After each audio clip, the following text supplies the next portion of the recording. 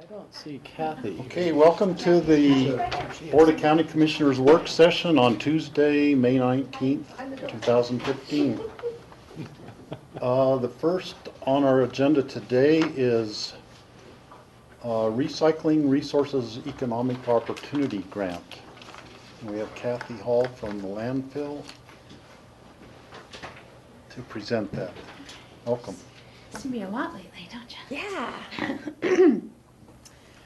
Yeah, I'm Kathy Hall, Solid Waste Manager.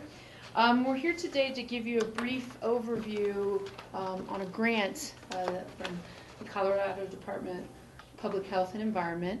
It's the Recycling Resources Economic Opportunity Grant. We applied for this grant in early March, and on April 29th, we were notified that we were awarded this grant. And what this grant involves is composting. Boosting up our scraps program. That's our partnership with the city of Aspen. And it's the food waste collection program that we've been involved with now for about a year. So what we applied for in this grant was to purchase metal bear-proof containers to collect food waste in. Last year we purchased 10 of them, distributed them. They all went really quickly, and people are asking for more. The airport has one. Woody Creek Community Center has 2. The jail now has 1. So we applied for this grant to buy more.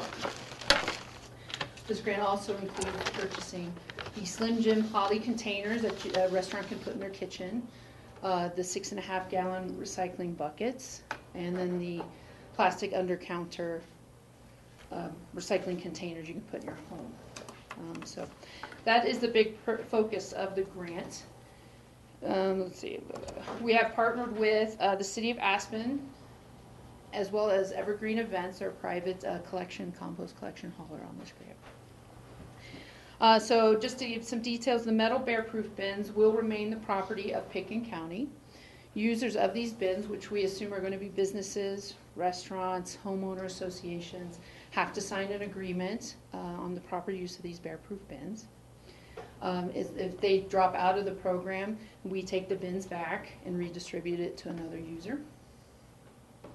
We are going to track the bins using a scanner type system so we can maintain where these bins are at all times. And they also have to sign an agreement that the food waste that is collected goes to the landfill to be composted, as well as that they're informed on wildlife ordinances, because that is a big issue with bears and trash and compost. So in addition to these bins that we'll be purchasing, another exciting part of this grant is a compost soil bagging machine. This will allow us to bag compost and soil products, and we can sell that in retail. Because we sell right now in bulk. However, a lot of people don't want big bulk loose compost, and they just want a small amount. So we'll be able to bag the compost and sell it through that. So next week we will be bringing forward a formal resolution. CDPHE requires that it's officially notified. So Wednesday we will be here with the first reading of a formal resolution. Another important part of the grant, it did not require a county matching. We did, however, put in matching funds, but it's already for equipment and services we've already purchased. It includes the tractor that's out on the site, the windrow turner that arrived yesterday. Evergreen Events included their compost compactor vehicle that they purchased last year. The total amount of the grant was $201,765. That is what the state will be providing with us. And these funds will be available on July 1st. Patty? As part of the great ongoing education process you guys have out at the landfill and these new opportunities, are you going to incorporate this in your field day on Saturday the 13th, right? Right date?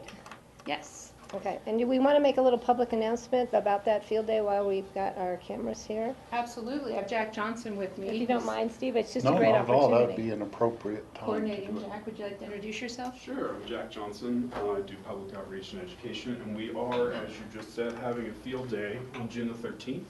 That will be a partnership with the City of Aspen, Water Department, and Parks Department, Aspen Tree, Cozy Point Ranch. And it's going to start around 9 a.m., go to about 3. It's going to be composting heavy, sort of like a little compost school or university. We're going to talk about how we compost, commercial composting, and alternative methods like composting with worms and mushrooms and that sort of thing. We're going to talk about soils testing and healthy soils using Cozy Point Ranch as sort of a case study.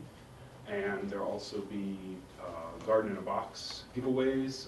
That's a program to encourage xeriscaping in Pickens County, and that's our partnership with the water department. They are offering 2 free Gardens in a Box as a giveaway, and that's $144 value Wow. each. They also are accepting reservations now for the purchase of their Gardens in a Box, and we will be distributing them on field day at Cozy Point. That allows people to plant a garden that is low impact from a water perspective. It's really a cool program, and I'm glad that we can partner with them on this. And I think it'll be very successful, and thanks for the opportunity to talk about it. I have one other quick question as far as the composting, the under the, you know, the green lid screw-on ones that the city was giving away. Now, do those still, we have them at the Smuggler Trailer Court in our one dumpster enclosure. Will these bear-proof, these metal bear cans, replace the current plastic containers we have inside our you know, our what do you want to call it, dumpster shed? Mm-hmm. Or is that only for use outside, like in an alleyway? It can be, if there is room, we're planning on buying, if you approve the grant, Yeah. a variety of sizes of these metal bear-proof bins, so that we'll have options. If you do have a smaller enclosure, Yeah, it might be a better, I'll bring it by my homeowners board and see what they think, because that's a good opportunity for us then to maybe have more recycling space, or just have safer composting space within our enclosure. we're really stressing to meet wildlife ordinances. Yeah, We don't want to perfect. make this a nuisance program. Perfect. And these are the heavy-duty Barracuda bins the National Park Service uses. Right. Thank you, thank you. I think it's a great opportunity, and thanks for bringing it forward.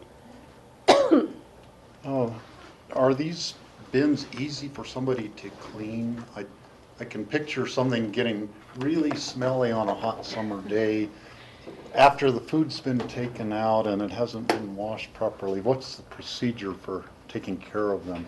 Evergreen Events, I'm sorry, Jack. Evergreen Events, who will be the primary collection service, that is his whole business model, offers a washing service. So he'll pick up these metal bear-proof bins on occasion, I think weekly, depending on the season, and then rinse them out and bring them back. And for those people who aren't part of the Evergreen Events collection, you know, they're responsible for the maintenance of the bins in the same way that they're responsible for their own trash. And that is something we should stress here too, is that we're not talking about anything really different than what we have today, except that instead of putting your food waste in your trash enclosure, you're putting it into a composting enclosure. But they're side by side, and there's really no difference. There's no generation of extra food or even odor. Okay, same amount, it's just in a different container. Is there any problem with cross-contamination in processing the composting, or is that something you deal with at the composting site at the landfill? Yeah, well, part of the grant funds will go towards education and outreach. So if you do, and we do that now with the 10 bins we purchased, you'll get training on how to properly compost, what goes in the bins.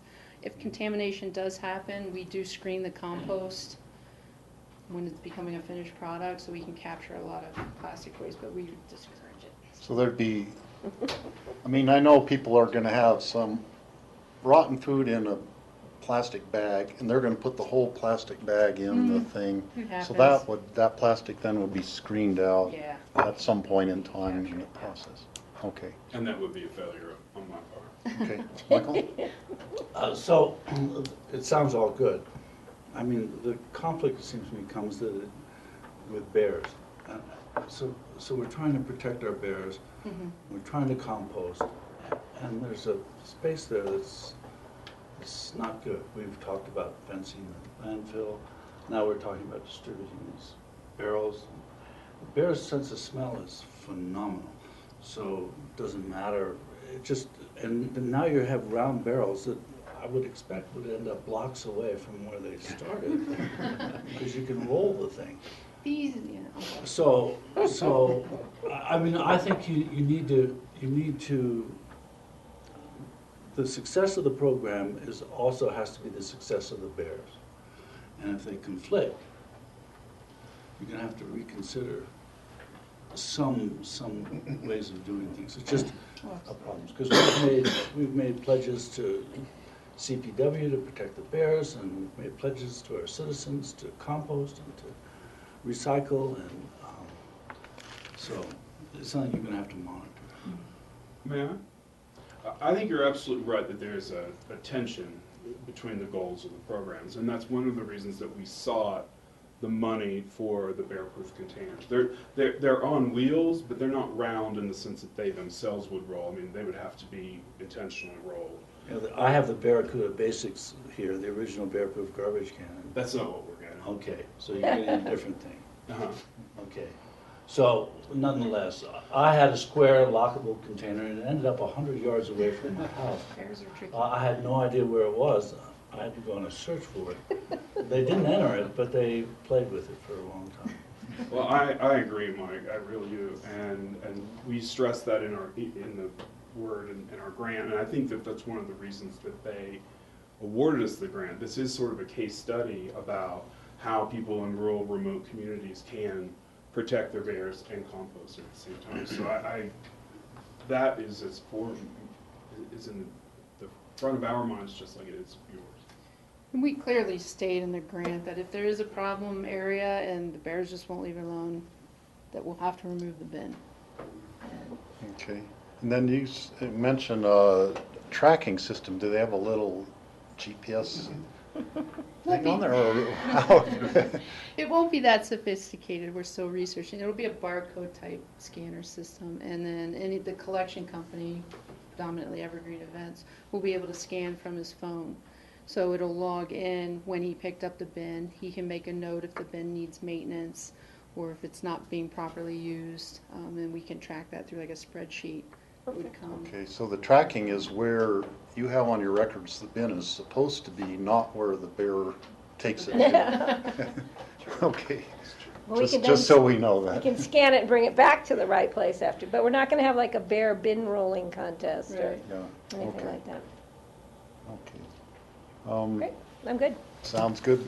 We'll be back next Wednesday with the formal reso and a copy of the grant. And just to be clear, our intent would be to put it on consent agenda, I think, based on this Perfect. discussion, just checking in to make sure that everyone's good with that. One other quick question, George. maybe I've missed it, but so about how many bins will we be able to purchase? We budgeted $85,000 out of that $201,000 grant. Like I said, we're going to try and see a variety of sizes. We're going to order them in 2 phases. We'll have the first shipment delivered in November. And then it'll go from a 63-gallon size all the way up to maybe a 2 cubic yard dumpster.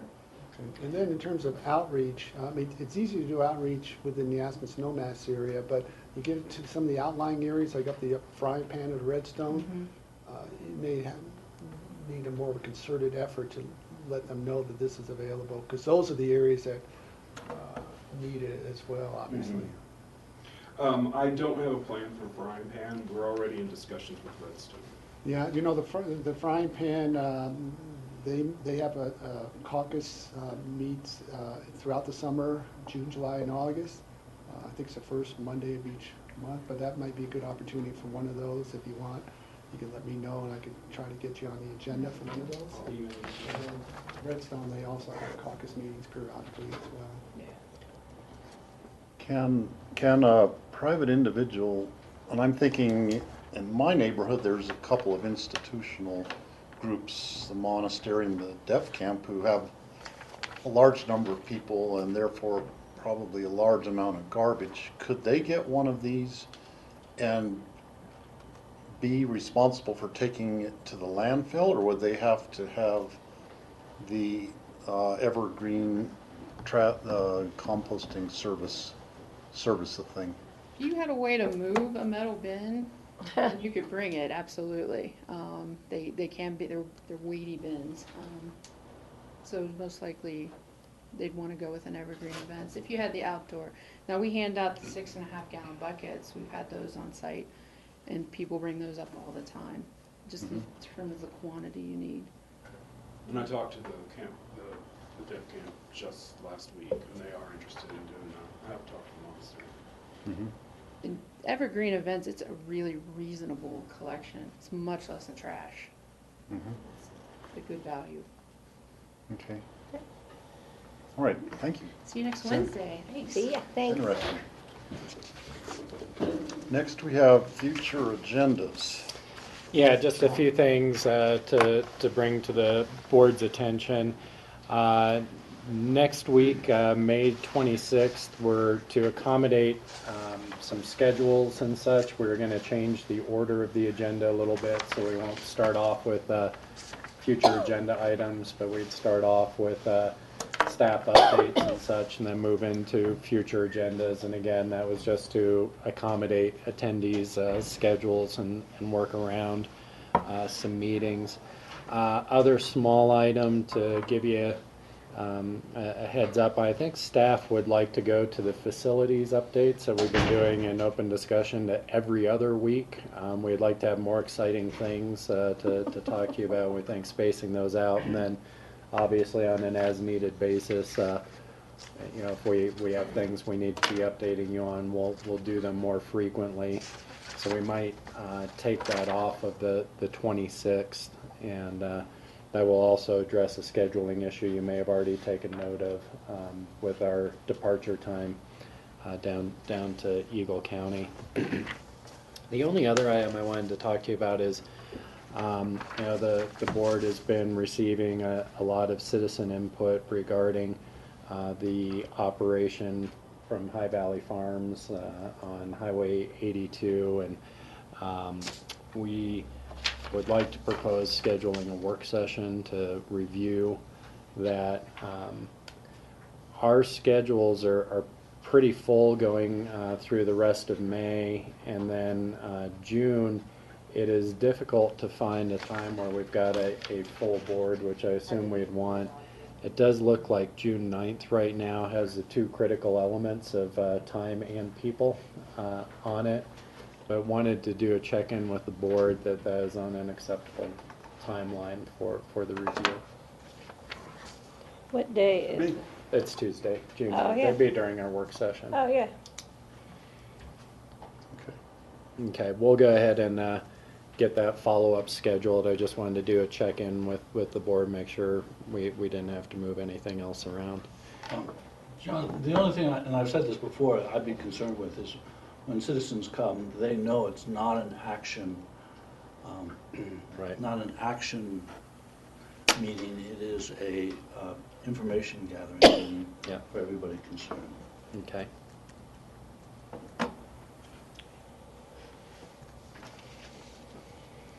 That's all I've got on future agendas.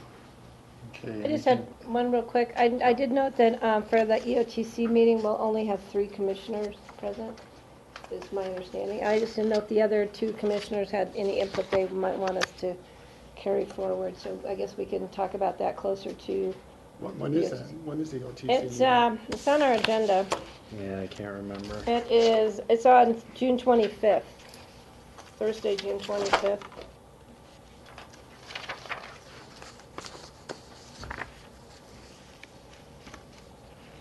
We can maybe either cover it even in open discussion, or we typically do a prep meeting. Right. I just didn't know who was going to be gone before even the prep meeting, so. It's a tough one in June. Yeah. Yeah, we'll hit that on the 9th. Yeah, Okay, good I idea. will be back in town that day from my, Will you be back on the Trip to Washington. 25th? I'll be there on the 25th, yeah. So you will be But I at won't be the, there the 2 meetings, the 2 regular meetings. but you will be at the EOTC meeting? Yep. Okay, good, so there'll only be 1 missing. I just don't know what's going to come up at that meeting. Money. It always comes up at that meeting, you're right. Big money. Okay.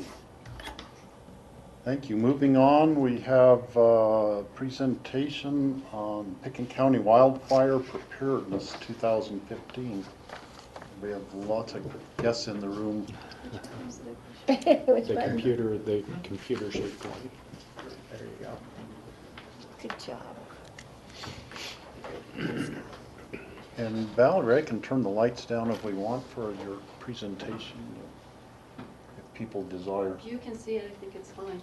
You guys all have it. It's good for me. Thank you. Well, I'll start us off here. I'm Valerie McDonald. I'm the Pickens County Emergency Manager. Since wildfires are #1 hazard risk in the county, I was asked to give a presentation to the board on wildfire preparedness. I have several people here with me I'd like to introduce. I have Scott Thompson. He's the chief of the Basalt and Snowmass Fire District, and he's also the chairperson of the Pickens County Public Safety Council. Rick Valentine, Aspen Fire Chief. Parker Lathrop, Aspen Deputy Fire Chief. Pete Bradshaw, Deputy Basalt Chief. And Rob Willits, Snowmass Deputy Chief. So thank you. We only, before I forget, Ron Leach, Carbondale Fire, would definitely be here, but we have him teaching a 2-day Incident Command System 300 class over at Aspen Fire. So otherwise he would be here. We only have 30 minutes for this presentation, so clearly we're just going to touch on numerous subjects. We will have time for questions at the end, and clearly if you want more information, you can reach out to any of us at a later date. I'm going to start us off here. The first thing we do every year, this happened in mid-February this year, was deal with our business management agreements with the state, the Colorado Division of Fire Prevention and Control. And you're all familiar with these because I was in here twice last month for first and second reading, but it's vitally important for us to have these in place before the fire season hits. The Cooperative Wildfire Protection Agreement, that's our overarching agreement. It governs the relationship on preparedness, planning, and prevention, and also if we had a fire that exceeded our capabilities to deal with it locally. It just defines all the roles and responsibilities of the different people. The Emergency Fire Fund, the EFF, that's basically a funding mechanism. It would help Pickens County pay suppression costs for wildland fire on private property. It's basically an insurance policy. We pay into it every year. This year we paid $45,000. We hope we don't need it, but it's there if we do need it. And also I just want to mention as well, before I turn this over to Scott for the annual operating plan, really appreciate you giving us this opportunity to be here to tell you what it is we've got in place, but also since I got the meeting request, it's rained every day, so thank you very much. So Scott, annual operating plan. So our plan's working, it's raining. Very good. Fire suppression. Yeah. It was wet last year. The biggest question we're being asked by everybody, and I expected today, is what's the outlook? Only a fool would guess what our wildfire danger is going to be, because we've all lived here long enough that we know that 2, 3, 4 weeks can drastically change. The good thing for us right now is the large fuels, the trees. They're not as stressed as they've been over the last 4 or 5 years, so that's a good thing going into this year. The annual operating plan, we made a lot of changes to it a couple years ago because we transferred from the state Division of Forestry to the Fire Prevention and Control, and they made some changes. I think a lot of it was very good for Pickens County. It shortened it a little bit, made it a little bit more concise. We're having a little bit of problems with the state in some aspects of this because they're a new organization, and it's not the same people we've been used to playing with in the sandbox, so it's a little bit different now. But I really feel that the annual operating plan, we're as set as we can be. The annual operating plan really ties us in both resources and financially to be able to get some costs back, or outlines the procedures. It goes right back to the EFF, Emergency Fire Fund, and a WRF agreement. The one thing with the Emergency Fire Fund is I'm very appreciative that you guys continue to fund that, because some counties have backed out of it. And I think that kind of shoots us in the foot at some point that we don't have that insurance and that backup. Many times in the past, the money's been gone by the time we have a fire, because the Front Range always has fires first. Last couple of summers, that's kind of turned things around, and it hasn't been the case, but the governor's office has been very good at replenishing that fund. Like Valerie said, it's an insurance policy, but I'm glad you guys have chosen to stay on that route. I can't think of anything else to really go over on the AOP. Okay, we'll just keep moving. Thank you. The next slide, Pete Bradshaw. Yeah, so just a quick, not to come up here.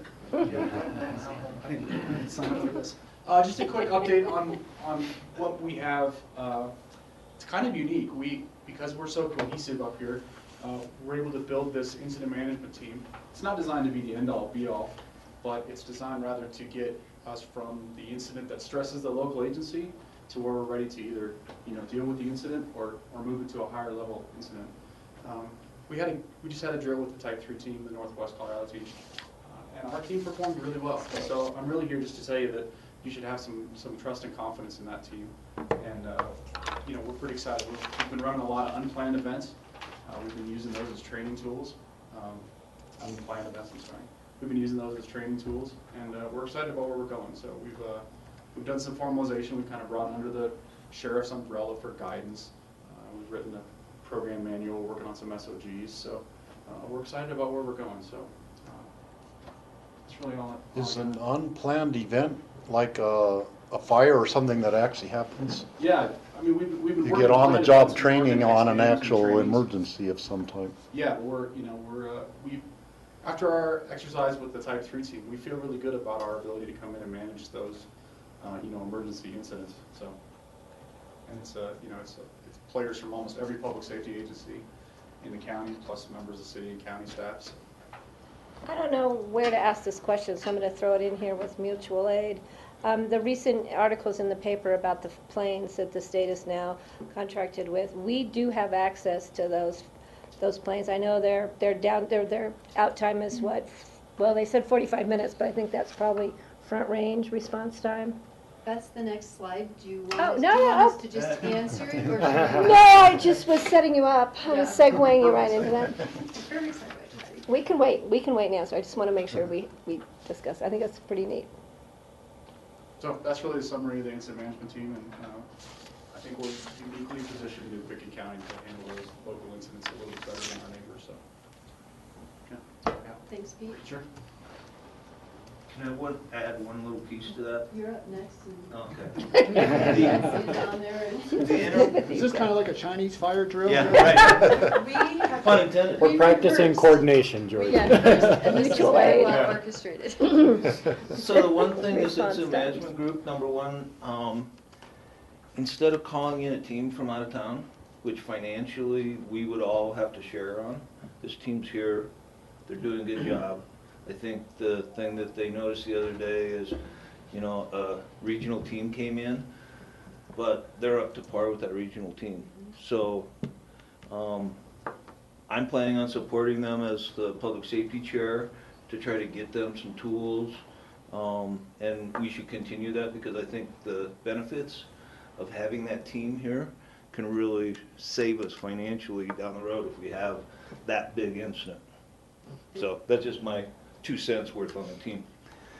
And FYI, if we called in that team, it's about $11,000 a day. So that's Yeah. just where it starts.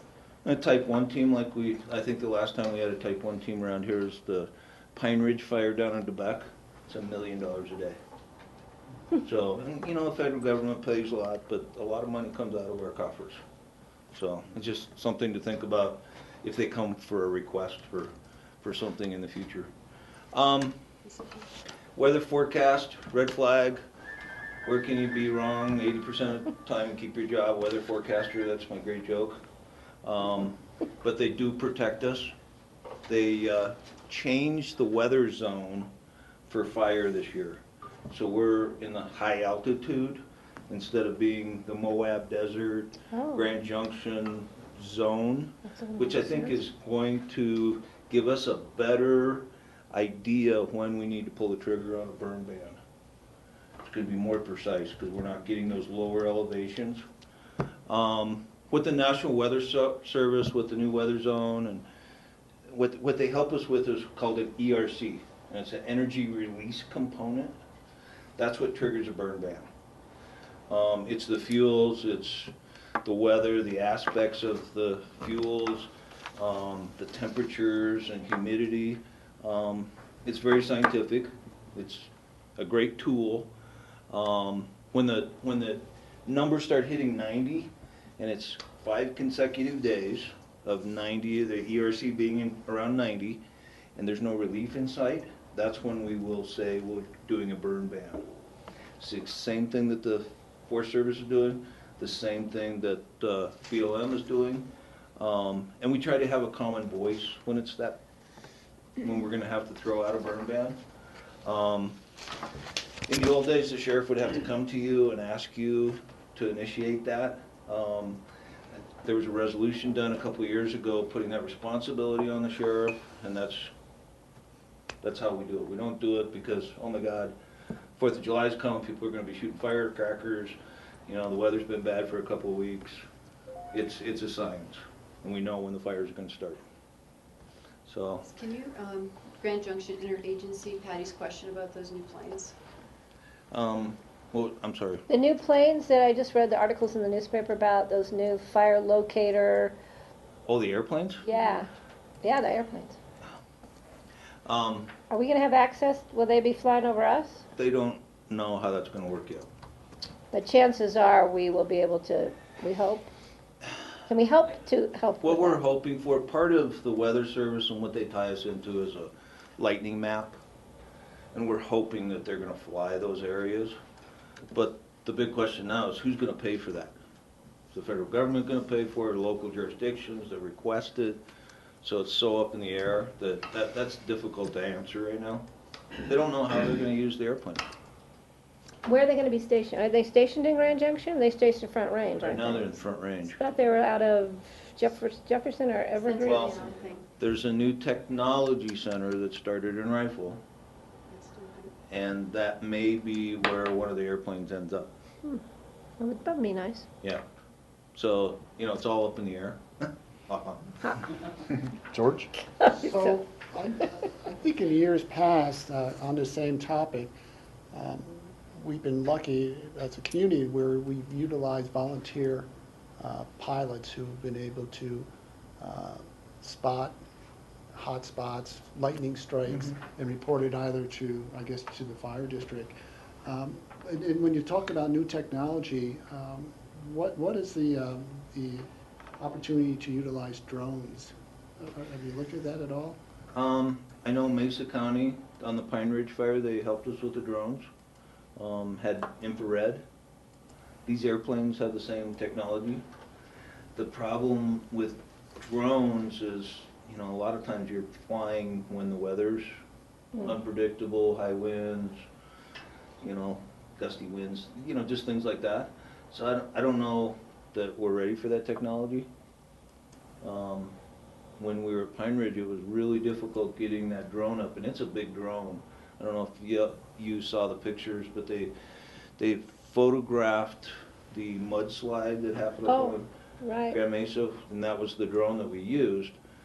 And the turbulence that the fire had created, and the smoke was a huge issue for the drone, and they didn't want to lose the drone, of course. So we had some technology issues. But these airplanes that the state had bought, I think they photograph at 30,000 feet. And it's high tech. They can count the number of people sitting around a campfire from pretty. Well, we used it when we were doing the fire last fall on Basalt Mountain, the prescribed fire. It was hard because it gave us the topography and the map, and if you knew where it was, you could tell. But there was no way at that time to overlay a grid map on it. So we were having some trouble with pinning down. They can give you a GPS location, but we were having trouble pinning it on the map. So, you know, all those things we're giving back to them, and hopefully they're going to work on it. But I think, you know, the drones are gonna be, you know, something we can look for technology-wise in the future. I just, because, you know, Colorado, I think Colorado and Florida are the two states which have the highest frequency of lightning strikes in the whole country. And so, again, the volunteer pilots who would spot after lightning storm to see if there were any hot spots, not so much in terms of when the fires actually started, but at least they could identify, here's a small hot Yeah, spot to that catch. smoke's gotta be coming up for, you know, George and those people to see that Yeah. smoke. You know, you can have a campfire on the ground, you're gonna see it. Mm.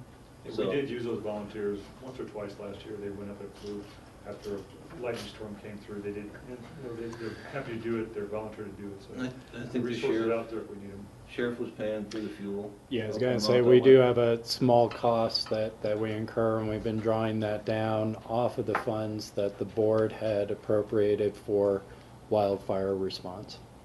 There's no way that the state's gonna be that cheap. But the other side of it is, I think the technology is gonna be pretty inferior. You know, the technology is gonna be better than sighting smoke. Just to give you an example, we had a lightning strike up the top of Cattle Creek this last summer. The helicopter could never find it. The ground crews finally went in and found it, because we kept getting little reports here and there from the mountain bikers and the hikers. It was really hard to pin down, but we could never find it. 2 days with a helicopter flying over it, never found it. Huh. This technology the state has would have found it right away. The state purchased the planes though, correct? Yeah. Oh, they leased them, that's right, they leased them. Right, But thanks. they're manned by staff, state staff. Right. They're actually overseen by Colorado State Patrol, flies the planes. They're staffed by Division of Fire Prevention and Control staff. So Right. they're the mission organizer, so it's kind of a joint effort for Division of Public Safety. So it'd be a matter of fuel and maybe personnel time that we don't know that yet. Yeah. As it evolves, maybe. I'm sure it's just gonna be an hourly amount, and then we're gonna probably have to pay for the reports or the technology. It comes back. Okay, this is another opportunity. The last thing to bring up, Grand Junction Interagency, that's our partners. The nearest federal fire station is in Rifle. But we work with the interagency group. They help us with the training. Of course, they have management officers that are like fire chiefs that come up and they interface with all the other chiefs and bring us training. They help us with some grants. They are a great partner. In the past, and I'm talking years past, we didn't go onto the federal lands. We weren't too concerned about the federal land fires burning into our communities. Well, that's all changed. And Aspen, Snowmass, Basalt, Carbondale, we're all first responders on federal property. We used to have to ask for permission, but the tides have very much changed, and now they kind of expect us to go outside of our district to go to those areas, and which we're more than happy to do. But the key here is Grand Junction is definitely a player in helping us with our wildfire hazard help mitigation and training. So, another quick question on that. So if you're now first responders for public land fires, there's a proposed legislation before Congress in terms of coming up with a wildfire disaster fund for the Forest Service, so they don't have to allocate all their dollars. So would some of those dollars then offset some of your budgetary expenses? No, this is probably some of the best mutual aid or response that we can do, because we get 24 hours or the first burn period free for asking for the feds' help on private lands and county lands. We get a helicopter in the summertime when it's on. We get that FMO, we get their engines, and in turn, we provide that for the first 24 hours for free back to them, so it's very reciprocal. It's the best deal we've got going as far as, you know, other than the interagency cooperation between the districts. It saved us a lot of money in the past. George, was that the legislation that Mark Udall originally worked on? I don't know, but I know Bennett and Gardner are working on it right now. Right. Part of the federal firefighting, their problems right now is they put money into forest health and they spend it fighting fires. And so they want to be able to have a pot of money just for fighting fires so they can also Right. start taking care of the forest. Right. So that's a huge part of that legislation. Thank you. Where are we going next? Next, we have Parker, Parker, ready, set, go. Okay. Literally ready, set, go. Yes. I'm going to steal from the Ready, Set, Go program page because it kind of best describes what it is. It's a program that seeks to develop and improve the dialogue between fire departments and the residents they serve. Engaging in this dialogue is particularly important in the fire service because national studies have shown firefighters are uniquely respected in their communities and can project trusted voice and public preparedness appeal. Make sure I'm not missing anything in their description. So the Ready, Set, Go program is a national model. It started about 2011 out in California. We've adopted it here. The Ready stands for prepare your home, the Set is prepare your family, and the Go is to leave early. So prepare as a resident the possibility of a wildfire scenario, what they can do ahead of time to harden their home, what they can do if they get the call, have all your family stuff ready to go, your papers, medications, and then what to do if you're actually evacuated. So we've done in the past, we've had open house nights at the fire, not open house, but we've had meetings at the fire stations around the valley with members of the public, kind of outline what you can do. And from that, we've had police there, fire there, Red Cross there, communications, so all the different aspects of a wildfire incident that they'll see or hear, we've had them there represented. Make sure I'm not missing anything. It's a great program. You've seen the flyers, the orange books around the county in years past. This is one from California. The nice part is it's the same information, so it's a very easy model. If you look up Ready, Set, Go, you're going to find something that's going to pretty much relate back to what we do here. So the continuity of information is great. There's a few small things we change, we make our own. California does a 2-zone system around a house. We follow the state model, which is 3 zones. So small little nuances, but nothing that would make or break the program. It's just a great public outreach and information program that we're continuing to this year. And we'll change up some public outreach with, rather than doing set meeting times. I know for Aspen Fire, we're doing more of an open house on a Saturday during the Saturday market. Someone passes by, we'll invite them in, give them the information, give them all the tools we can to try and help them prepare themselves, their home, and their family. Hopefully we never use it, but it's good to have everything in place, and it carries over that evacuation model will carry over some other disaster strikes. They already have the concept of evacuation in their mind, so not much changes there. So if we have any questions from people who want to know about these programs, the best thing to do is say on Saturdays during Saturday market. We haven't Swing by picked a them. date yet. We're going to pick one specific one because we did an open house last fall for Fire Education Week. We've always done the City Market, Clark's Market parking lot scenario. Right. And it's kind of hit or miss what we get. So we like, well, let's do the fire station during the last Saturday market of the year. Kids walking by would drag their parents in. We captured the kids, we captured the parents. It was just a great forum to have that open discussion. So we'll pick a day, one of the Saturdays, and we'll just kind of be there. I know Basalt, you guys are going to go to City Market in Elgin, do your reach out there. So it's kind of just going out to the public and making yourselves available. It's We can always refer people directly to the fire station. 100%. Any of the districts, any of the fire departments, we'd love to sit down and talk to anybody about any questions they have Perfect. towards Ready, Set, Go, preparedness, evacuation, whatever it may Because, be. I think during times, especially right after 9/11, people got really keyed up about emergency response issues, evacuation issues, preparedness issues. And during really when we had, Storm King and those kind of fires, people really got into it. I think people have gotten very lax about having their medications ready and their fireboxes ready and an evacuation plan. So I think, and it's a good time to do it, as we all know, before we have to do it. Yes. So I think that is something that we as a board too can really encourage people to be prepared and to contact the fire department for really specific instructions on what they can do. And that's where, looking back at Colorado Springs and the Boulder fires, the deaths occurred during Right. evacuations. People were found in their garage, in their cars. Power went out, couldn't get the garage door open. So there's stuff to think about that we talk about in there that says, hey, if the power goes out, be prepared for this. So we really do try and cover those subjects because they have proven to be fatal in some recent fires. Good. So. Michael?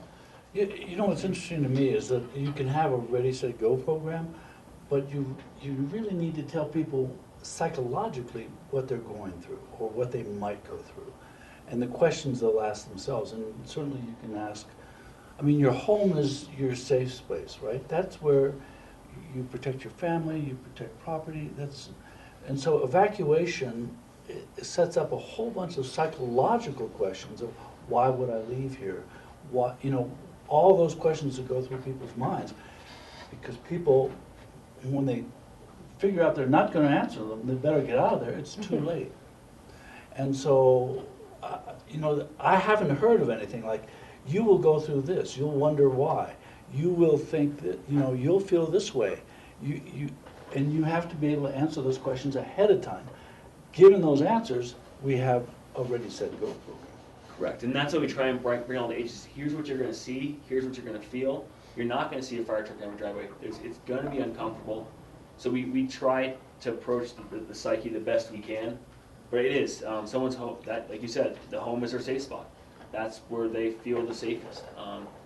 And trying to break that it's a hard thing, but we try and wade into that as gently as we can, but also prepare them for what they're going to feel from police, from fire, from communications, just anything and everything they're going to be they're going to see or hear or feel during that event. We really would like to discuss. We try and have that open discussion ahead of time, but that is the biggest challenge right there. I was talking to a person who lived in Boulder and was in the Boulder fire, or not in it, but proximate to it, and she didn't leave until the last minute because she actually couldn't quite process what was happening.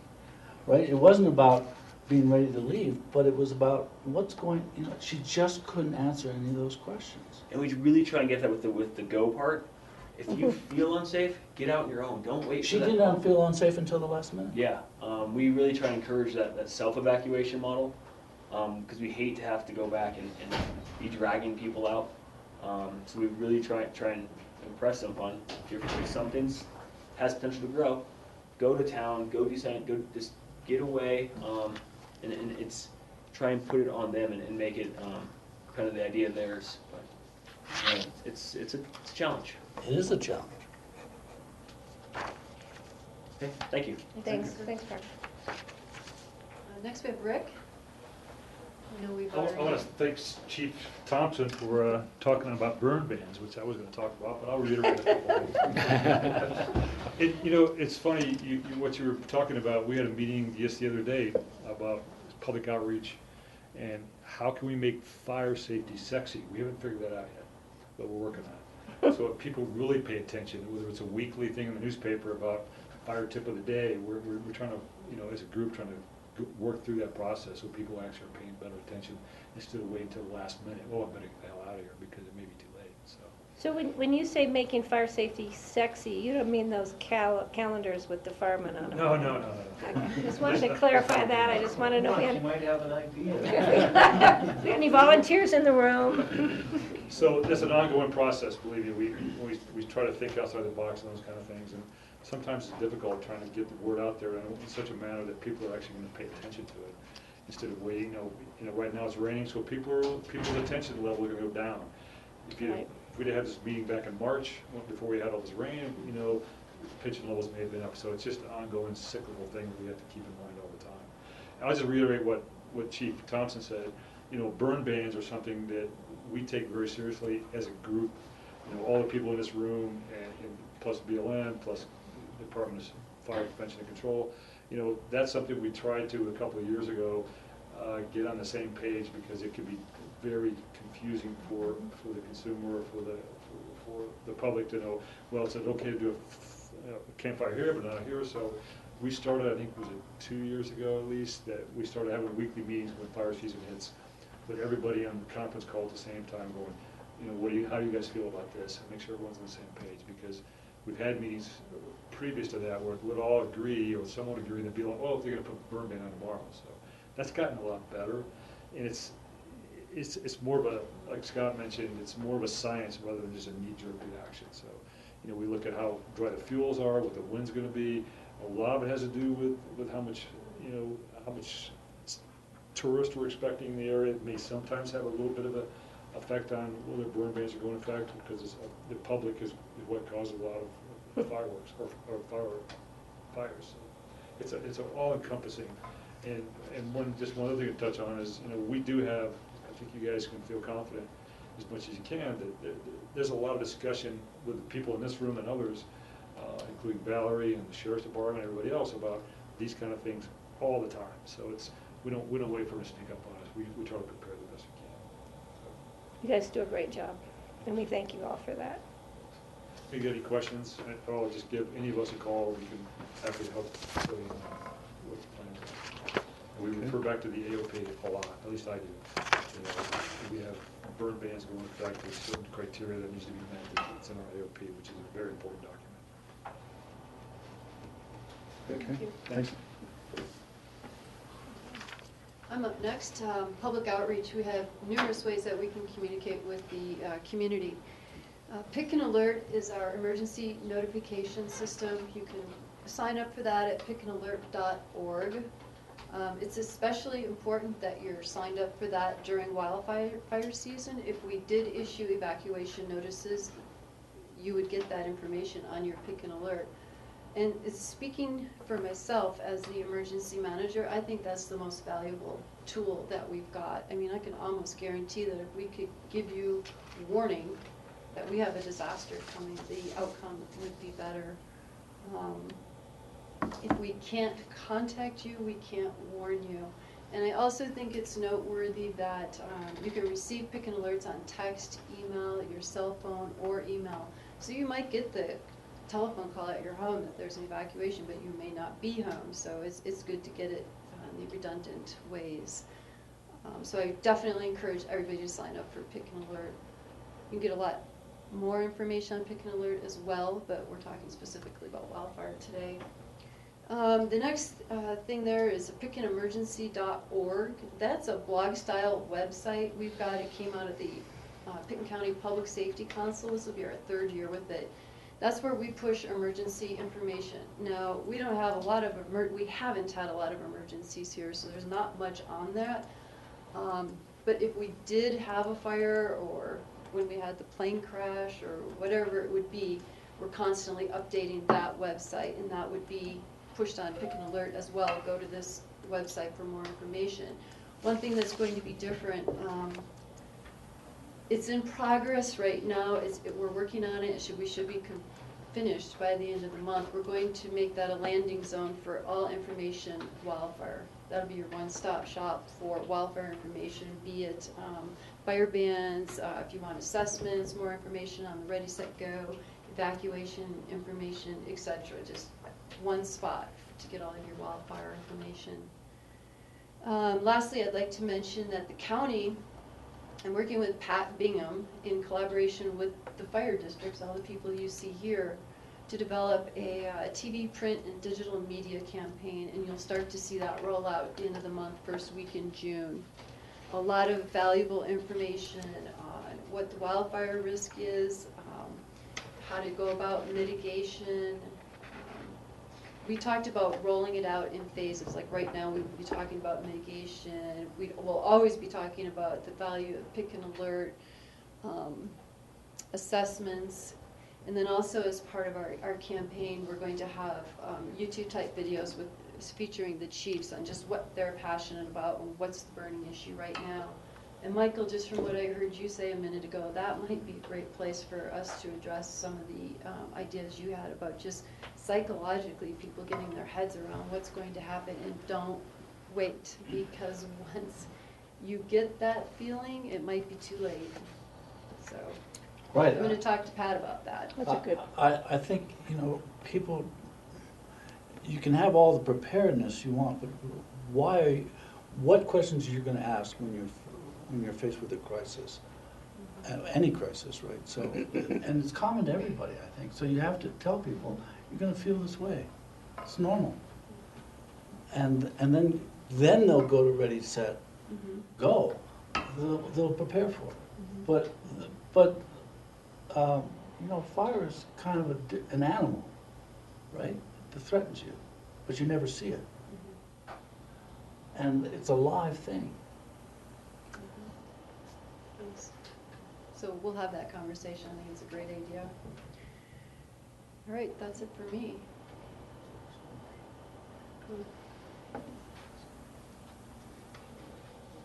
So do we want it to keep raining? A couple days of sunshine might be nice. I remember when it just used to rain at night and the sun Yeah, during the came day. out during the day, and that would be nice. All right, this next one is wildfire mitigation. We're going to start with Parker. Okay. Back. As Patty mentioned, we have a project up on Red Mountain. That kind of the big things for us, for Aspen Fire, partnering with the county with Road and Bridge this year. We worked on right-of-ways on along Red Mountain Road and Brush Creek Village. Red Mountain Road is 99% done. We still have a few small stumps to clean up, but we've worked on kind of, I was here a few weeks ago talking to you guys about it. We brought down some unstable cottonwoods along the steep climb, things that could potentially close the road if they were to fall and block the road. So we've worked on our egress access path up and down. Where it was, we had some dense brush down low. We managed to push it back to the edge of the road, kind of just create a safe corridor for residents to evacuate, and for fire, if we had a fire emergency, to get in there safely, or a little bit safer. And hopefully, by doing that, we've also created kind of a fuel/fire break. It's not wide enough to really fit both, but it's a great starting point. Brush Creek Village, we were working on this week. We got some work done yesterday. Today we've had to hold off because of the weather. But hopefully we can work on Medicine Bow and Juniper Hill the end of this week and get those wrapped up. Again, we don't have the big trees up there, we have the dense brush, so we're going to kind of push that back. Other things coming up, Aspen Fire's just recently got involved in the conversation with County Open Space, Forest Service about some mitigation and fuels removal up in Hunter Creek next year. I don't know much about that project yet, but as I start talking to them, we'll hopefully develop a good plan. I'm sure we'll be back before you. You guys will hear plenty of that. So we do have some projects going on in the Upper Valley. In the past, we've done some whether it's power easements or wastewater easements, we've worked on improving those around Red Mountain and our high target areas, also within the city. McSkimming, places that one way in, one way out, we really definitely tried to approach those first, and as we get those checked off, we're going to start looking at other areas and improve access all around the best we can. I'll let Scott talk about some of this. The Snowmass Homeowners Association, they're doing the Swift crew. It's one of the teams that we're using on Red Mountain to do mitigation. They've been doing just common space areas. And we used a drone. We flew it and photographed it prior, and then we're flying it once the grasses grow back in. They mulched everything and put it back on the ground, so it's not real fair comparison right now, but once the grasses grow in, I think it's going to look very much like a park. It's going to have good spacing and be able to keep the fire on the ground is our hope, or give us a chance to stop the fire. But they've put a lot of time, effort, and money into in Snowmass Village this year. The other one that you guys were probably involved with was Sky Mountain Park. They did the mechanical clearing up there. That's looking really good. The grass is coming in. And, should be pretty proud of it. We put a lot of smoke in the air this year with Avalanche and also Basalt Mountain. Basalt Mountain, huge success, finally. I think I've been working on that thing for over 10 years. But everything, the stars aligned for Basalt Mountain. We really did a good job of carrying the fire right up to the snow. Actually creeped through the aspens. We didn't expect it to do that, but it did. It scared some people. Michael, you're right on. We had people loading horse trailers. They didn't know what to do. We tried to personally go around and assure them that the firefighters are sitting watching the fire. They're not upset. Everything's safe. But people are very hesitant when we do that. And the big lesson that we learned is, how can we do a little bit more outreach so they know? We had the VMS signs on the highway. We had newspaper. We had radio stations. We had signs on the roadway, and we still had close to 40 911 calls in the 911 center. You mean the signs that said, "Do not call 911"? Well, I just remember because I was down at City Market around 1 o'clock, 1:30 in the afternoon, and the winds had just started to gust up. So all of a sudden you saw this huge flare up. I mean, it was just from 82, and I'm sure people were all looking up there, just watching this huge flare up. Not not knowing how it was moving along. Right. And I think the smoke in the air, we're not gonna see the Forest Service back down because this is how we're gonna bring back some forest health. So we're gonna have to do some more fires. So I think the big message to them is, to the public is, we're gonna be doing this some more. We're gonna have to get used to this. We're gonna do it when it's safe to do it. We're not gonna, let Mother Nature dictate it to us in July and August. That's the worst time. But we're gonna try to do it in the fall. Got some other areas planned. I think we're pretty much done with Salt Mountain for a while. But that's gonna help the wildlife up there. It's certainly gonna help for firefighter safety, escape places if we're up there trying to put out a fire or stop the fire from coming off the hill or going up onto the hill. Avalanche, I think that was very successful. But the smoke, it carried into Snowmass Village and Snowmass Canyon. Town of Basalt was smoked up. So, we're making it aware to the public, I guess, and letting them know that this is a good thing. Scott, you're actually up for the next one as well. Open burning, ag burns, permitting process, or you already covered it? Can I jump back real quick? I forgot to mention the assessments. That's probably one of the biggest things we do from our fire district standpoint is we have guys, if we get a call from our station, any homeowner, business, whatever it is, we'll send a group of guys out. They'll take a look at the property and make some simple recommendations, nothing binding, but just stuff the homeowner or the business owner can do to reduce their fire risk. That's one of our best tools, and that's where we start to get a lot of calls in that this summer. So. And people that that I get hit up on it all the time, but we'll send firefighters out. It doesn't matter. We'll continue to do those. We're coming up with a product. It actually came from Eagle County that we're doing it on a iPad now, and then it'll be emailed to the people or printed for them, and they can show it to their insurance company that they've done what we thought was necessary. So it's kind of a cool tool. Open burning, it's always been a big contentious issue with neighbors and community, certain homeowner groups. The one thing that I think that we've managed to do in this valley is get everybody to permit. We had some ranchers that kind of put their heels in a few years ago, but we've kind of turned that tide. And the really great thing about having those people permit is that we know where they're burning, when they're burning. So if we have a red flag or, any type of weather that we're looking at that could be hazardous, that we can contact them ahead of time and say, your fire needs to be out by 11 o'clock today or whatever it may be. The tough part, and Steve knows this, but agricultural burns, anything that you're burning that produces a crop, we can't tell them to put it out. It's protected. There's laws protecting the ranchers and the farmers. That being said, with this permit system, I think it's working. I think, yeah, we've had some people get some fires out of control, but compared to 10, 15 years ago, I think the awareness level, the permitting system, it seems to be working. And we're doing it on totally voluntarily. We're not threatening to write tickets. We're not threatening to take people's matches away. I think we're getting good compliance. That being said, we still have people that their homes get smoked up and they're very mad at the fire department for letting them burn. Or a day that they think that it's dangerous and they're burning may not be dangerous, but we're dealing with those, and I'm sure you guys hear this and are aware of it at some point, but I think it's getting better. I think we've got good compliance.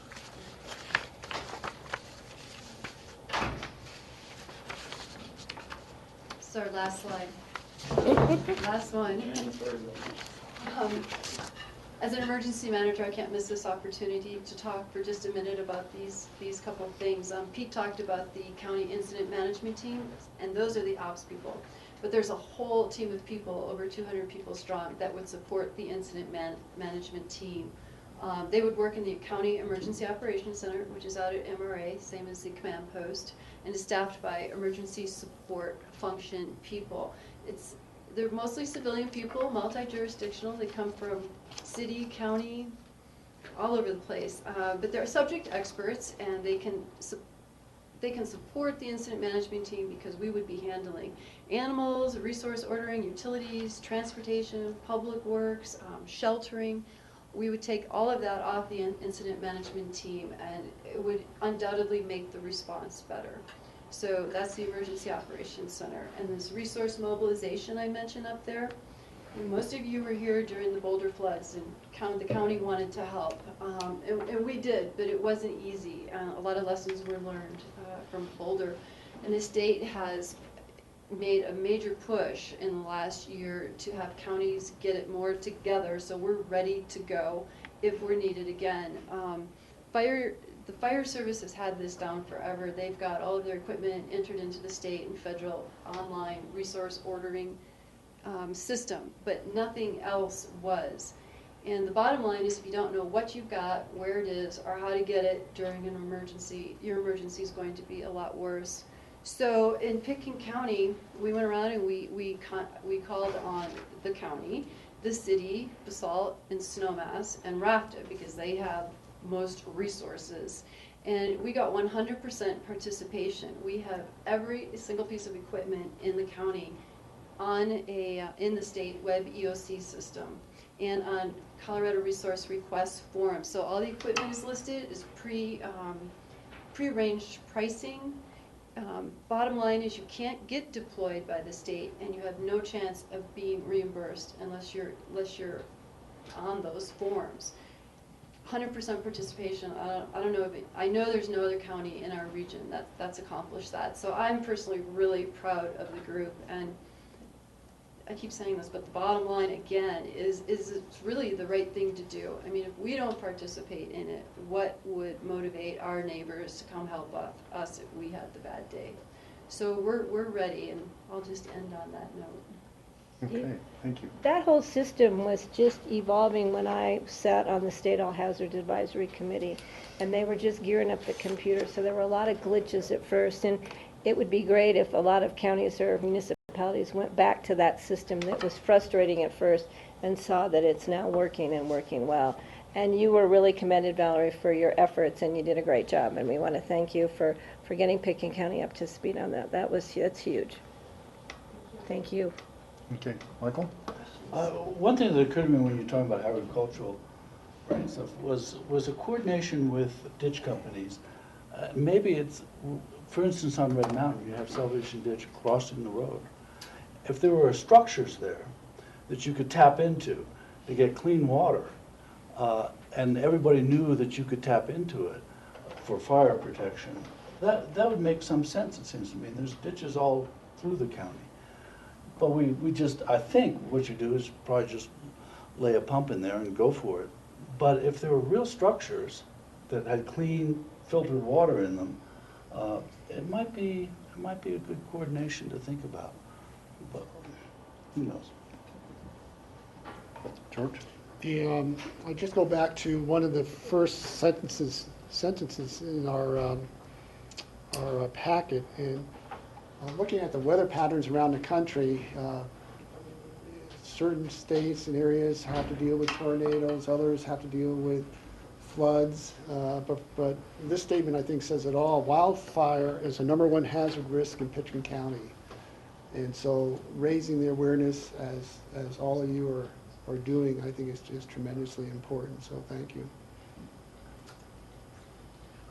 All right. Thanks. Thank you, Valerie. Thank you. Thank all of you from the fire departments for coming in. Very informative, and we appreciate the update on all that. Thank you for your time.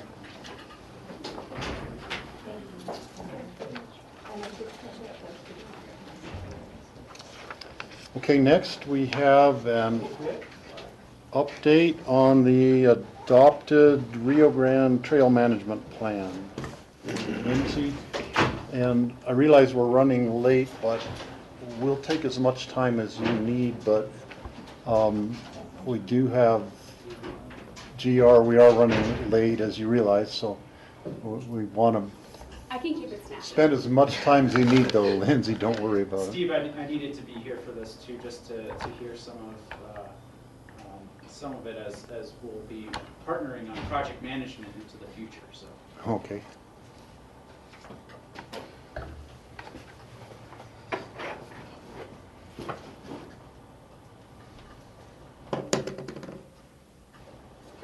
Should I wait for Patty or should I? Do you want me to wait for Patty? Should I just get started? Yeah, go ahead and introduce yourself for the record, Lindsay, and then, yeah, dive right into your... Okay. I'm Lindsay Etter. I'm the Senior Environmental Planner for Open Space and Trails. And I'm here to give an update on the process for this and the adopted plan and the items in it coming up in the future. So we had, last time I was here was during public comment.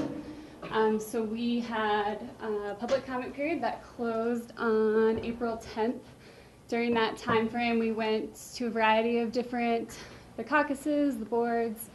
We also presented at the Horse Council, and RAFTA staff actually participated in most of those meetings with us to gather feedback at the meetings. And then after the meeting, we also received letters from the Horse Council, from the Salt Town Council, from the Snow Cap Caucus, and then also from the Emma Caucus. And so we took all the comments we received, both online and through email, and then updated the plan and presented the plan to our board on May 7th, and they adopted the final plan at that time.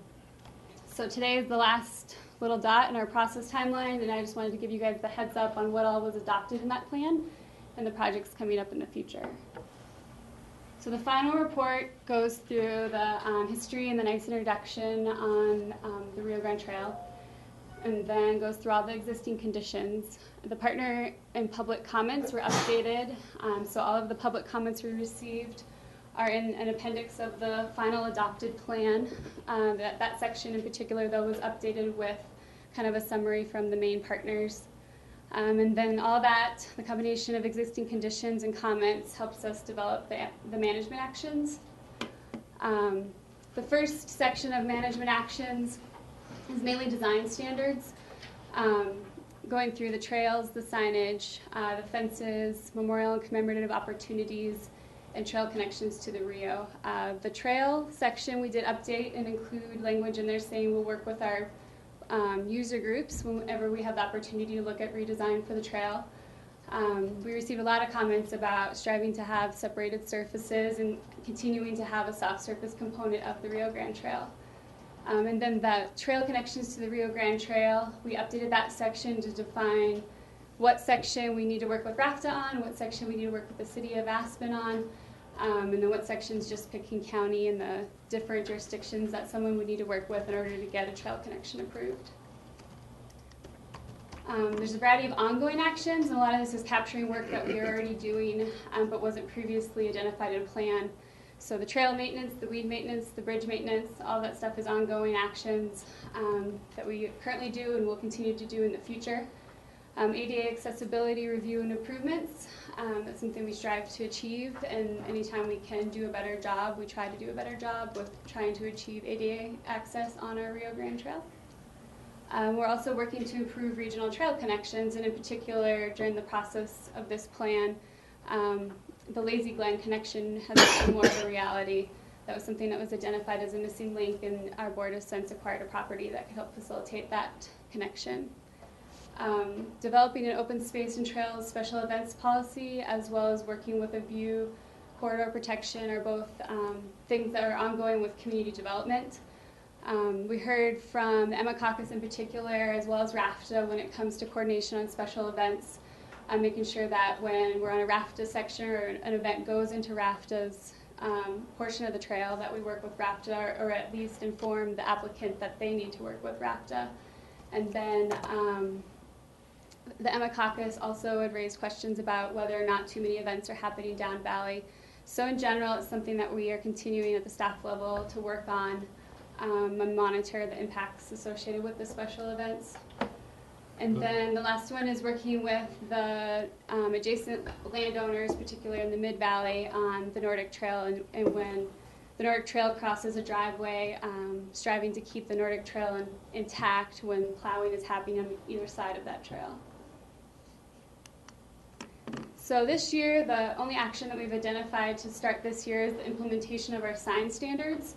Signage in particular was something we received a lot of public comment about, the lack of signage and the lack of directional signage. So this summer and into the fall, we're going to start implementing our sign standards and trailhead signage so that people are informed on what they will encounter before they get on the trail. In 2016, we have a list of actions. The first one being to work with RAFTA on our 20-foot easement. As you guys are probably aware, we have an agreement with RAFTA that says in 2020 we need to define what that easement is.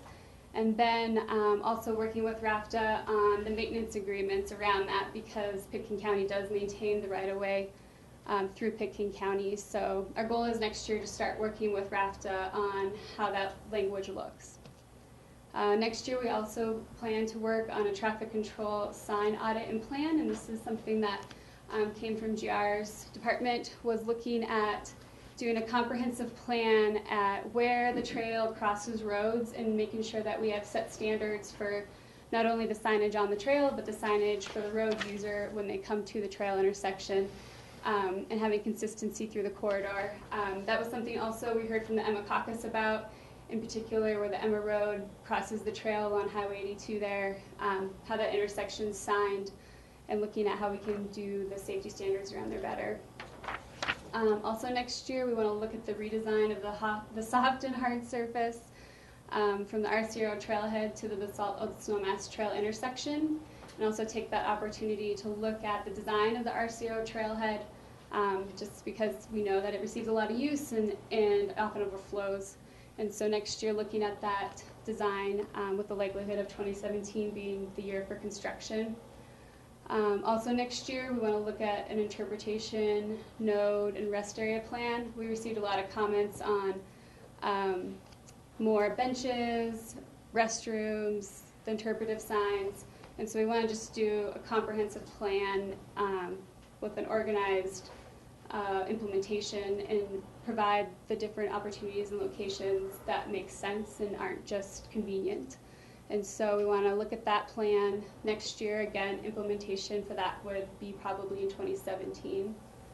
Next summer, we want to look at the redesign of the Basalt Trailhead. That's something the town of Basalt would like to see happen sooner, but right now, 2016 is the earliest at the staff level that we can get to it. But we want to work with the town of Basalt and RAFTA at the redesign of the Basalt Trailhead, looking at the amount of parking, signage, restrooms, benches, in general, the amenities of the trailhead itself, and something the town of Basalt has wanted to look at for a few years, so 2016 we'll be able to start on that one.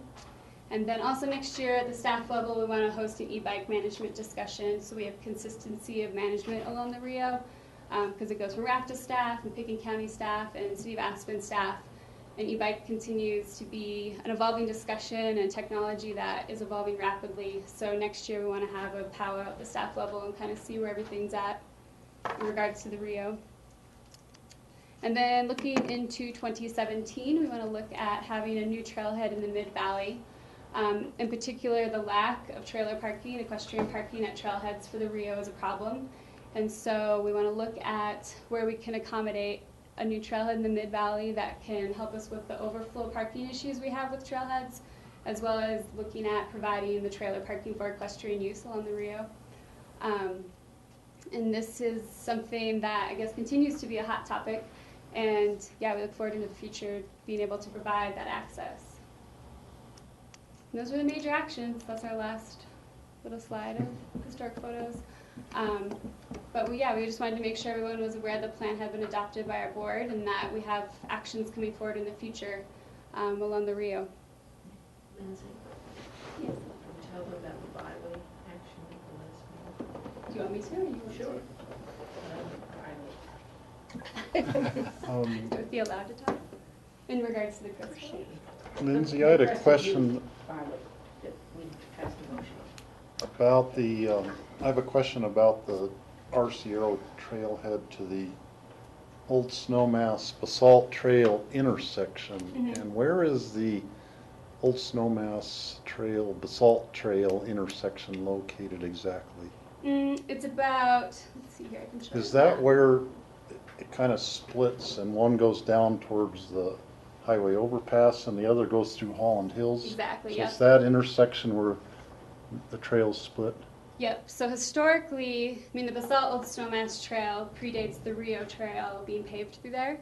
And so historically, the Basalt Old Snowmass Trail started in Basalt and continued through to the Arciero Trailhead. And then once the Rio was completed in there and the intersection was redone, the Rio kind of assumed the portion of the Basalt Old Snowmass Trail that was on the Rio Grande right away. And so right now we look at it as the Rio is the through trail, and the Basalt Old Snowmass Trail comes in at the intersection. And so previously what made that paved section through there possible was easements, and a lot of the pavement asphalt is not on the rail grade itself. And with that, we have a lot of issues in there with weeds and tree roots and cottonwoods in that asphalt section.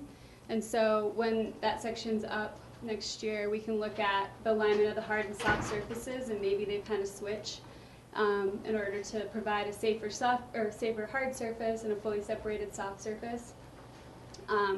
So that in general is kind of what historically was Basalt Snowmass, but now the Rio is the through trail through there. We actually I went with Leslie Thomason, on names, my wife Molly and I, and then Holly McLean went and looked at that just this spring, just to kind of see what the trail's like. And I know how the old Jeep road kind of goes on part of it, and there's really good possibilities there for doing a soft trail and a hard trail. But then the hard trail kind of weaves around and there's some dangerous corners. So I agree with you that it does need some work in there, but I think that the Horse Council would love to be involved in looking at that and be, helping on the planning of it. And, just looking at the different possibilities. It has great possibilities for doing some neat things there.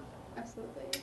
Yeah, and then our intent is to work with Horse Council, and Rufamumba, the Mountain Bike Association, also expressed interest in being part of trail updates. So it'll be a collaborative process. Any other questions on that? Michael? On the signage, the Rafter labeled their signs at the underpasses, up valley, down valley. They kind of gave those kind of directions. That doesn't mean very much to a tourist.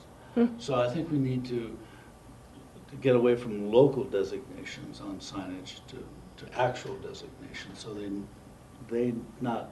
they don't go up valley or down valley. They go to Basalt, to Snowmass, to wherever. So just to really, before you do it, you really have a clear universal understanding, meaning our guests and locals. Did you want to add anything? I know Dorothea was. Yeah. So I don't know, Steve. Yeah. Leslie, we've got. You go first. Or The Byway had a meeting and took action to support, the Crested Butte mayor was there, Gunnison reps were there, to support continuation of the Crested Butte to Carbondale Trail to connect with the Rio Grande Trail. So that, I see your 2017 list. I know it's down the road, but all the groups, all those representatives at the Byway did pass a motion, and it's been sent to open space, that we do not want to lose this. Crested Butte is continuing to move toward the top, and we need to move from where the trail is now at BRB, KOA, to the top of McClure Pass. And so that's kind of a part of Pickens County that's detached from the rest of the Rio Grande Trail by Garfield County being in between, but it is an important the continuation, a continuation of Garfield, or in Pitkin County Pitkin. and Gunnison. Yeah, definitely. It's already through Garfield. Steve, is that the Crested Butte Trail that comes over, comes over Kebler? Comes over Kevlar. And it drops down, They're and working you're right, toward the top and the, having problems with the wetlands. okay, and the connection to the Rio Grande does go through Garfield now into Pitkin. So you're right, it is from Pitkin up to Gunnison, and then that connection, and it's getting through that narrow spot along the Crystal There there. are a lot of entries, Yeah, yes. but we don't need to forget We don't about want it that. to be forgotten. Okay, and is that, Lindsay, is that on the radar of the, It's in, I guess, it's for not your trail planning, like long-range planning? in the effort? greater list of our projects. It's in there, and I think right now it's scheduled for 2017 to begin, which will be a very long planning effort to begin that effort again. Our board is having a board retreat Thursday to look at the prioritization of projects. So that's always, you know, after Thursday I may have a better idea. But it was not included as a regional trail connection in here. For the scope of this plan, we ended at the Emma line. Yeah. But the Crystal Trail has a similar plan identified for it in the future, looking out to 2019, I think. Similar planning effort where you look at the whole corridor. And it affects Marble and Redstone, and that's why they were at the meeting, so. Okay. And Leslie? So, hi, I'm Leslie Thomas with the Roaring Fork Valley Horse Council. And Lindsay, this is great. You spent all this time working on this report. I just had a couple things I wanted to say with respect to being inclusive of the different interested parties that Mr. Child spoke of. We were not alerted to the fact, and I guess we could have looked at that timeline and followed it a little better, that the OST was going to vote on approval of this on the 7th. Because I think we would have come to that if we had known about that. And then looking at your action items on here, the language seems vague to me concerning what we were concerned about, which is not to have vague language, to have some pretty specific language that you were going to have trailer parking. And our idea is not to have these huge paved parking lots for the horse people, but that you just have, you know, several locations. They don't have to be big. The idea is that you don't park 20 trailers there, but you just park a couple, and you spread the use out along the Rio Grande that way. Now, in the meantime, I did find this community survey that Pitkin County did, and the report on it, which I want to thank the county. This was really, we are so lucky to live in a county that will spend the money and the time to do a survey like this and get the information back. So we are so lucky that you all do that. I'm sure you all have all read this and are aware of this. I only recently became aware, but the results were not surprising to me. That number one, your people who live in your county here really value their open space, their Western heritage, their wildlife. That's why they like to live here versus Boulder or somewhere else. And kind of the action items that they said to you that you, from your residents, that they really wanted to see was parking among the health issues. You know, the health issues, I think, are more important than parking, but parking is right up there.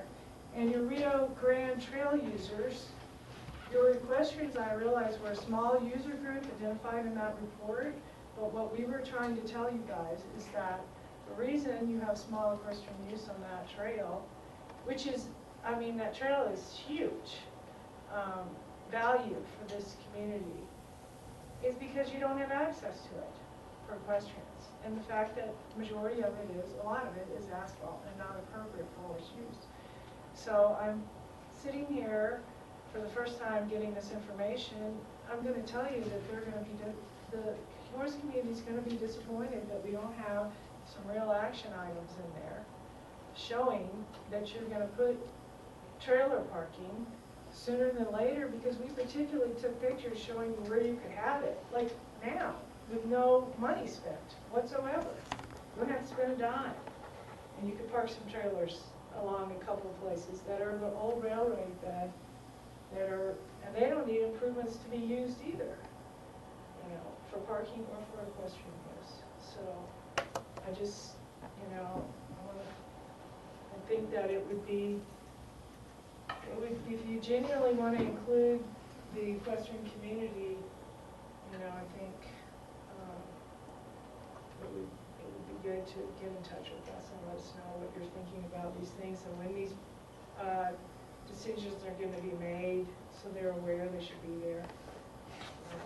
Because I do think your caucus is Woody Creek. I'm sure, I think you, maybe you didn't get a letter, but maybe you did hear back from them.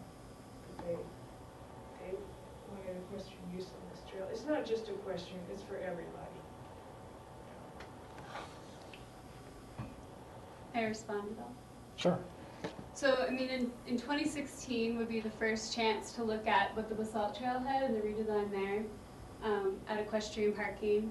And then 2017, the trailhead in the Mid-Valley is very specific to helping accommodate and trying to accommodate equestrian parking. And it was, I mean, this is a higher level plan. It's not going into the design detail of every stretch, but as each stretch comes up for replacement, that's the opportunity that we can look at redesign on those segments.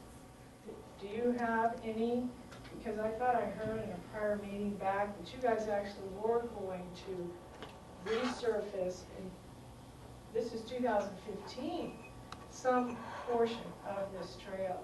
Is that correct or not? There's stretches in the Mid-Valley that are getting patchwork. That's been a project that's been in the works since this past winter.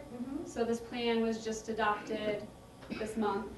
And so I'm not overly familiar with the exact details of each patch, but since it is patchwork, it's not really a redesign of the whole trail. I do know that soft surface is part of it. But to look at the complete redesign and alignment through those sections, this wouldn't be the opportunity. But going forward in the future, when we do work, we can. This is where I don't agree with you at all. I don't understand if you're going to take an asphalt vehicle out there down the trail. Leslie, Leslie, we need to be moving on here, and we are aware of the issues about the parking. There is a stretch of the trail being repaved by the natural gas company because they're laying gas line down part of the trail, and maybe you had heard about that, but I think it's important to know this is not a final document. It's like a living document that will be modified as time goes on, and there's always will be opportunity to do modifications and reprioritize. That's just an ongoing annual thing that the Open Space and Trails Department goes through. So we're aware of the issues, and we appreciate your input today. Thank you. Okay. Anything else, board? Okay. All right, thank you, Lindsay. Thanks. Okay, moving on, and GR, you're here already for picking solar feasibility study.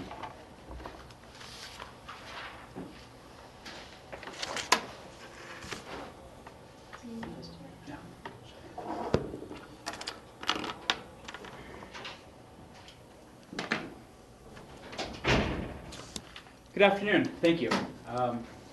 And I'm GR Fielding. I'm the Pickens County engineer.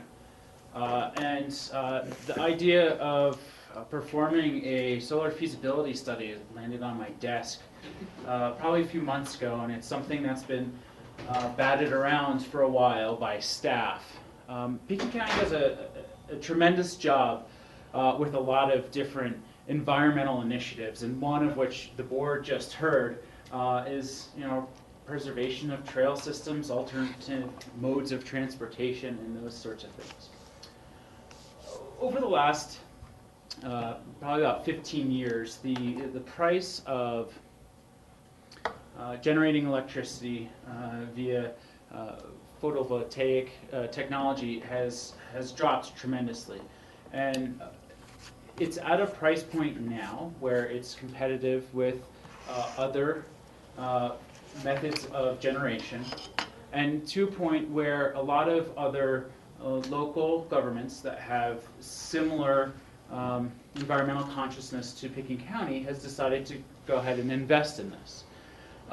Friday was an interesting day in the Valley as Eagle County and RAFTA attended a ribbon cutting where they partnered with the Clean Energy Collective, a private company here out of the Valley, in a pretty large solar array. I don't remember how many acres it is, but it's very large. It's just off of Catherine Store Road.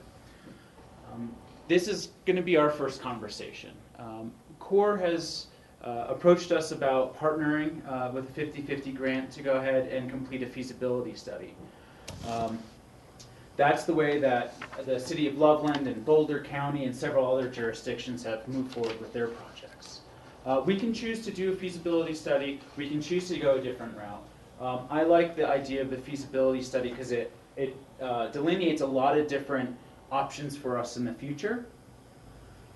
Whereas there's definitely one good option already that we're seeing a lot of our neighbors utilize, and that's that public-private partnership with a company like Clean Energy Collective.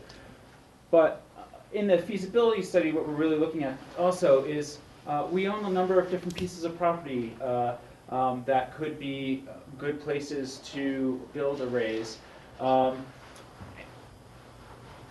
Or to do smaller rooftop installations.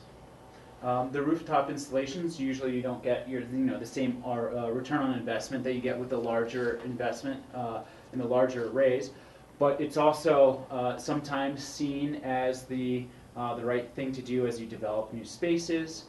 It may be also something that we would like to address as part of the face of the county and some of that community leadership that we discussed as well.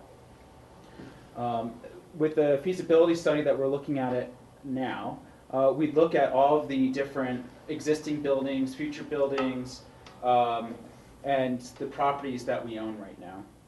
We could look at different options for each of those areas. We could assume some placeholders for future development.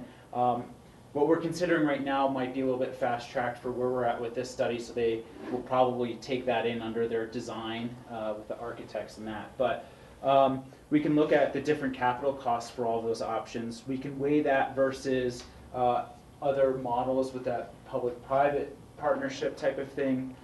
We can also identify financing and funding options for these types of projects. Put together all the different criteria and constraints that we might have as a county and that we have on our local electrical grid and the different utilities that we deal with and their rules about developing these things, because Holy Cross and the City of Aspen have different rules and a different network for this electricity that when we have properties on both of those systems. And we can also take a look at different levels of development based on what the county as an organization uses for electricity.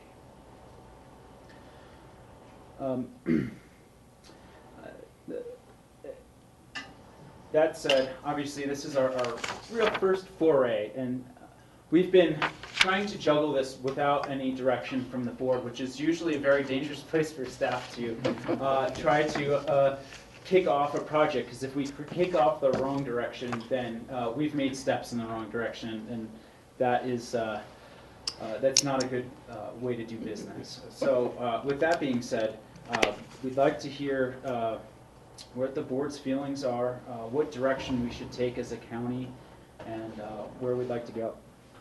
Well, George. in light of this, I did review the City of Loveland's feasibility study that was in our read box. I don't think we need to be looking at the $120 million project that this was part of their feasibility study. They had a huge area to do, a huge array. I think we do need to look at our options. I think we need to look at the feasibility of our options, cost, location, and what the generation of electricity would be.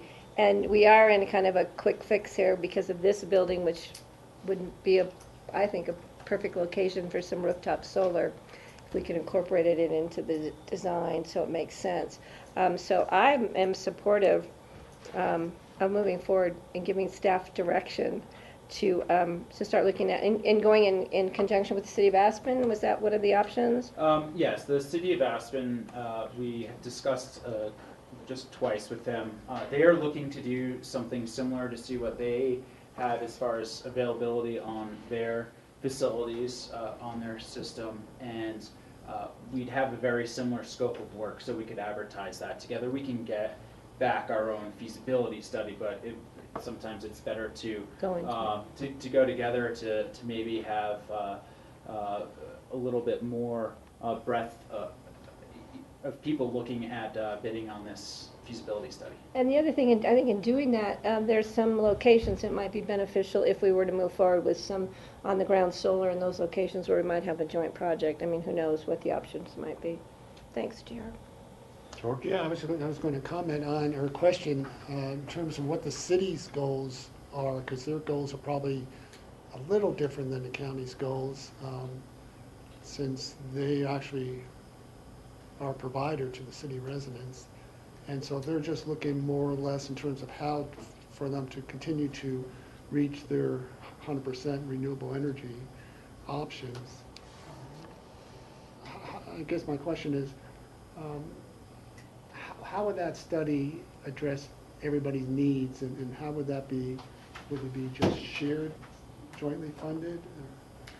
Really, the reason to potentially put these together, again, is to maybe get more eyes to look on this and to bid on the project. Because really, within that feasibility study, we're going, site to site, and we're looking at the feasibility of each of those sites. And so their sites are going to be different, and we can split up the cost to look at each site based on who it benefits. But that, based on what we find from all of those sites, that goes into the input where we can see where our goals are. So the city obviously already has policy in place that they're trying to reach for. The county, we're in a pretty good place in that the fact that we don't have that yet, so we don't have anything that we have dictated to ourselves that we have to achieve. We can take the information that we get from the feasibility study and set our own bar right now. They already have a bar. That's really the difference, one of the differences, the other being, as you said, they own a utility, and they're generating and selling. We'd be looking at not owning necessarily a utility, but generating and selling to a utility. Michael? So I think that's the question is, what are our goals? It seems to me that we could just read the feasibility study that the city produces and gain from it, right? So why would we participate in it?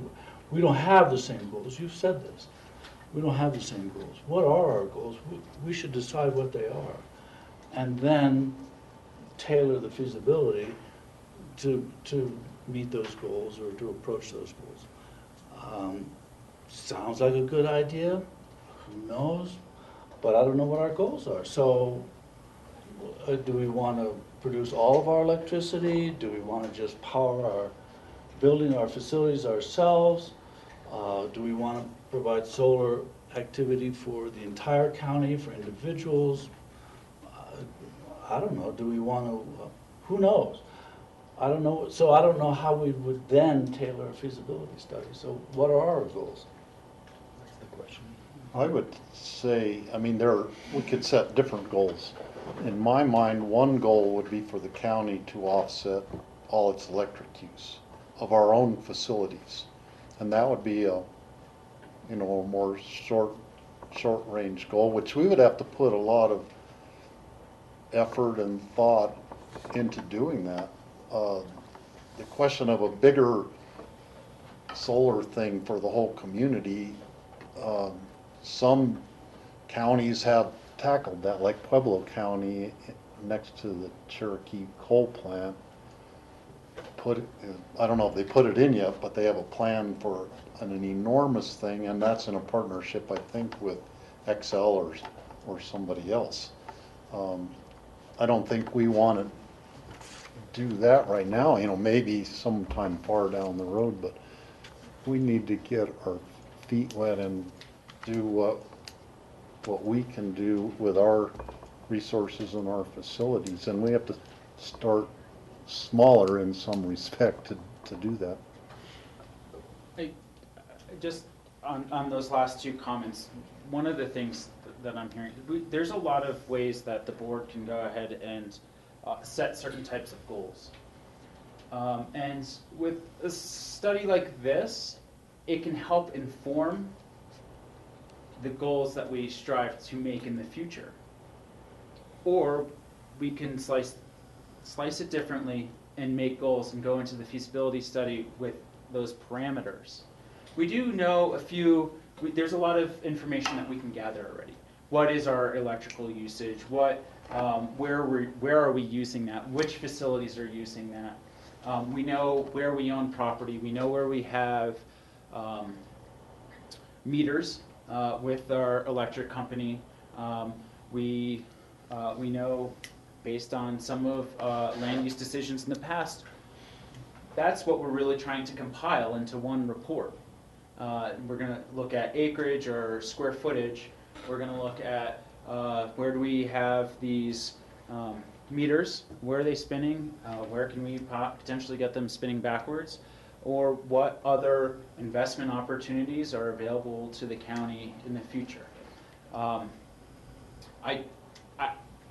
I'm here right now because we have not had that conversation yet, Michael, and that's exactly the conversation that I would expect the board to have in the future. And frankly, that's why we booked 45 minutes for this conversation and not 15 minutes. No, I was just, my comments can hold until further on. But just to build on to what GR is saying, and I think Michael, where you're going, maybe it'd be helpful for us to focus on some scenarios that you would like more information or analysis on to kind of make that next policy decision. Because the last time we came and really talked to you about energy conservation measures was when we had the energy contracting discussion 3 years ago now, 3.5 years ago now, and I think that had actually started before I came here.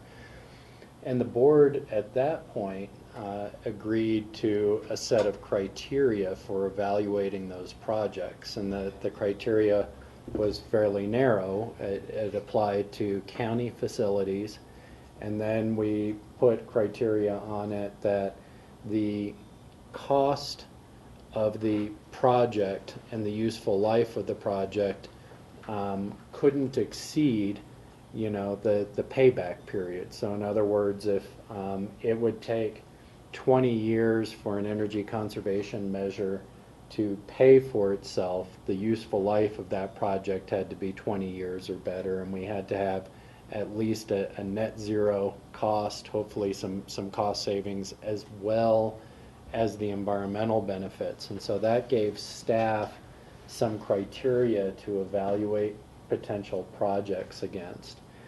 And so it might be useful for the board to think about what are some scenarios, from an ideal scenario where maybe you're not considering the cost side, to maybe a middle ground scenario where you're combining, criteria like what we used last time to something else that may allow us to build some models and a feasibility study that we could bring back to you, and we could talk about then what's possible. Because it seems to me we get into a chicken and the egg kind of discussion here, where staff is asking you, so board, where do you want to go, and we'll help you figure out how to get there, and you're asking, well, what are the implications of the various paths that we might take? And so I wonder if we could maybe think about a couple of scenarios or 3 scenarios, and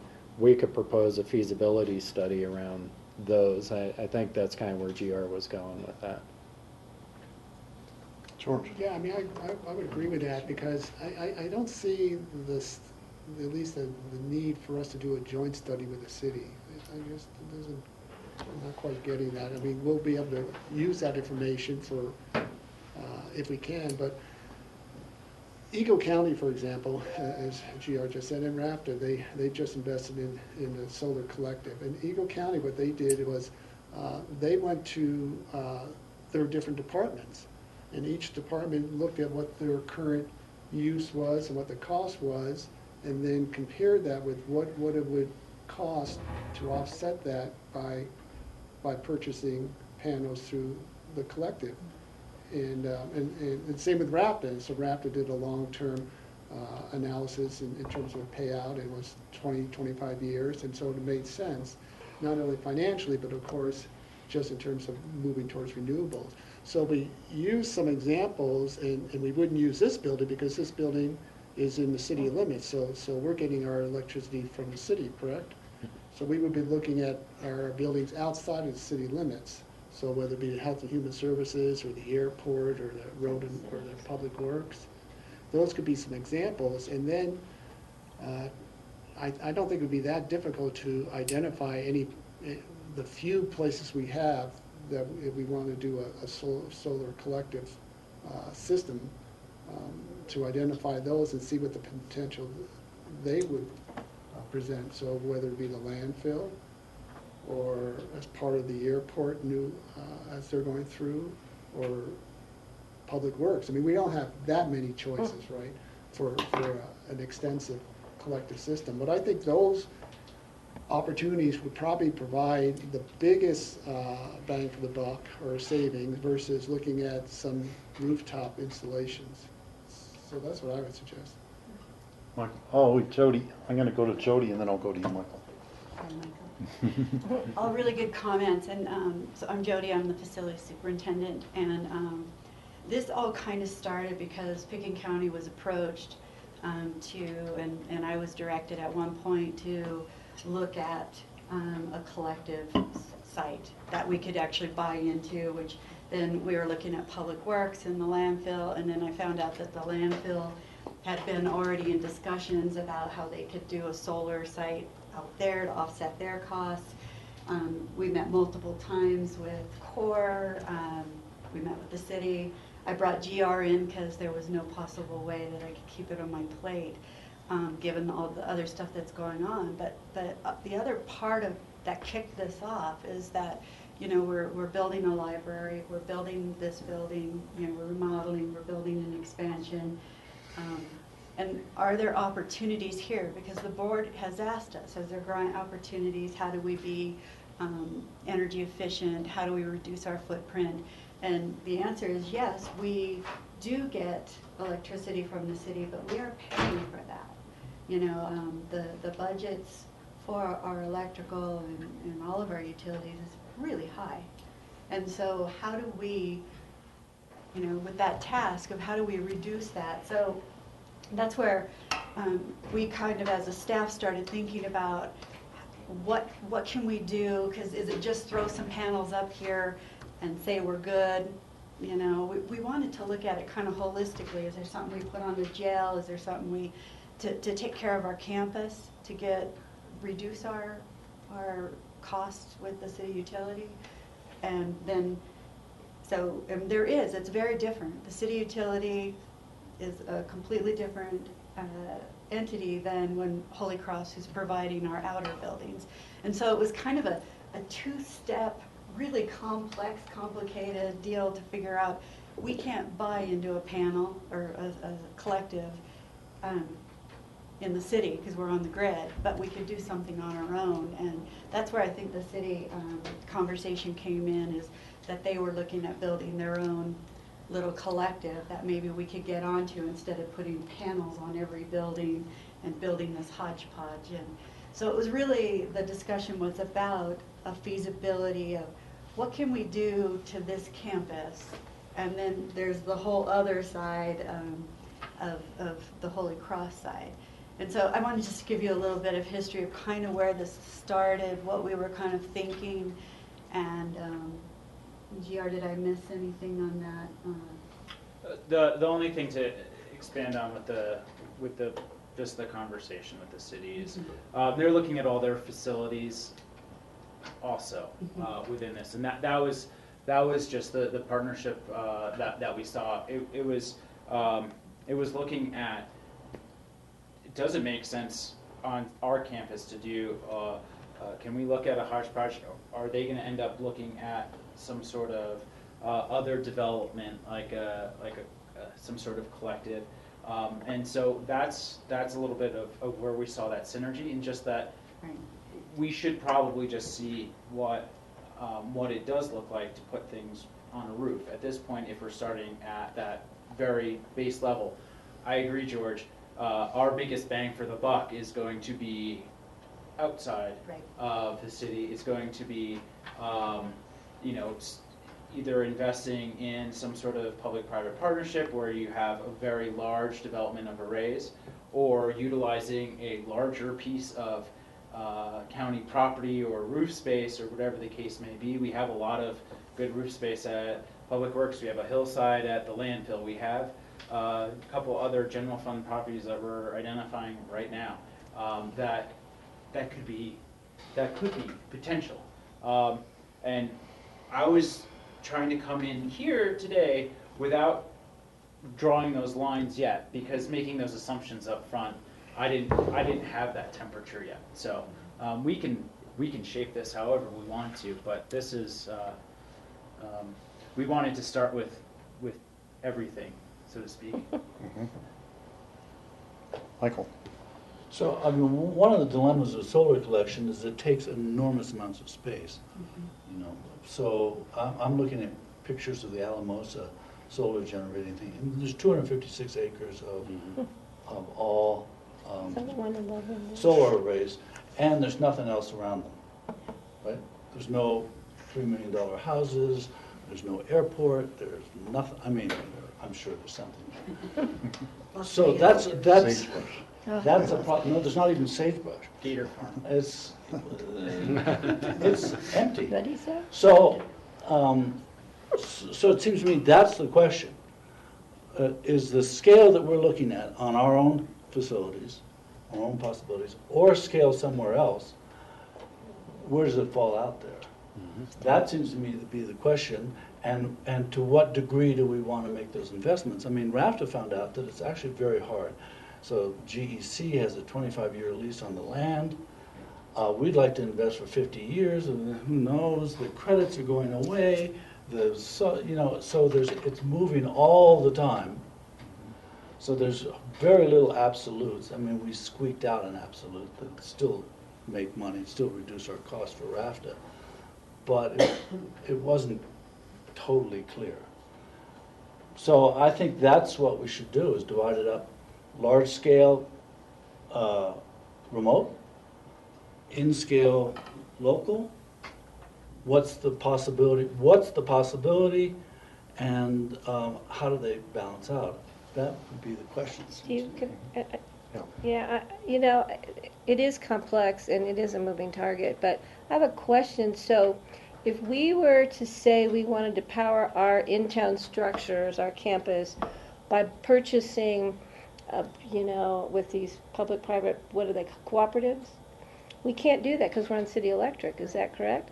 So, to me, my thinking is, I'm going to throw it out, is that we look at putting on-site on our rooftop for our own campus, generating our own electricity right here, but look at the areas where we could either purchase outside and bring in. Is the airport Holy Cross or city? Is Public Works Holy Cross or city? It's all Holy Cross It's all once Holy you Cross. get past the Okay, because the city does tack into some areas that aren't within the city limits, just to clarify. So maybe those are areas we could look at, the other purchases of solar power, or what the feasibility is. But since we're redoing this building, I think it's a perfect opportunity for us, and since we really can't purchase, and like the Loveland site was 284 acres, almost 285 acres. So we don't really have those opportunities, and we have all the neighboring issues around any place we would pick. So that's where I would go. I think for me the long-term goal would be to produce renewable energy power for all county facilities.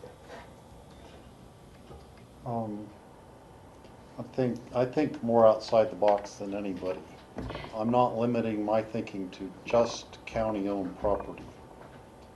There's possibility of open space land that we have might be possible. With a I'd like to vote? explore I don't that. think so. Well, We can I take a mean, look at the chart. that's something to We've already talked about explore.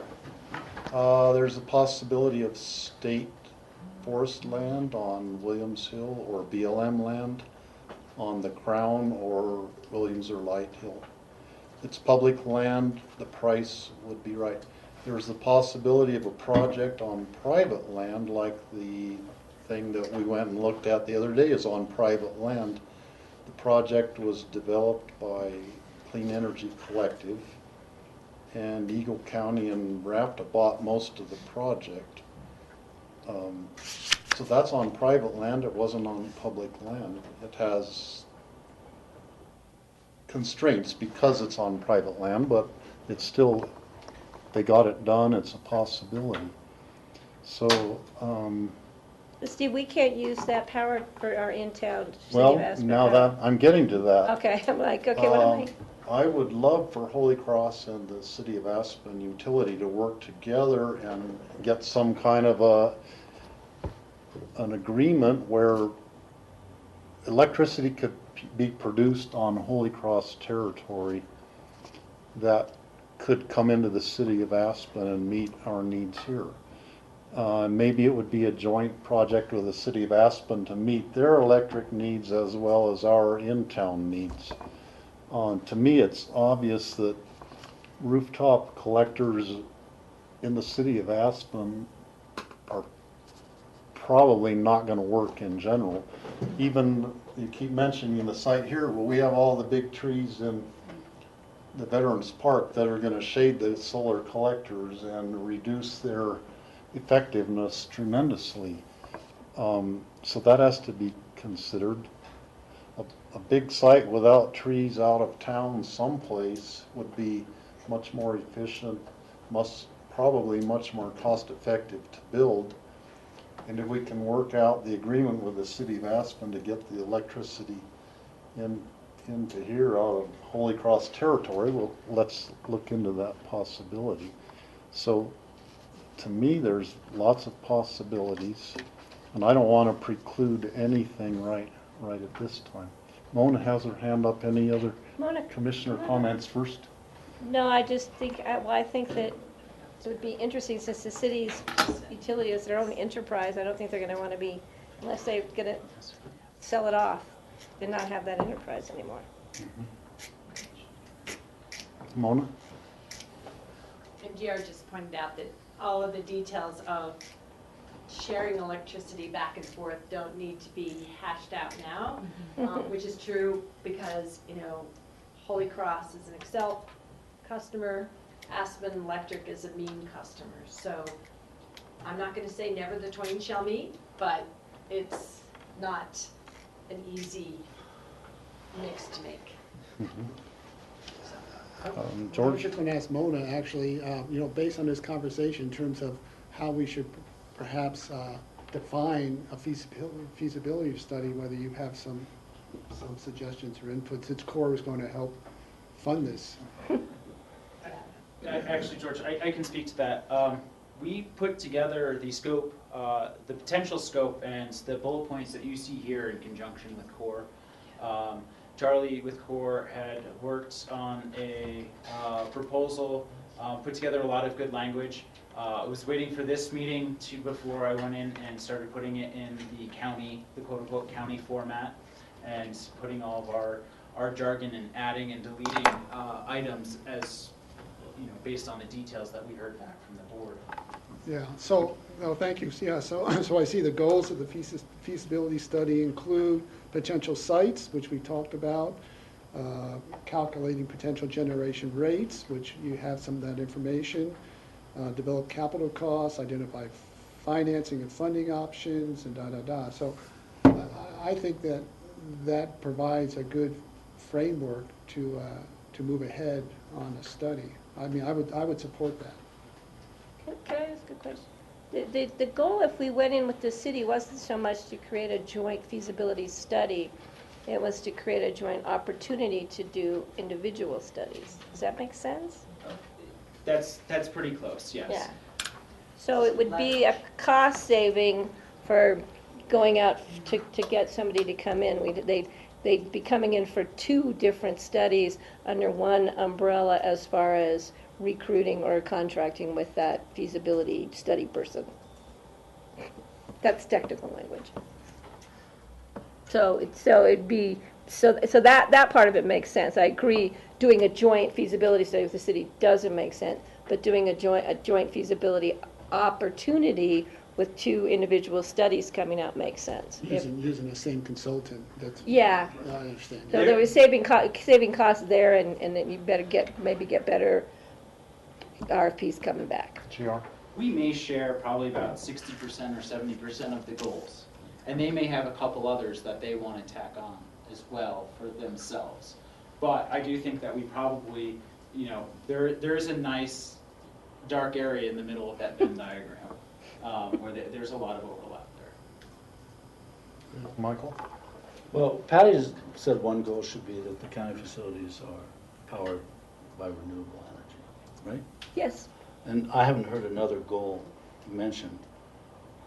So that's, we're starting, but. I threw it out there first. So. Yeah, but it's good. I mean, but at what cost? I think then that would be the next question. What cost do we want to do it at? We could put solar everywhere. We could generate some electricity, but it might be far cheaper just to buy it, right? So we don't know. So we'd have to consider that. We'd have to consider what the costs are for renewable energy. I mean, I can agree with that goal. That's a fine goal, but it's fairly limited, right? So I don't know. Speaking on the cost issue, which we haven't really gotten to, but the best and the most economical way to do our own project right now would be to have a private partner who builds the project and gets the credits from it. There's no promise that the federal government's going to extend the credits for renewable energy. They'll extend credits for oil and gas stuff forever, but whether they extend it for renewable remains to be seen. That puts us on a timeline crunch if we were going to do a public-private partnership on a project. If we could get it done before, is it the end of 2016 is when that expires? Currently. So, and I just would suggest two local companies that have a lot of experience in doing these kind of projects. One is SunSense, who built the project that GR and Mona and I were all at the opening the other day by Carbondale. The other is Spearpoint Energy, which is Sam Houston's company, located, their office is right down the hill below us here. And they both have experience in doing big projects. They both could take advantage of the private opportunities for the benefits from the government. We could build a project, but we couldn't benefit from those subsidies, so. You would hopefully in the price of your electricity, but. Yeah. Yeah. Can I bring it back to the feasibility study? The only concern I would have with doing it joint is the time frame, the speed of bringing in another governmental entity to try and think at the same time we're thinking. And I think we need to be on kind of a fast track, sorry, but because of our construction projects that we have looming in the future.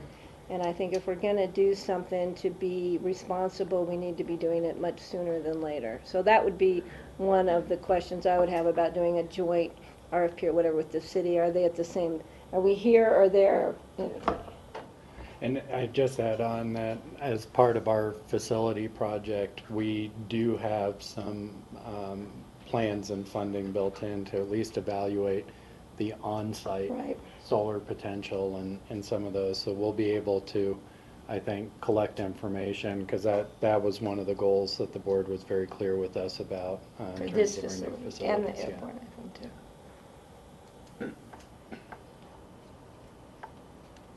So does that give you any different direction? We're kind of going different ways on some of the... I'm going to be very honest. We tried not to set up too much of a dartboard yet, but the one dart that we threw, I think we did hit the board in trying to keep this broad.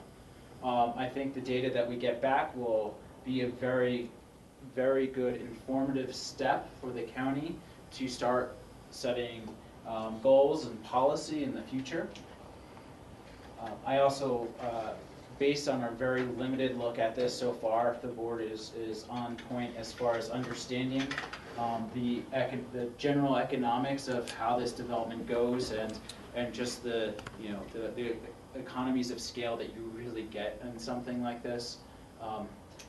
We also have a lot of weather things to look at, and tree coverage, and all of those sorts of things. And it's cloudy up here more than it is down in Rifle or or in the Mid Valley, and things of that nature too. And so those are some of the things that go into this. And I think that we're hopefully going to be able to bring back a little bit of a menu to the board and say, we can do this and we can do this, and there's probably going to be a mixture of those things to consider because they make sense in different locations for slightly different reasons. Michael? But the other consideration is sort of the social consideration, which is, should we put, if we have rooftop displays or arrays throughout parts of the county, and people on Red Mountain, people who are skiing, that's their view of town, is that acceptable? So, I mean, I don't know. Is it acceptable to have solar displays near the airport because of the reflectivity of those things? So it's a big question, and those are social questions that you'd have to offset by saying, well, we're doing it because it's good for you. Well, hey, Michael, this is an exact conversation that several of us in staff have had, and where we sort of landed with this up front was it would be good to know the potential and then discuss the social, just so that we don't exclude anything up front. The counterpoint that I've heard about the social commentary of, yes, you're going to be able to see these solar panels from Red Mountain and Ajax is the opposite side of the coin, is that the county shows leadership in environmentalism and is willing to put these on its own infrastructure in town, which is just the other argument in the social. And so we've heard already, just parsing this out very, very early, both sides.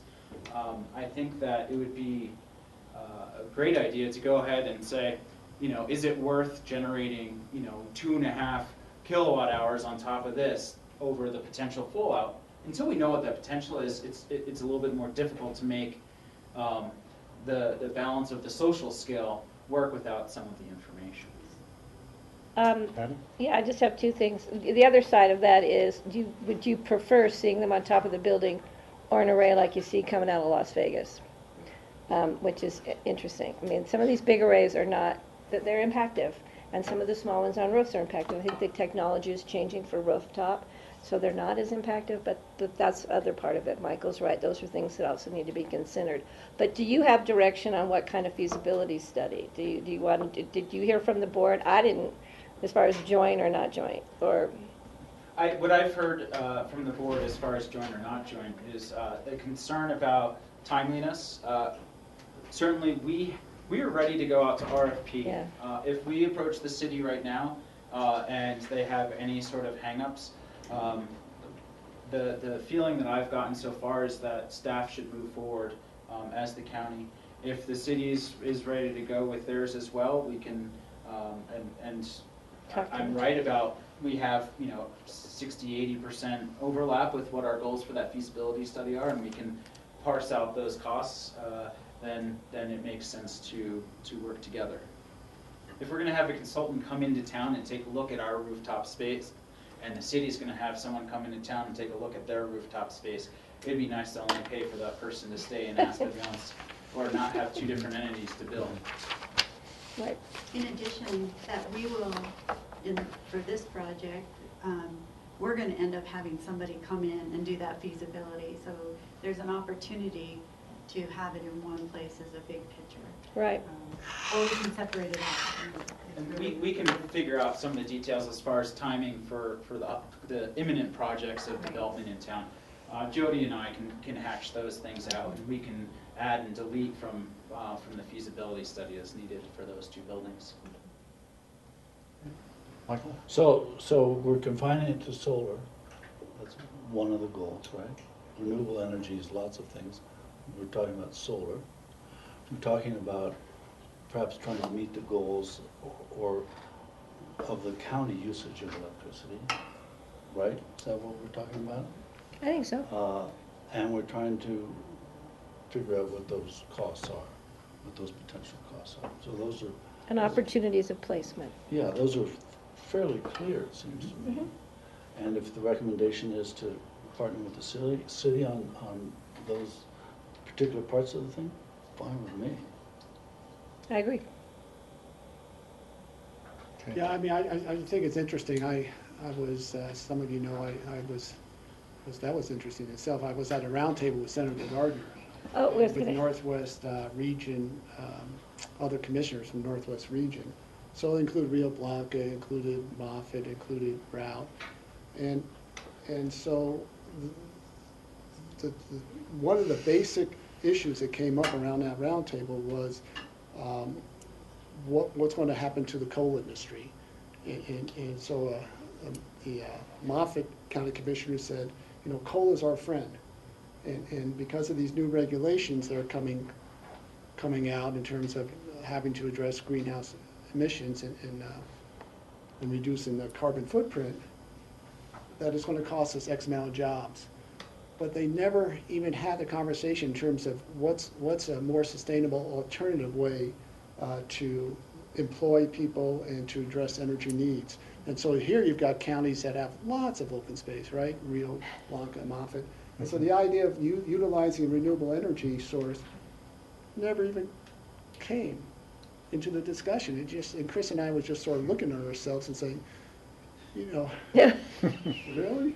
So for us to be able to move towards a renewable energy resource for not only the city, the county, but the community, I think is critical. And this will, for the first time, this will provide us as a county an opportunity to see what the opportunities really will be. Because we don't have a clue. We've never gone down this path, but we know it's important. I agree. Michael? But that brings up exactly what the greater opportunities are, which is the scale that we're talking about. And so we need to know what that scale is. If we were to invest in Rio Blanco or Moffett County and produce jobs there for our energy needs here, is that a good partnership? I think, you know, it might be, I don't know. But we should talk about that, and you know, I'm glad Cole's their friend. They have, you know, they can choose their friends, and we'll choose ours. But maybe we can have the same friend, which is, you know, renewable energy. I think the long-term goal, would be to provide them with other opportunities in those counties for energy other than just their friend coal. And that would be to utilize some of those amazing spaces they have for generating other opportunities of power. I'm not sure how long that we're going to have to talk to them until they come to that realization. But in no way am I saying that we shouldn't start that conversation. And again, the sooner the better. All right. Okay. Thank you so much. Let's go forge ahead with all due speed. I think what we'll do is, since Jody is here, let's have the facilities update, and then we'll take a break before our next item. Because we've already gone past our 15-minute break. So Dave went over this last time. Cole's our friend. Oh, you changed it. Yeah, well, I guess keep I it should going. give you copies. How's your health? John? Yeah. Jody changed the schedule. No, I Sylvia think she's was our giving friend herself at more one point time. too, right? I mean, But we learned. well, sometimes you learn the hard way, but those friends change. Courtroom. Scott's working on a story on Mallory Trail. And you know, they need to be reminded of how much we invested in this entire town invested in it.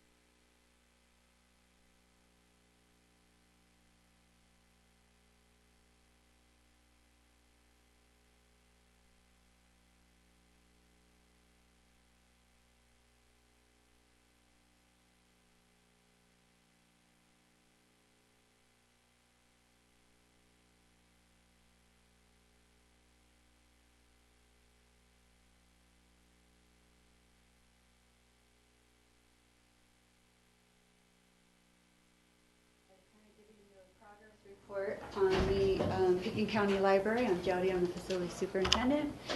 And the library project continues. And I thought I'd just give you a little view from the rooftop right now. This was as of about an hour ago. The big hole in the garage there is the new the new children's library. Where we're at with that update is, well, let me show you the other pictures before I get to that. So that's the children's library. You can see here this wall is the new footprint. So those are going to be the footers of the new entryway into the building. So Jody, you've lost me. Okay. Yeah, where are we there? Let me show you. Okay, so I'm on top of the roof looking down. So that's the alley and the loft. Okay. There's the children's library and the jail is off that way. To the left. Yeah. And the alleyway is in the upper portion. Yep. Can't really see it. Yeah. So we're kind of looking like this, and then I'm going to turn and go this way and this way on the next two pictures. So the point of view is from the top of the existing library. Correct. On the library roof looking over. And that space is the new children's library? Yeah, so cool. that is Part the of it. parking Part of it. garage. Right. That we've cut. Goes into the library. Right, we've cut that back 60 feet. This is where we're putting our structural beams. This is where the children's library lowers down 4 feet so that it's an even playing field when they get in there. We don't have to have them climbing stairs or ramps or anything. And the children's library itself is only going out 44 feet Yeah, 44 approximately, feet. not the full 60 feet. Yeah. But we'll have a little amphitheater towards the east there that will go down into their new area. Oh, So cool. just kind of wanted to give you that view.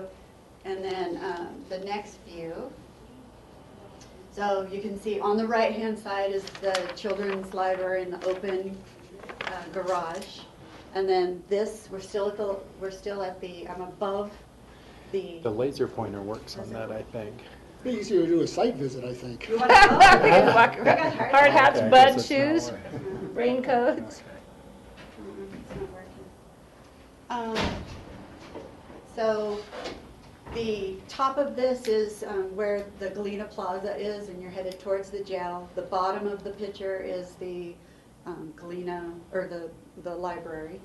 Where you see that outline of the concrete, that square, that's where the old library was. We took that out, or the walls to the partitions. So that's all been removed. This new, The walls to the partitions mean. Yeah, you need to come up here, Vanna. Vanna? Yeah, The- it is Oh, it is working. Just gotta press harder. Oh, press hard. So this is the new foundation wall for the new entryway. Will be right here. You'll come in, and then the community room will be here. You'll go into the main library here, and then the children's room is here. There'll be bathrooms and that kind of thing in there. So what is this? What was this? That was the garden. Planters. So that plant. Oh, okay, The okay. retaining wall holding the Yeah. elevated garden part. So does this kind of make sense? Am I confused? Yeah, no, I got it. I followed you now. And if you go into the parking garage now, you'll see they're welding and putting the braces in place that are going to hold the new beams. So you can kind of, if you walk down there in that first, you can see the hole. Don't go past the chain link fence, but you can kind of see how much it's being lowered and what it's going to look like in there.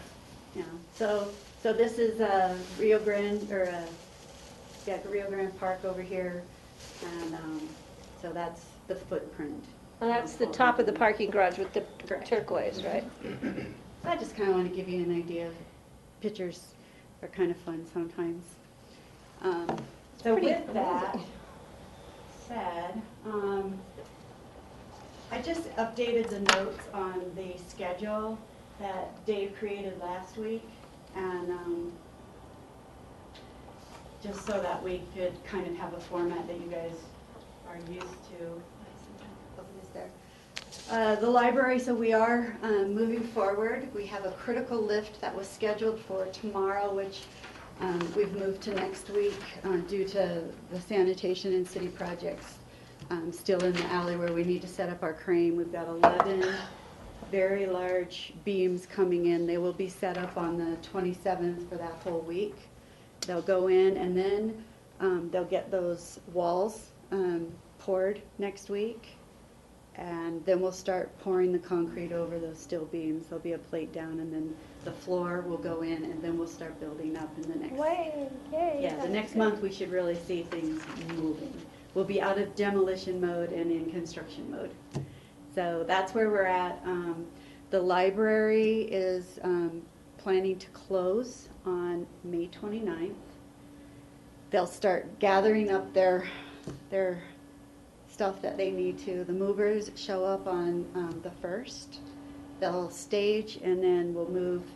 They said 3 days, so 2nd, 3rd, and 4th we'll be moving part of our collection and to the storage unit up in Snowmass Village. And then the children's room, some of the adult new fiction, nonfiction, and other periodicals, those kinds of things will be moved over to the new the old power house. And and we hope that they'll be open by the 6th, but for sure the 8th. They are updating their webpage as we speak to get that information out to the public of where they're going to be located, their closure. They're also how to check out a book, because they won't have their entire collection there. They're going to have to use the computer checkout system and reserving to pick those up. All of that is in progress to being worked on. What else?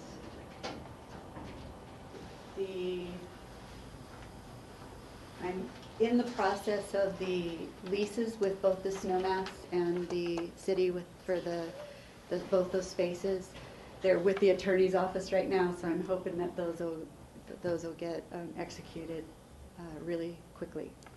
I know Dave updated you on the interior renovation, of tweaking that to fit our funding, so we're working on that. And then I've also put piccolib.org for more information for anyone out there that wants to make sure they can go see that. Again, we're on schedule and moving forward. Any questions on the library? I know Rachel had a question last week and the week before about the elevators. The library elevator is up and running. That's the interior elevator, it's running. And the parking garage elevators are still down. I know she had concerns about the ADA parking. I was down there this morning and there are, I believe, 5 spaces right on that level where they can still access and get in and out of the building. So I think they've got that covered. But the library elevator will be down as of June 1st, 29th. Correct. Because there will be no library access. There will be no library. So we still need to follow the cities if we can. Yeah, they have their parts ordered and... Speaking on Rachel's behalf. Yes. Next project is the Sheriff and County Administration project. There's really no changing from last week's status. Our visioning team is going to be going out and doing some touring. The public outreach is beginning on the 6th. And June 3rd. Oh, June 3rd, okay, June 3rd. And so that's all in progress. If there's anything you guys want us to be doing, let us know. And actually, just a correction on the public outreach, we're going to be putting a Pick and Connect out, I believe, later this week. We completed a video tour, basically, of the facilities with various staff, and we'll be doing a Pick and Connect to be getting feedback online. On June 3rd, we'll be hosting a progressive lunch where we're going to basically tour folks around some of our bigger areas of concern and talk to them about some of the operating challenges that we're having in the facilities and that are causing challenges for our ability to provide good customer service. So we'll have Joey talking about the challenges in public safety in our Cindy will be talking about our challenges in community development, and we'll have the clerk's office going through and showing their election spaces, challenges and such, and obviously beginning and ending in this room, and at each stop we'll have like I said, a progressive lunch. Don't worry, Charlotte's planning it, not me, so it will be done well. And we'll be able to talk to the community and then get some input as far as what they would see as priorities as we move forward. I'm just going to briefly explain the progressive lunching. It was a great idea that Pat came up with. It means you start with something, finger foods at spot A, and you end with dessert back here, so people can actually eat their lunch as they move from space to space. I think it's a great way to get people to come out on their lunch hour and see the facilities. It was a great idea, and I'm glad you're not cooking. Yeah. Steve? Yeah, Michael. This is just a quibble. In terms of calling it customer service, if you have to get a license and you have to buy it at the county, it's not really customer service. You don't have choices, but it is public service. Fair enough. And I think it's nice to say we're serving you, but it's a different thing than a customer service. If I want to buy skis, I can go to numerous establishments. I can bargain with them. I can negotiate with them. If I go to the clerk's office, I can't negotiate on my place. Vehicle I can't do registration. anything that's related to what I think of as a customer. But public service is important, or service to the public. So, and I'm almost embarrassed you caught me in that, because I actually talk to staff about that from time to time too. Okay. So just so people know what we're trying to do, which is Yeah. to serve them. The next project is the courthouse remodel. No changes from last week's update, except for the new news is that the courthouse windows project, the replacement, it came in really high and we only had one bid. So we've postponed that project to really look at and think about what we're doing and when we do it, how we fund it. We want to just take a step back and reevaluate the scope and just make sure we're doing the right thing. So that will come back on the table at some point, but it's just postponed right now. Okay. So, help me with the window project. It was a soundproofing project, or was it something else? It was window replacement, which would have reduced our energy costs, and it would increase our sound. So, yes, it was both. It was a full window replacement. But it was also in the context of an historical structure too. And we only had one bidder, and it came in high. So when you say we're pushing it back, what does that mean? We're going to put it off? We're going to seek more bidders? I think we're just really looking to reevaluate how do we get it out there so that we do get a competitive bidding. Also looking at our scope, seeing if there's too much. Because we did hire a professional window consultant with the historic preservation to make sure that we got that right. They consulted with the city historic preservation guidelines. So I think we just want to take a step back and look at all of that before we put it out to bid again. And I just add that I think some of the pressure got taken off because we're very concerned about the noise during construction and the temporary solution of the foam inserts, basically, that they have the option of having up, along with the sound mitigation that's happening with the project. It's actually been more effective than we thought it would be, and so it's taken some of the pressure off of the timing. Initially, we wanted to get the funds budgeted so we could do the window replacements ahead of the construction projects, or at least concurrent, so we could have that sound insulation. And what we're finding is it hasn't been as much of an issue, and so some of that pressure to do it now, and rather than spend extra money to do it now, has come off the table. So we just want to slow down on it. So, and what's the project for sort of energy, heating, cooling, and that kind of thing within the courthouse? Do we have a project lined up for that? So maybe the heating, cooling, energy, the general energy picture for the courthouse should be integrated into windows, Insulation. all that together, at least, since it is an energy-saving program. No question. And that would probably be more productive. Well, and it would be a good time to tie it in with our new design, or, you know, of the remodel that will happen in there in 2018. So I think that's what we want to look at, is when is the right time to do this, instead of disturbing the entire courts and everybody and doing nights and weekends to get these in to work around courts. And I think that drives up the cost. And so if we're really looking at it in a better way of how we do this, and like John said, the pressure is off, that these baffles worked for the sound mitigation, and so that gives us a lot of relief.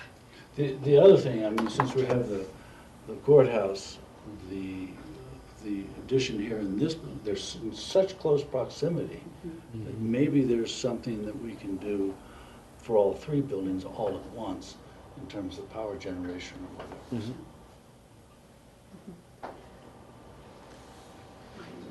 The next project is the ambulance barn. There's no new update on there, except for that we blew out our water heater and manifold, so it made it's really old and really broken, so we're fixing that right now.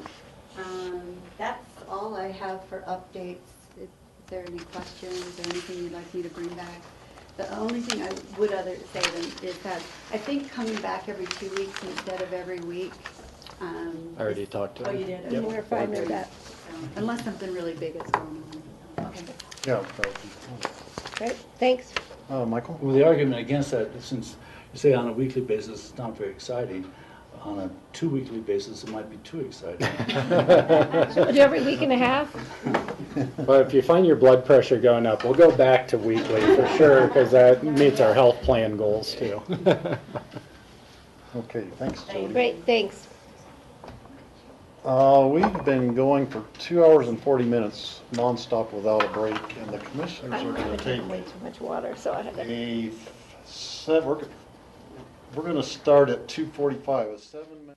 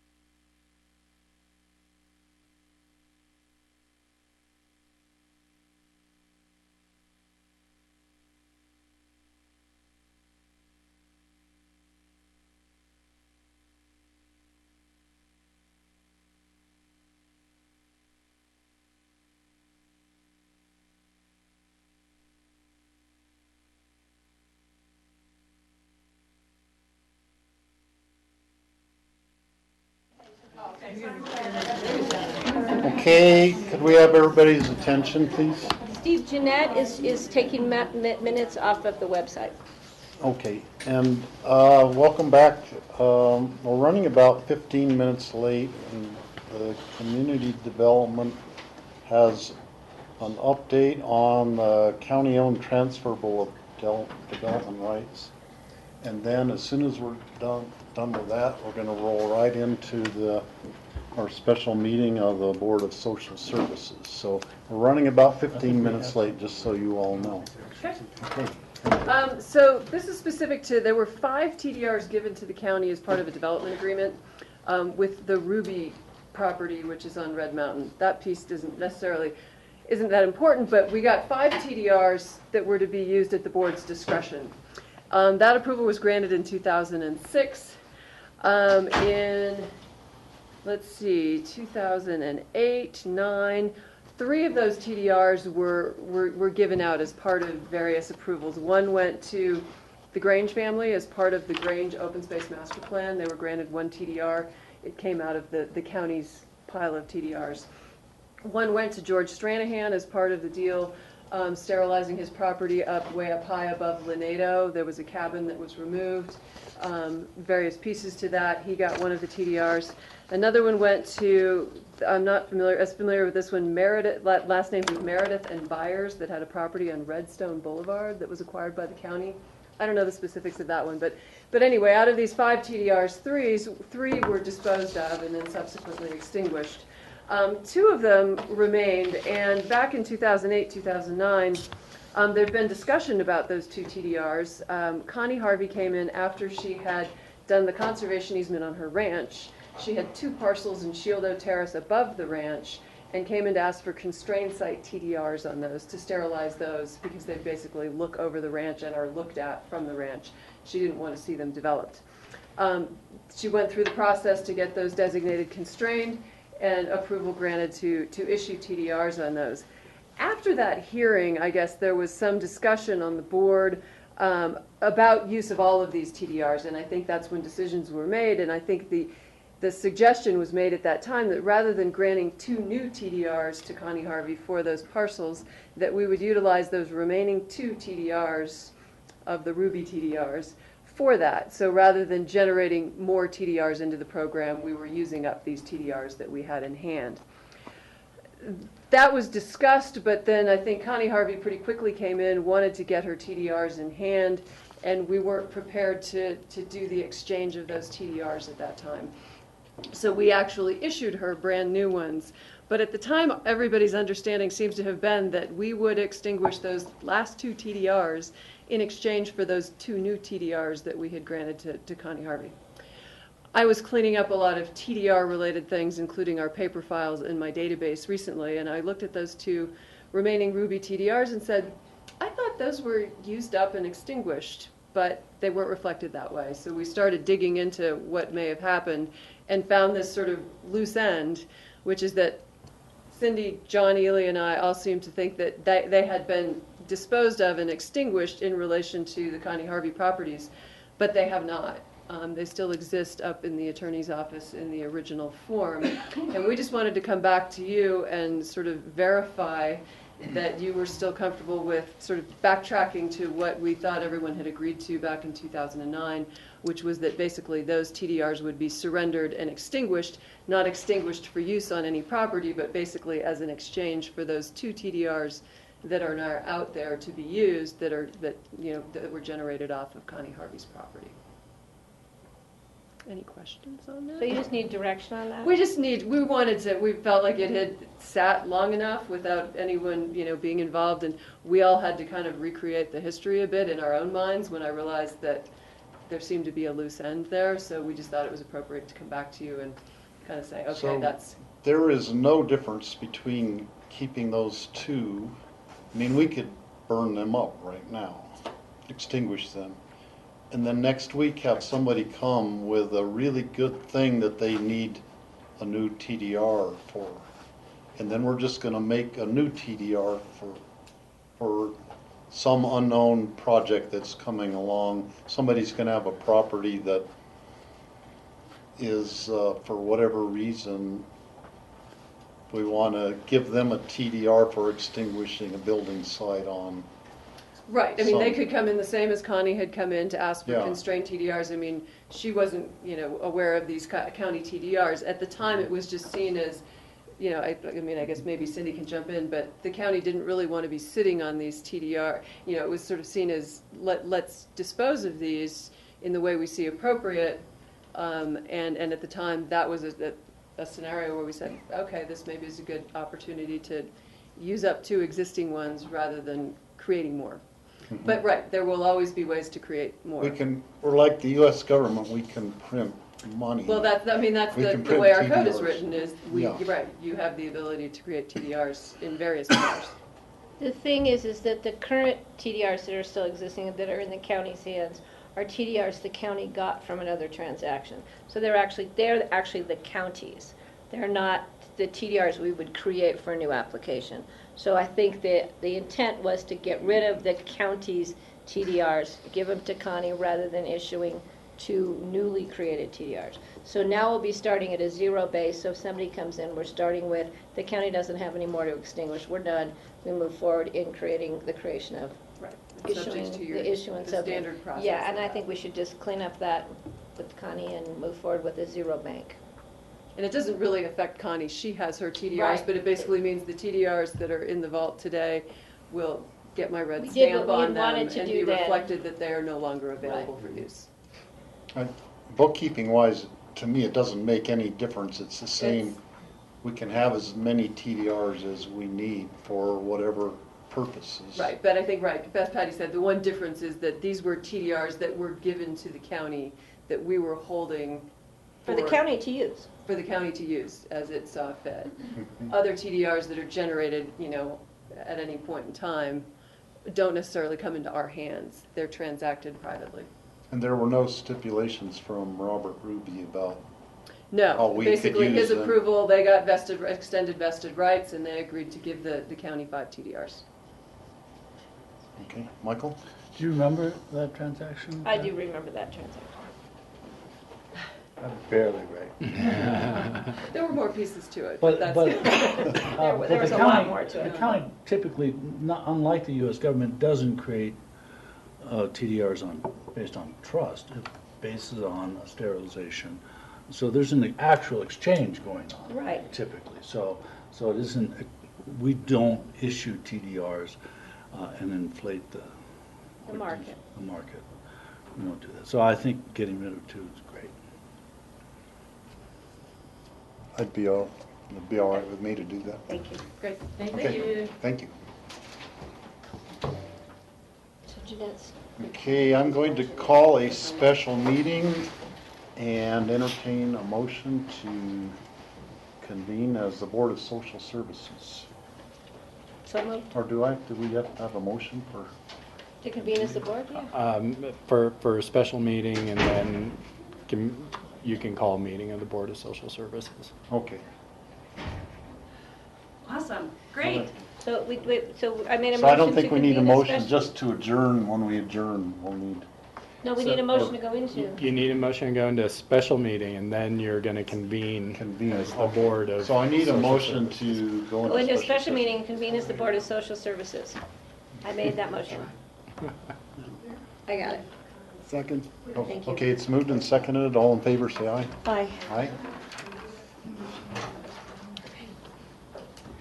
I just want to make sure this thing is on, 'cause So are we the only members of the Board of Social Services? Yes. But the Board of Health has other members. Correct. So I can move over here for now. Yes. Thank you. John, do you have the Easy Connect to this?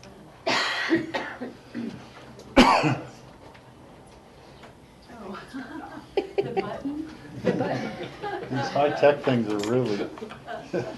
Did you want the Elmo? I want the Elmo, so is There you that go. this one? Yeah.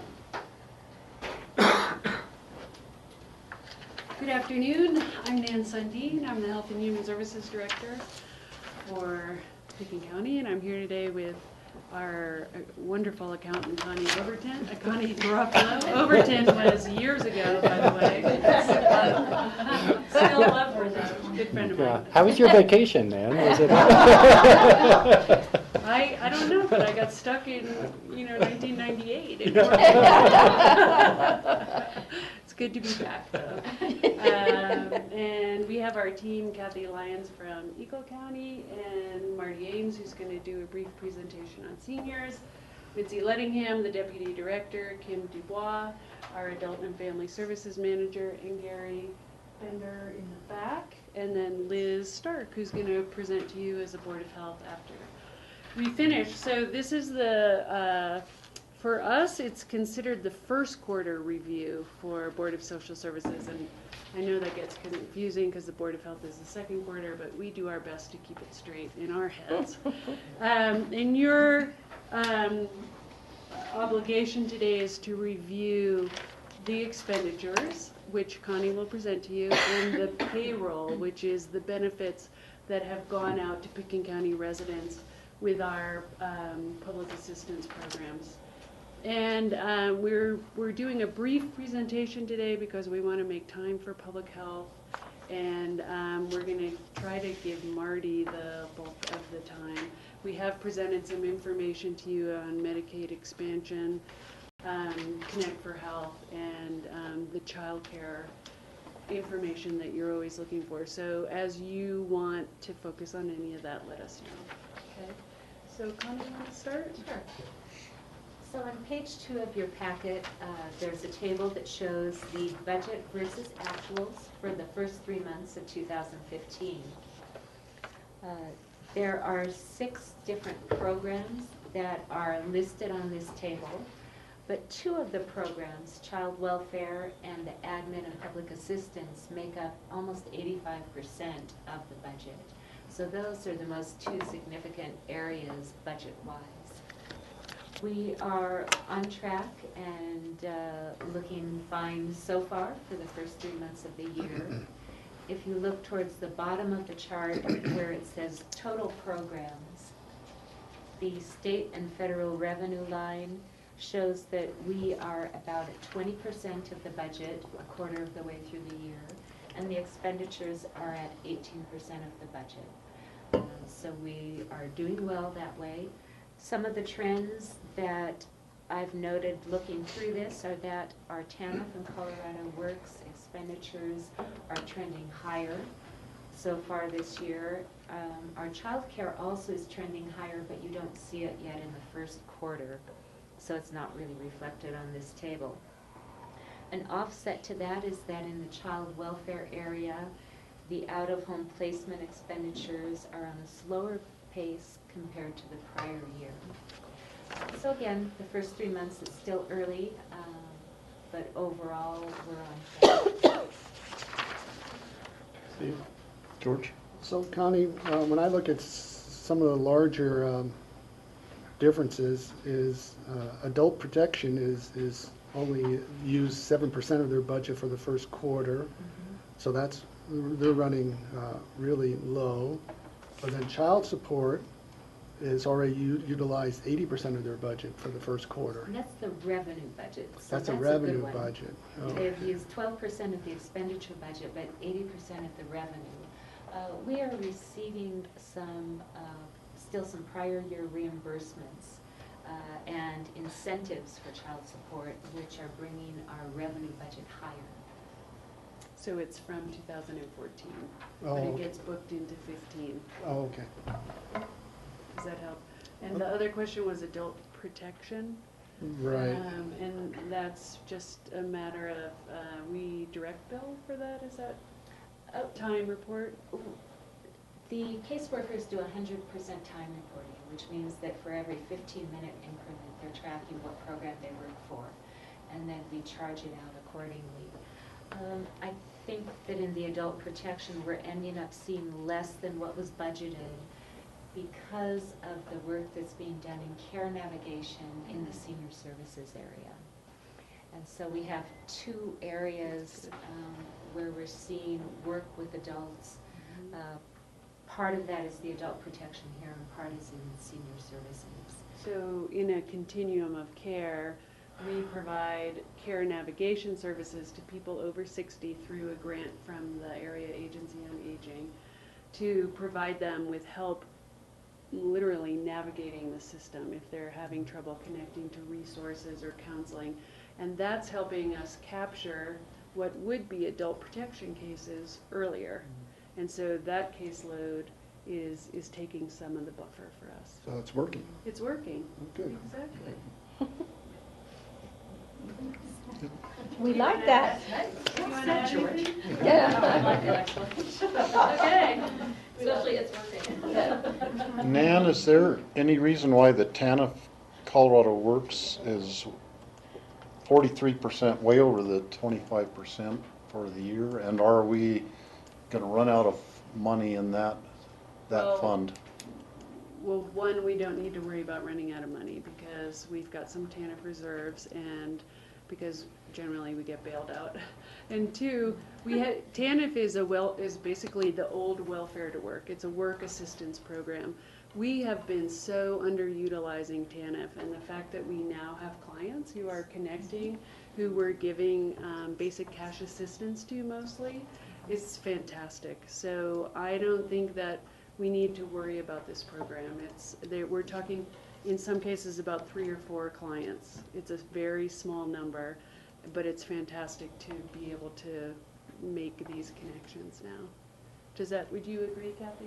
Yes, we actually have, are up to six families that we're serving through that For program. years, we've had 1 maybe, so this is great news.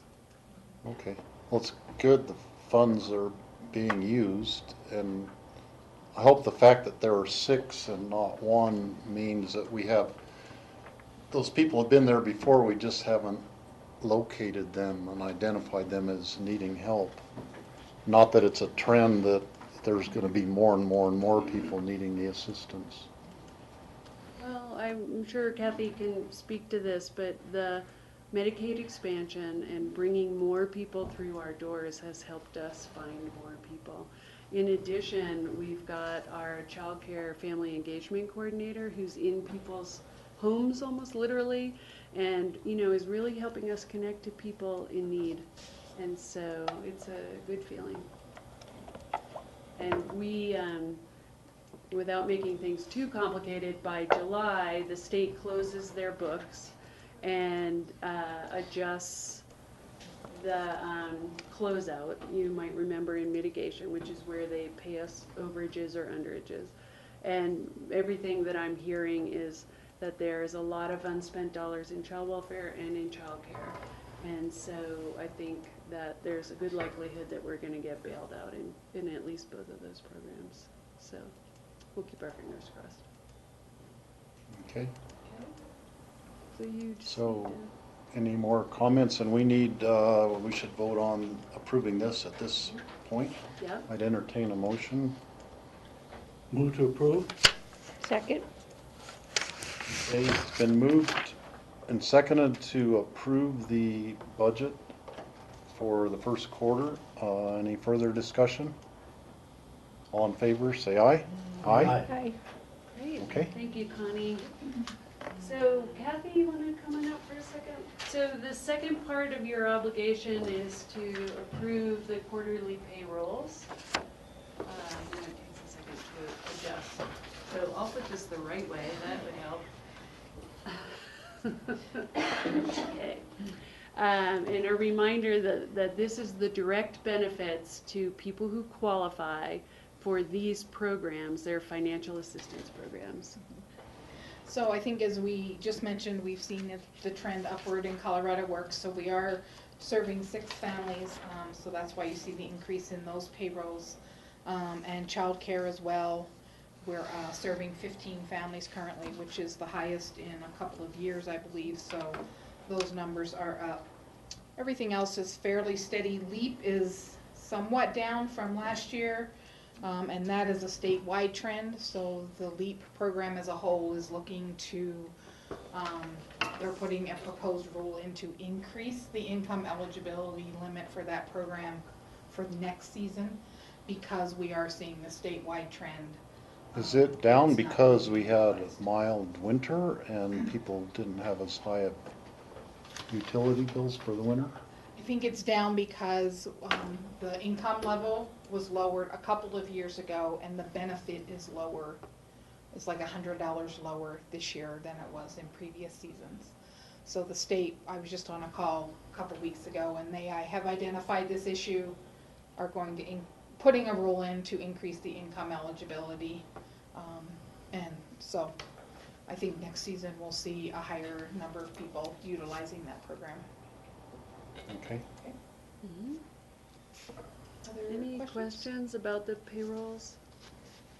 The important thing, of course, for you all to approve is really about checks and balances, right? To make sure that you see what we're spending and that everything is transparent. So do you need a motion to approve this? I make a motion to approve the quarterly program payrolls. Second.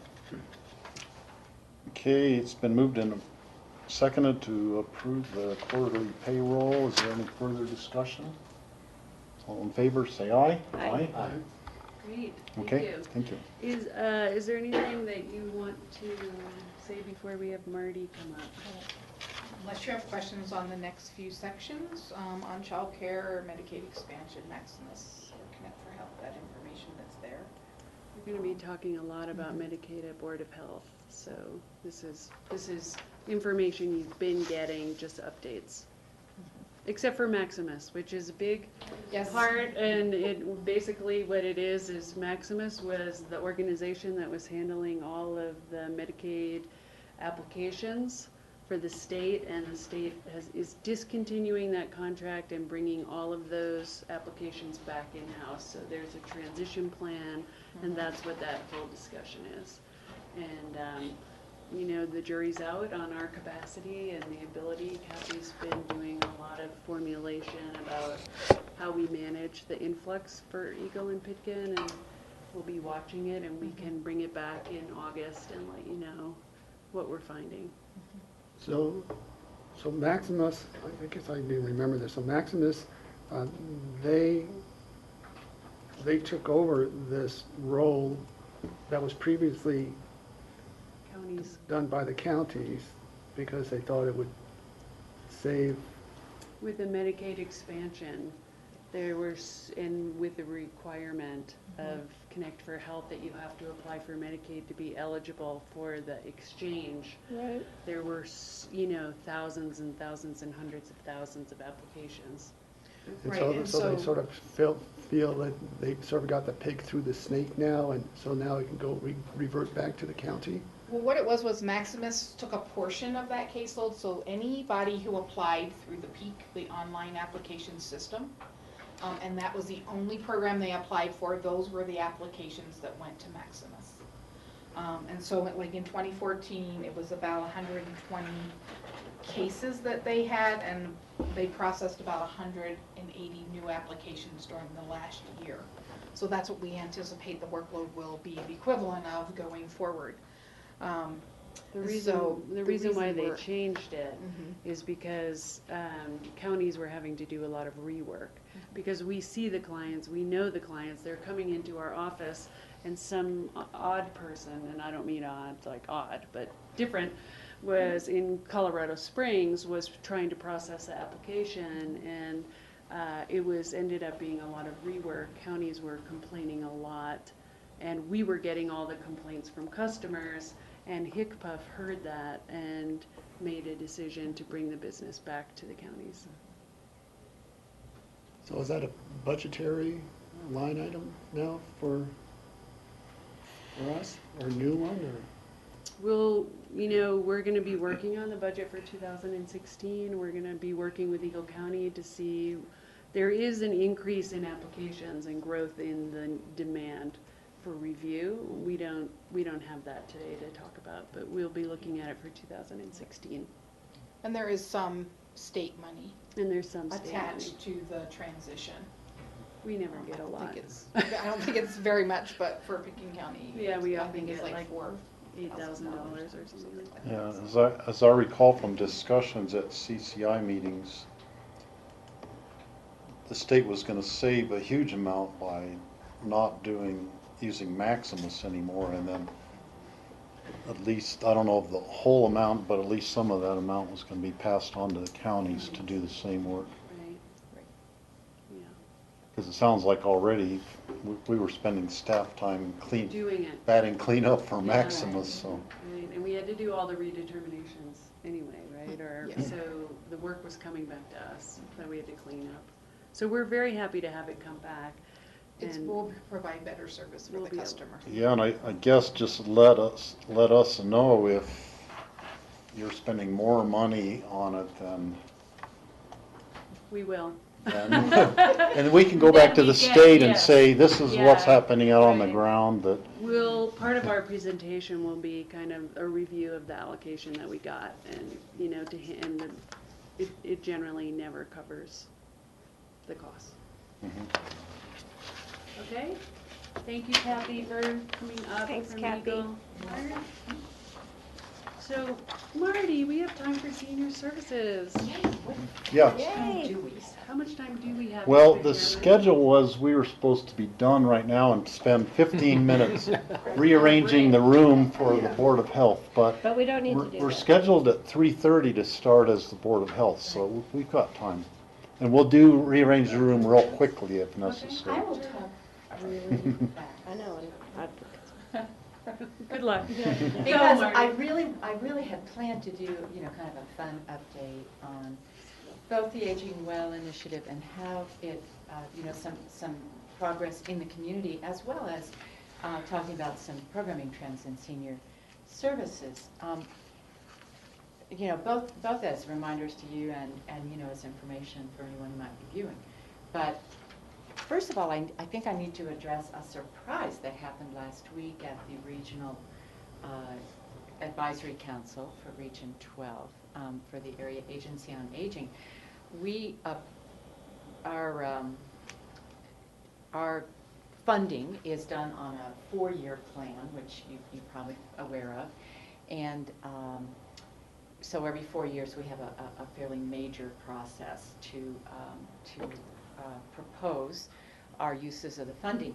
And this year, Kim and I worked together and decided to change our approach on the care navigation a little bit, move that over to Kim's department, and kind of just rearrange things a little bit. So we proposed that, but the recommendations were supposed to be given at the Regional Advisory Council meeting last Wednesday, and what actually happened is Jean Hammis, the director, said, because of backlogs at the state, even though our region's 4-year plan went in on schedule in February, the state has not looked at any of the regional 4-year plans and has not come up with the state plan for the next 4 years. So the decision in our region is to continue the current contracts until December, even though the state year starts July 1st. So I just wanted you to know that we still have the funding, and we'll just continue, and then hopefully during our budget process this year, we will get the answers about the approved funding for Pickens County for the next 4 years, so that at least we have a good picture for you in the budget. Do we have any idea why the state is so far behind? No, I mean, not that it's unusual. Because of me. I know. And Ann, is it your fault? Well, Yeah. I'm just hearing that they're behind on a number of contracts. Single Entry Point has been working since July without a contract at all from the state. So they're coming up on a year? So, yeah, they're coming up on a year. So it appears that there's turnover, there's a lot going on at the state, there's multiple changes, and so we've just kind of come to terms with rolling with it. Okay, I just didn't know if there's some specifics with aging issues that we might be No. able to, okay, so it's more just, capacity. Okay. Capacity issue. let's hope that they don't follow suit with the federal government and every year just roll it over and roll it over. Okay, Right. thank you. Yeah, I do think it's going to be a really interesting year with with the House Bill 1033 passing that actually has a planning component implied in it. So Right. it'll be really interesting to see what happens.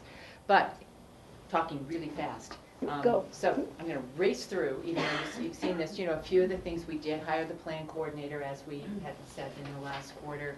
For the Aging Well plan, Mary Kenyon is doing a great job. She has met with the top 2 goals to address are being worked on, and other goals too of the 14. Also, the Senior Council. The new chair of the Senior Council is Peg McGavick, whom you know formerly from Response. And she has proposed, and she's working with Mary as well, to work on some other goals too. So we're really getting some great energy continuing around this Aging Well initiative. We got the results of our space study. There have been some meetings with community facilities like the Aspen Club and some others to address areas of the plan. And that's, we're trying to keep this in the community as much as possible with community engagement. Another piece of the plan is the rural, the Mid-Valley approach, where we have pieces of Garfield, Eagle, and Pitkin working together in a designated Mid-Valley area. We met last week. Pitkin County, let's see, I was from Pitkin County, I know. And Karen Kenneman and the new person, the new coordinator in El Chabal, Karen Kenyon, is Eagle County's Healthy Aging coordinator, and Judy Martin from Garfield County. So we had a good meeting. We are moving forward. We have some plans to do questionnaire assessment type tool again in the Mid-Valley. We reviewed the results of a lot of assessments and surveys that have happened in recent years and identified transportation and social engagement and one other area that is slipping my mind at the moment as the areas to be developed in the Mid-Valley. And in our department, which was the fun part, I wanted to just refresh on some trends that we're seeing. We're really seeing an increase in requests for Medicare assistance. And I wanted to mention that we have the Medicare expertise. Patty Kravitz is our Medicare expert. We receive weekly calls, and a lot more during the re-enrollment period, which is October 15th to December 7th, but all year round because people are turning 65 year round. And all of that information people need to kind of navigate that mess of ABCDs and all of that, we have that for people with kind of one-on-one. So I just want to put that out there. It is popular, but to really let people know they do have a place they can turn to help them get started on that. And especially to deal with more complex problems that come up.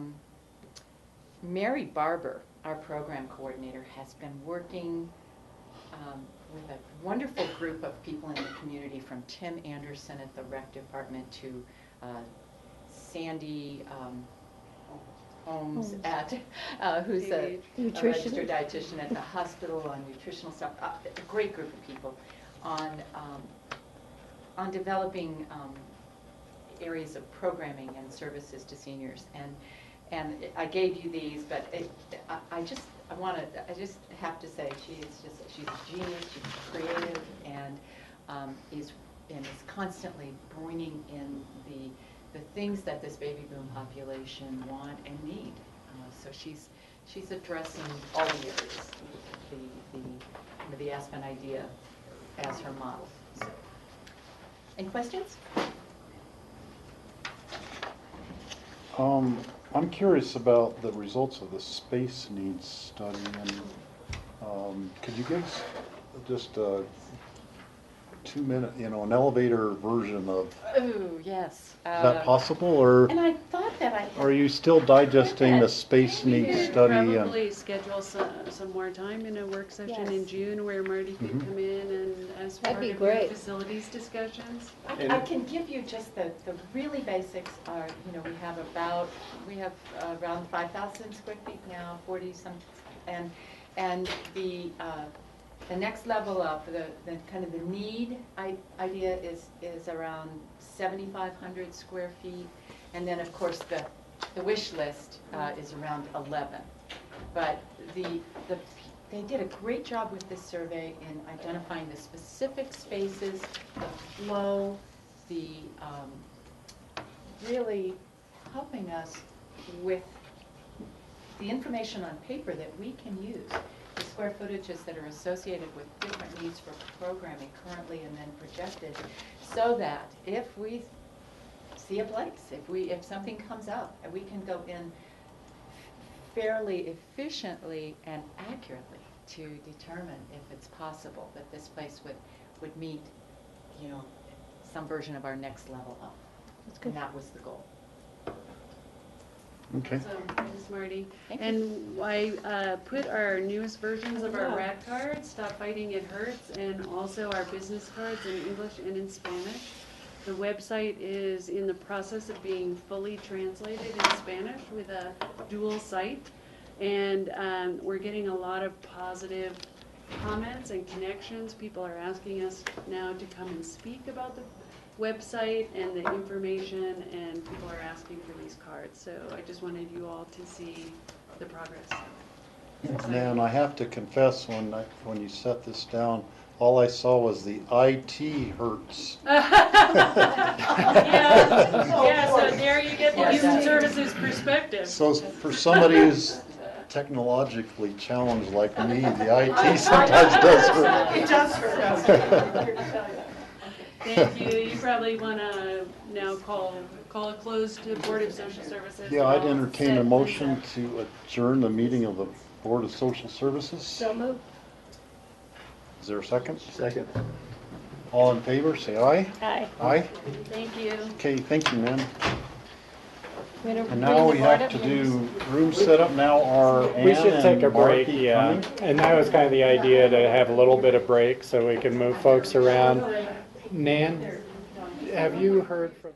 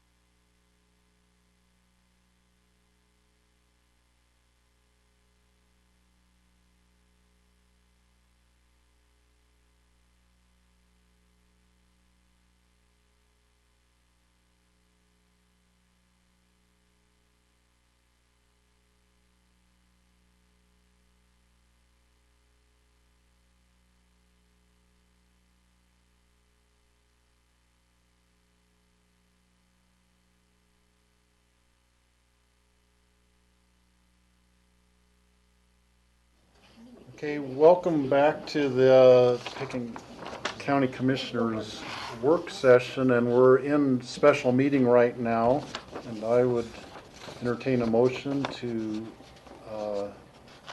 convene as the Board of Health. I'll move to convene as the Board of Health. I'll second. Second. Oh, that's right, you guys can vote. They can vote in second. So we have more people who can vote. Okay, it's been moved and seconded to convene as the Board of Health. All in favor, say aye. Aye. Aye.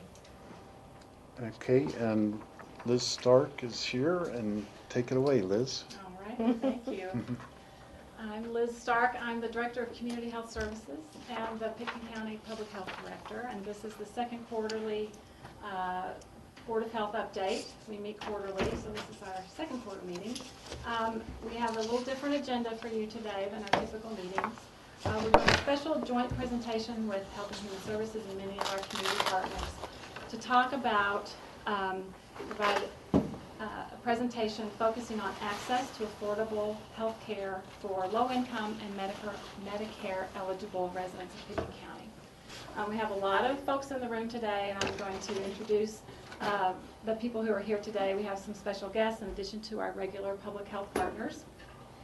We have C.J. Oliver from the City of Aspen Environmental Health Department, Kurt Dahl, Pickens County Behind the Wall, Tom Dunlop, Pickens County Environmental Health Advocate, Jordana Sabella is our public health planner, Dr. Kim Levin, our medical officer for Pickens County, and of course all the rest of the Health and Human Services gang that you met earlier. And I'll be introducing some of them as they participate in our discussion. Our special guests today are Ross Brooks, CEO of Mountain Family Health Center, Terry Collins, the Chief Financial Officer from Aspen Valley Hospital, and Jeanette, I apologize, I don't know your new title or your last name. Jeanette Subinader, Associate CFO. Great, thank you, Jeanette. Welcome. Who am I missing? Okay, very good. So welcome to all of our guests for today's presentation. So what we're going to do is give you a little bit of background information about the subject, and then we'll have each organization come up and speak to you about what the impacts of the trends that we're seeing, what they're seeing as the impacts on their organization. And then we have some conclusions to share with you on some of the solutions that we've come up with. So this is our issue of the day, access to affordable health care for low-income and Medicare-eligible residents of Pickens County. So really Pickens County is experiencing, oh good, we have our last one. Christina Gare has joined us, and she is the director of the Aspen to Parachute Dental Health Alliance. So she's going to be joining us. Yeah. Welcome, Christina.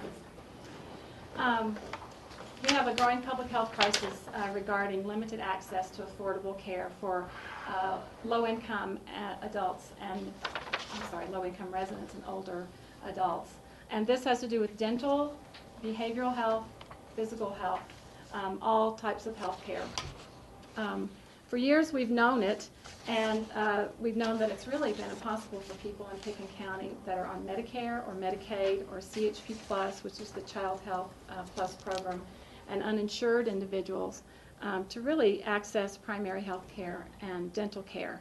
And it really was affirmed for us in 2012 when Public Health did its community health assessment and identified access to health care as one of our top public health priorities. And so we've been, over the last couple of years, as you are aware, been working on that from a public health perspective already. Many of the factors that have influenced this trend and this growing crisis have to do with the Great Recession, the Affordable Care Act implementation, and Medicaid expansion in Colorado. And I want to encourage you to ask questions. We're going to provide you with lots of information today, so please stop at any time and ask questions or for clarification.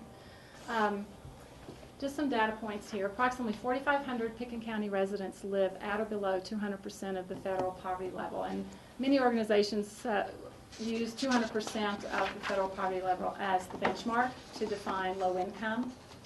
So that's sort of the frame of reference that we're using. And in your packet you have a chart that shows you the federal poverty guidelines and how those are structured based on family size and income. What you'll see later as we report from Economic Services that the enrollment in public health insurance programs has grown dramatically in Pickens County over the last 4 or 5 years. And we have an estimated 2,500 plus people who are still uninsured in Pitkin County. Liz? Yes. So when you're using the baseline of 200% of federal poverty level, does that vary, that number amongst different counties around the state or the country? Those are federal guidelines, so they apply across the country no matter where you live. Yeah, so what stands out for me is, everyone always thinks how affluent Pitkin County is, and of course, we are to a certain extent, but it's based on our second homeowners, right? Mm-hmm. Which makes up probably half the population. So what this tells me is 25% of our residents are at or below poverty level, which is a huge number. Mm-hmm. It is. Mm-hmm. Surprisingly so.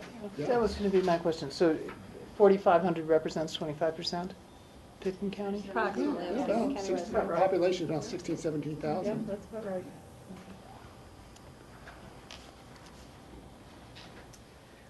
So just a little background about the topic.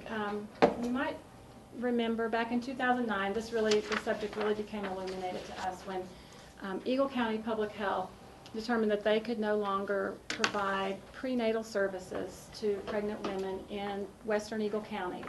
Eagle County Public Health was providing nursing services, public health nursing services, similar to what Community Health Services does in that Elgeville Community Center for many years, and due to the recession, they determined that it was no longer financially sustainable for them to provide those services over here, so they were looking for someone to assume care for those women.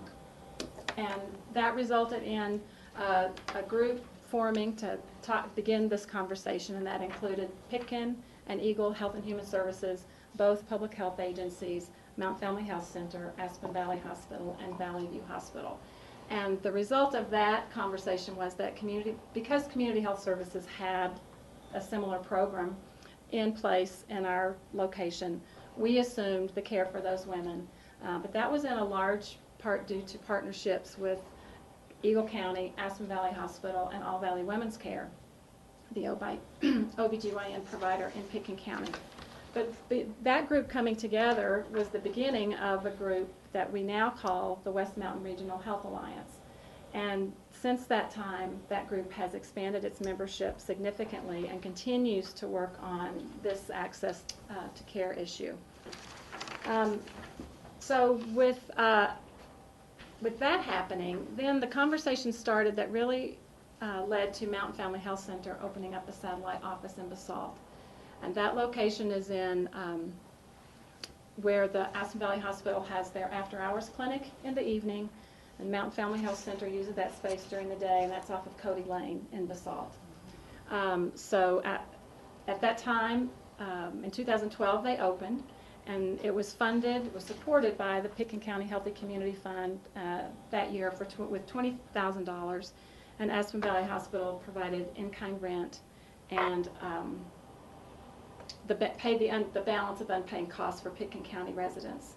Then in 2015, Mountain Family Health Center was awarded $75,000 from the Healthy Community Fund and continues to receive in-kind rent from Aspen Valley Hospital that's equivalent to about just over $100,000 per year. And in addition, Aspen Valley Hospital supports them with up to $100,000 per year in operational subsidies for the support of low-income and uninsured populations. We wanted to give you the definitions of some of these public health insurance programs just so you can make the distinction about which populations are served. So Medicaid, because many times they're confused with each other. So Medicaid is a state-operated program that provides free or low-cost health coverage for low-income families, pregnant women, adults, seniors, and people with disabilities. It provides coverage for health, dental, behavioral health, long-term care, and custodial care. So currently in Pitkin County, we have 1,480 residents enrolled in Medicaid. And you'll see a little later how the growth in that program since Medicaid expansion. CHP Plus, as we call it, Child Health Plan Plus, is an insurance program for children age 18 and under and pregnant women who fall between the income qualifications for Medicaid. They're too high income for Medicaid, but they can't afford private health insurance. And currently we have 110 Pickens County residents enrolled in CHP Plus.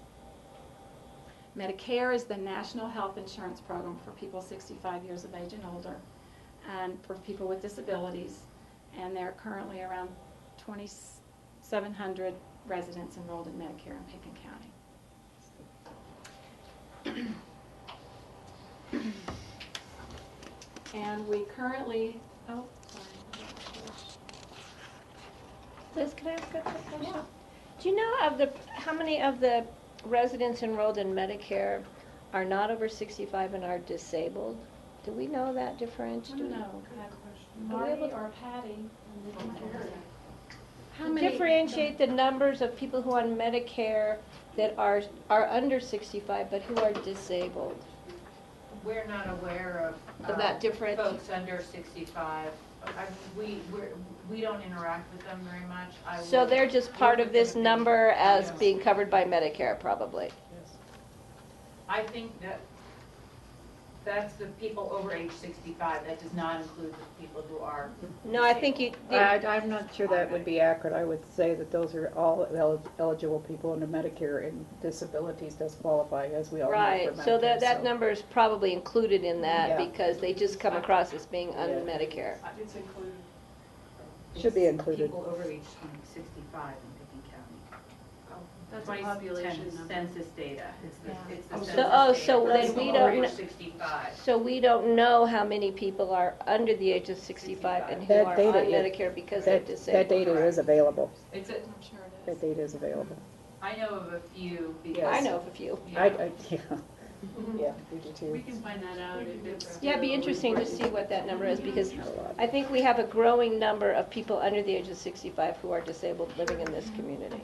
That's very true, and it's growing. Thank you. And then one more data point, I don't know that it's on my slide, but we have, well, I think I already did make the point that 2,500 people are still uninsured, even with the Affordable Care Act and Medicaid expansion. Do you have any statistics on those that are dually enrolled?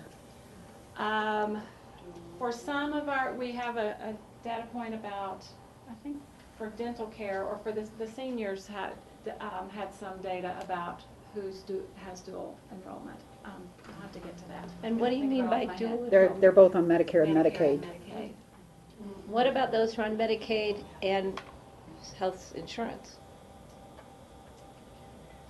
Which kind of health insurance? Just regular health insurance. Is that even possible? It is possible, but you don't really see that. Medicaid generally would become the qualifying. Okay, that's what I thought. Clear source. Yeah, Medicaid would be the primary. Primary source, and then if they're Medicare, Medicaid, then it gets into eligibility under the program. Our dual eligible number is small. I think it's less than 10. That's my best recollection. Okay. So we'll try to do Yeah, that'd be interesting. It's a very important number. Yes, very important. As I mentioned earlier, the efforts of the West Mountain Regional Health Alliance continue, and there's some efforts there to reach out to our really local and regional physicians and dentists in the Roaring Fork Valley to be clear about who's taking Medicaid and CHP Plus and Medicare and the uninsured. Many physicians and dentists cite the legitimate reasons for not taking Medicaid, that their perception is, of course, there's the low reimbursement rate. It's a population that has a high no-show rate, and so leaves their slots empty, and this population has a high acuity. So these are some of the things that we hear about why private practices might not be willing or able to take on a lot of this population.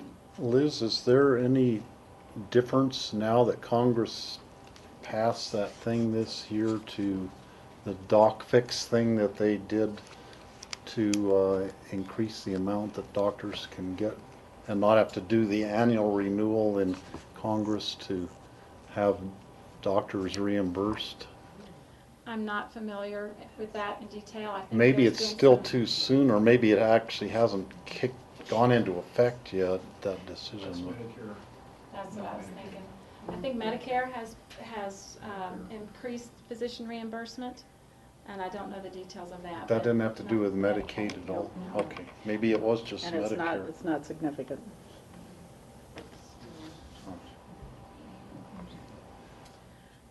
And so what I'd like to do now is bring up some of the folks in the room who are actively working to kind of close this gap and are seeing some of these trends, speak to what's happening in their organizations, and have them tell you their story.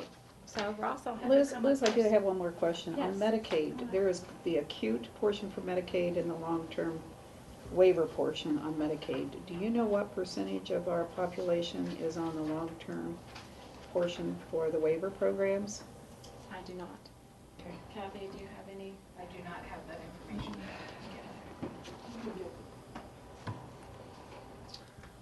I think you skipped one extra Oh, did I? slide. Hi, all. My Okay. name's Ross Brooks. I'm the CEO of Mountain Family Health Centers. We're a 501c3 community health center that provides comprehensive primary medical, dental, and behavioral health care to Pitkin County, Garfield County, Eagle County, and part of Rio Blanco County as well.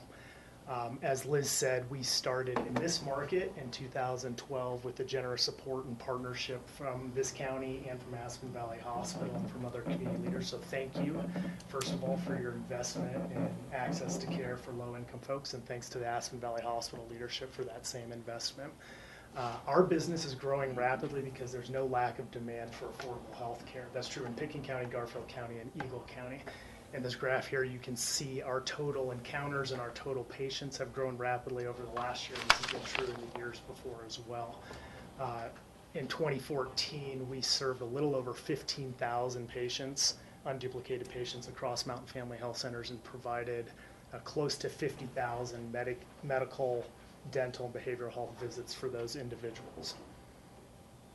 At the BOCCWorksession clinic, just to contextualize, that clinic serves about 2,000 low-income lives a year. When we started, we served about 400 low-income lives in the first year, and we served about 2,000 low-income lives in 2014, and we continue to see the demand grow at each of our sites, including at our BOCCWorksession site. This is the growth of Medicaid encounters in patients. So we serve more than 6,500 Medicaid individuals across Pitkin, Garfield, and Eagle County. Both encounters and patients are increasing. And this is our payer mix / patient mix of all of our patients across the 15,000 lives that call us their healthcare home. 37% of our folks, gosh, I can't even read these shades of stats. 37% of our folks are still uninsured. 38% of our folks are on Medicaid, and then the remainder is the amalgamation of a relatively small Child Health Plan Plus number, relatively small Medicare number, and then 18% are private or commercially insured individuals, though we're seeing that drop pretty rapidly as Medicaid grows. On your uninsured, what portion of those are undocumented? A large majority. Yeah, that's what we find too. I think we will bottom out our uninsured at 30% as a percentage of our total with the best of healthcare reform. I still think we will. I still think 30% of our patients will be uninsured, and it's some skiing folks like me who don't want to buy health insurance, but it's primarily undocumented individuals. We look at markets maybe different than other businesses look at markets. We look at markets to provide the best penetration for low-income populations to be able to access affordable health care. So by different zip codes, some of which bleed into Pitkin County and other counties, you can see here how good of a job we're doing penetrating the low-income marketplace, or where we still have room for growth. In both BOCCWorksession and Carbondale, part of the zip codes live in Pitkin County. Our penetration rate is under 50% in both of those zip codes, and that means fewer than 50% of the low-income lives use us as their healthcare home today in a 12-month period. Snowmass, it's under 50% as well. Snowmass Village, there's a relatively small number of folks who live below 200% of the federal poverty level, where we have a very low penetration rate. And here in Aspen, in this zip code, we're at 25%. So long story short is there's still, we're not even serving half of the need in Pitkin County. We've grown rapidly, and we need to continue to grow if we're going to meet the need in this county, because we're not meeting even half of the need yet. What do you think that is? Why aren't we meeting all the need yet? Well, if I had all the money in the world and could build buildings and hire all the providers I wanted in the world and subsidize that care, it'd be done. But are you denying care? No.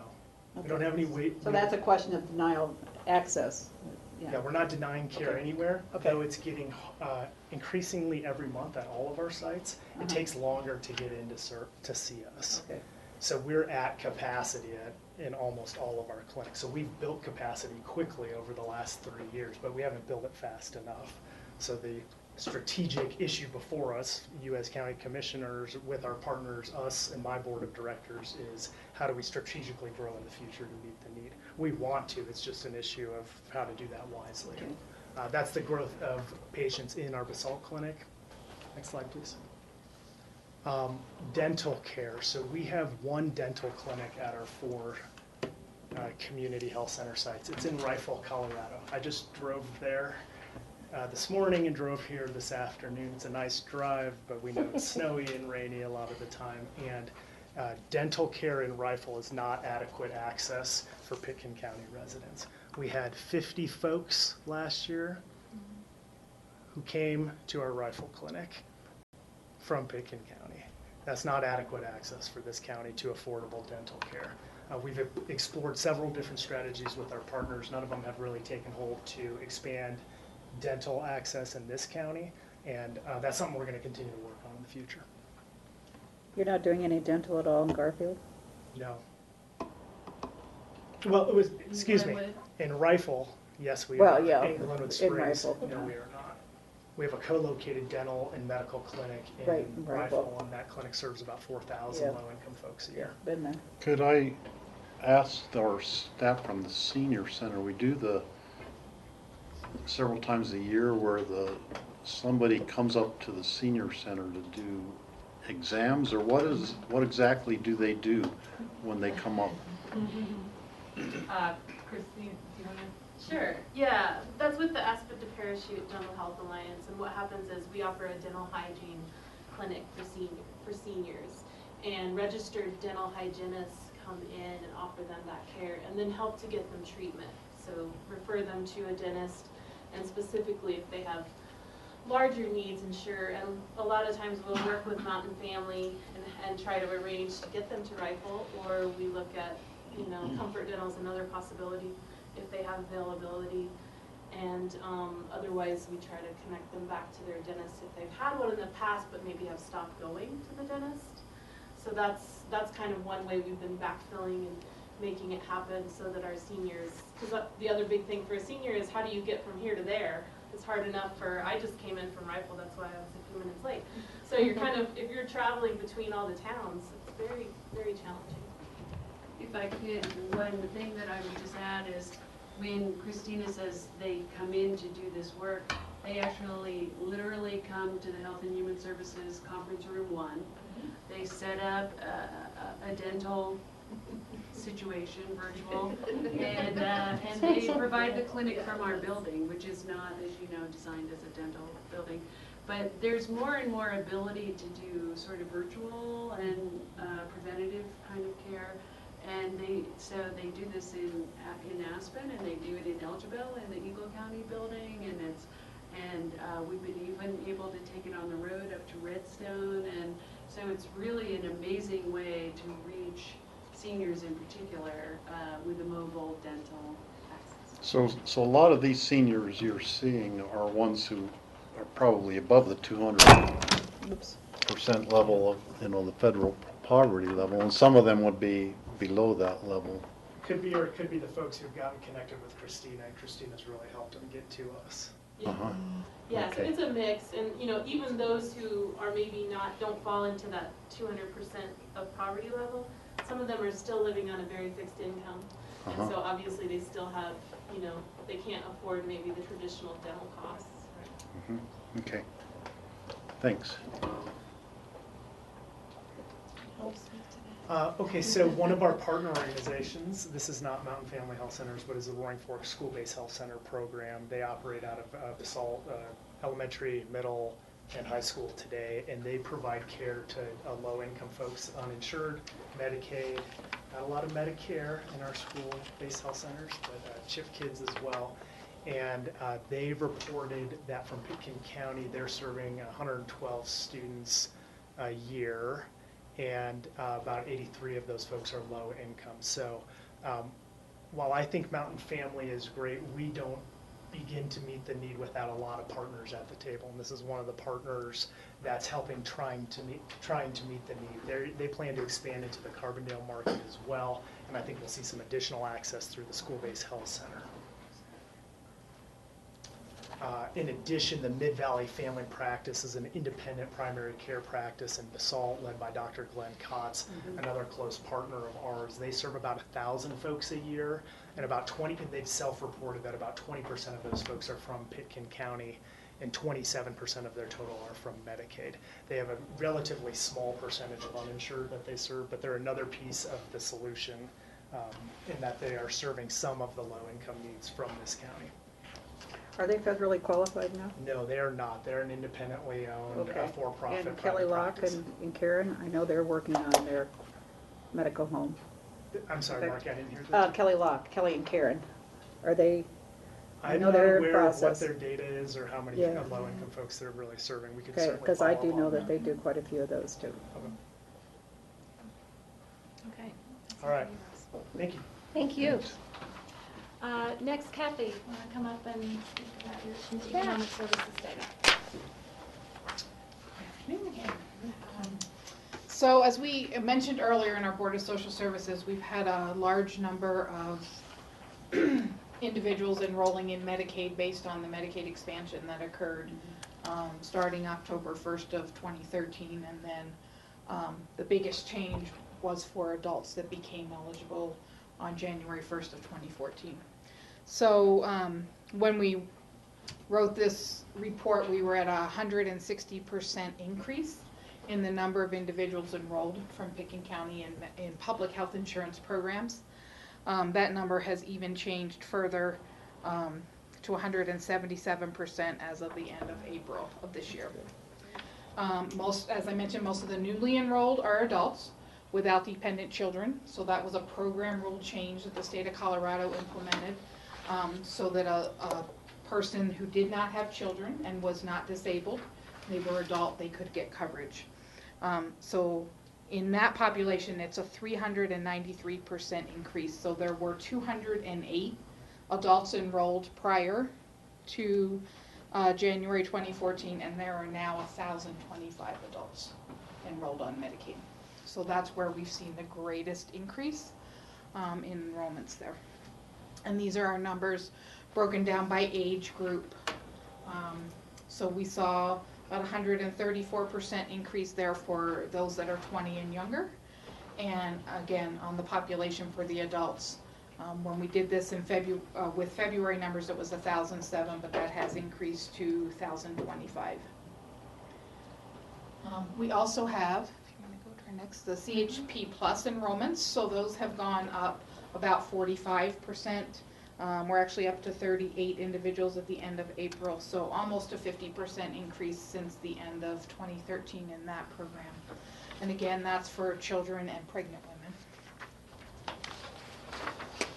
And then we have, so one of the things that has happened because of the increase in the number of people enrolled in Medicaid in Pitkin County is we are seeing an increase then, of course, in the payments that are coming to providers for those customers. So as they're seeking service, Medicaid is reimbursing the medical providers who are providing that service.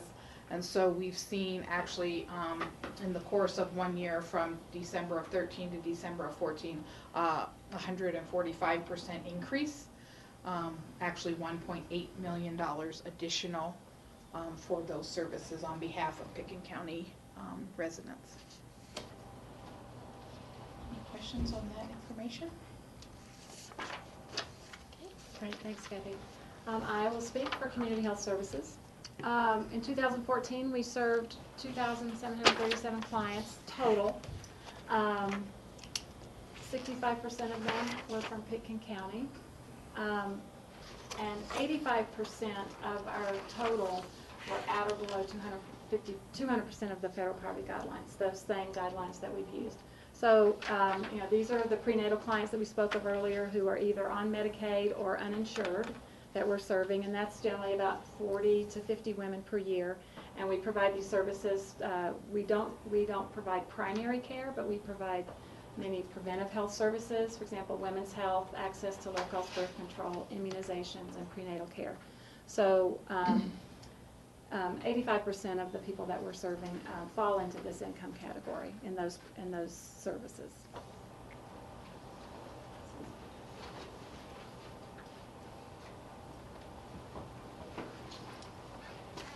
Hello, I'm Christina Gare, and I'm the Executive Director of the Aspen to Parachute Dental Health Alliance.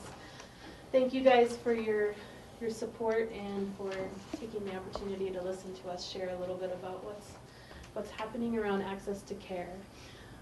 Specifically, we've already talked briefly about Smiles for Seniors. In the past year, we served 49 Pitkin County seniors.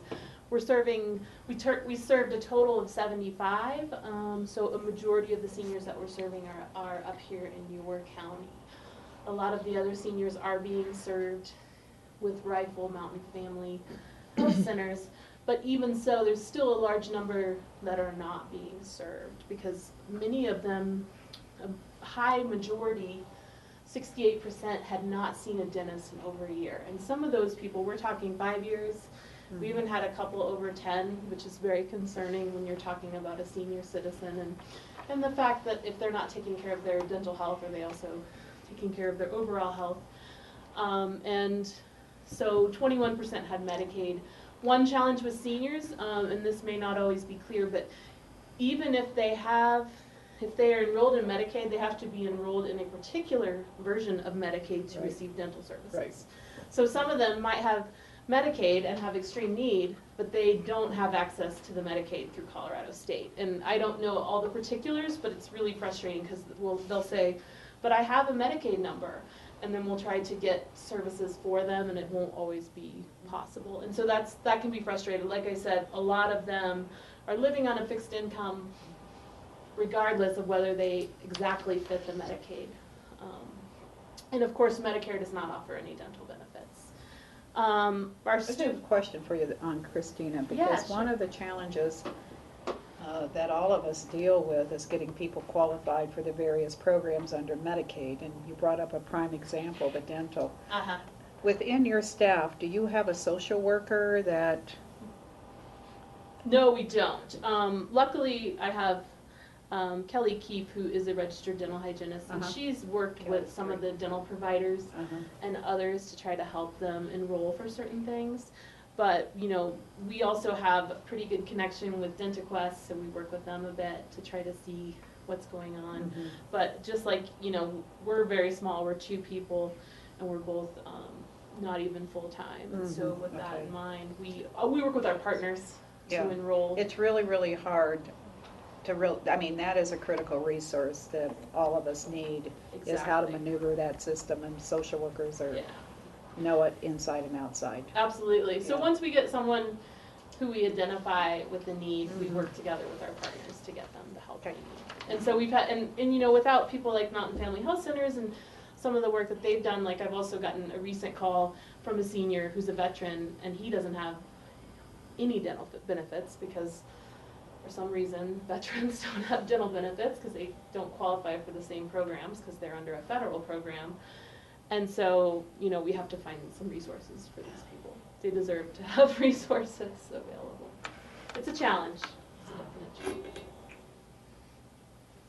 So secondly, I'll talk a little bit about our Smiles for Students program. And this dental hygiene program has been around since 2008. We started with one school.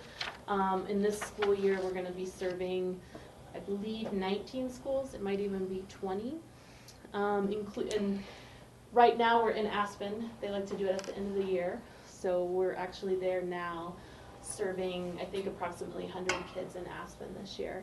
What we're seeing is in Basalt, We served a lot more Medicaid this year. I won't know the numbers for Aspen until after we get completed. But overall, we're 10% up from what we've been serving. So we're at 40% Medicaid with all of our school programs. And so it's a pretty significant jump. And it's nice because we're going to get more reimbursement than we have in the past. So that's really cool. But the other nice thing that has happened is they've raised the rates slightly. It is not a ton, but it's a nice, it's a little tiny bump, and hopefully they will continue to try to move that bar as well. And so and with that program we do dental hygiene and sealants. Sealants happen when a child is, when their molars are erupting, because that's when you can stop the decay from occurring so that they cannot have a lot of cavities, which is very important. Christina? Sure. And this would be a question for the people that have already spoken, probably people that will speak next. The increases is it that the eligible population is increasing or that the eligible population is becoming more aware of your services? That's a great question, and I'll answer what I know or think, and then other people can chime in as well. Basically, a lot of it is increased understanding of eligibility, and the fact that the Affordable Care Act has pushed this out, and that's one big piece to me. The other factor is, as far as us having more students involved, is we've been doing this program for a long time. So as the word gets out, we get more kids who are signed up, and more families that are signing up. So, So as far as the adults for Medicaid, there was actually an eligibility rule change that occurred on January 1st of 2014 that allowed an adult who did not have dependent children and was not disabled. Previously, that population was not eligible for Medicaid. Oh, okay. And that population then became eligible if they met the income and other eligibility requirements. Okay. Great, thanks. Sure. Yeah, and so another big factor is Colorado was awesome. They decided that adults can now have a dental benefit of up to $1,000 per year, and it's varying depending on what age group you're in. I think now finally seniors can receive some support for dentures, that kind of thing. And so, but this is a huge game changer, and even some adults, they still don't realize that they have this benefit. And so getting that word out and but then we're on the other side where we have no dentists here in Pickens County that take Medicaid. So that's really challenging, and as we talked about the transportation issue, getting to Rifle from here easily with our weather issues, and just if you're limited mobility, or if you're a working professional and you have to take your kid to the dentist, that's half your day, plus you have the cost of your care. So there's just really big challenges around dental in our region. We just really want to encourage to try to, we're working together with Mountain Family and West Mountain Regional Health Alliance and just saying, how can we make this better? Where is the clinic located in Rifle in relation to where the Raft hogback buses go to? I'm going to let you answer that, Ross. It's located right behind the Department of Health and Human Services Public Health off of off of Railroad. Is that downtown? Yeah, it's downtown. But it's pretty close to the Raft. Yeah, very close. Yeah, it's not too far. It's a short walk. So that's a positive, at least. The Raft Trail. Any other questions? No, thanks for making the drive. Yeah, no, thank you guys for listening. It wasn't snowing though, right? No, just raining, just raining. I was at another meeting, so. Okay. It was ugly this morning going down. I was there today.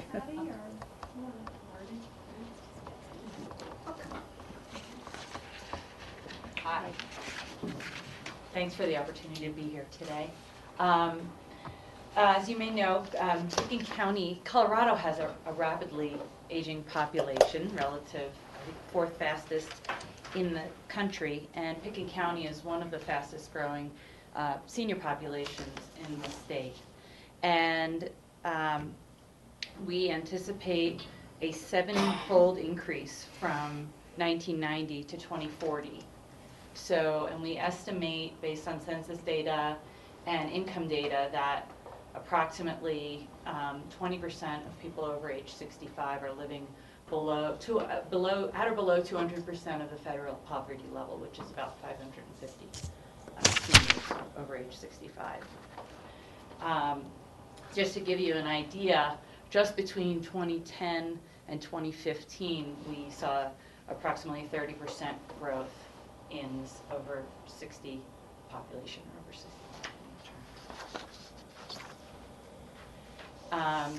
And so access to dental care, as we've been discussing, is very challenging for people, for seniors.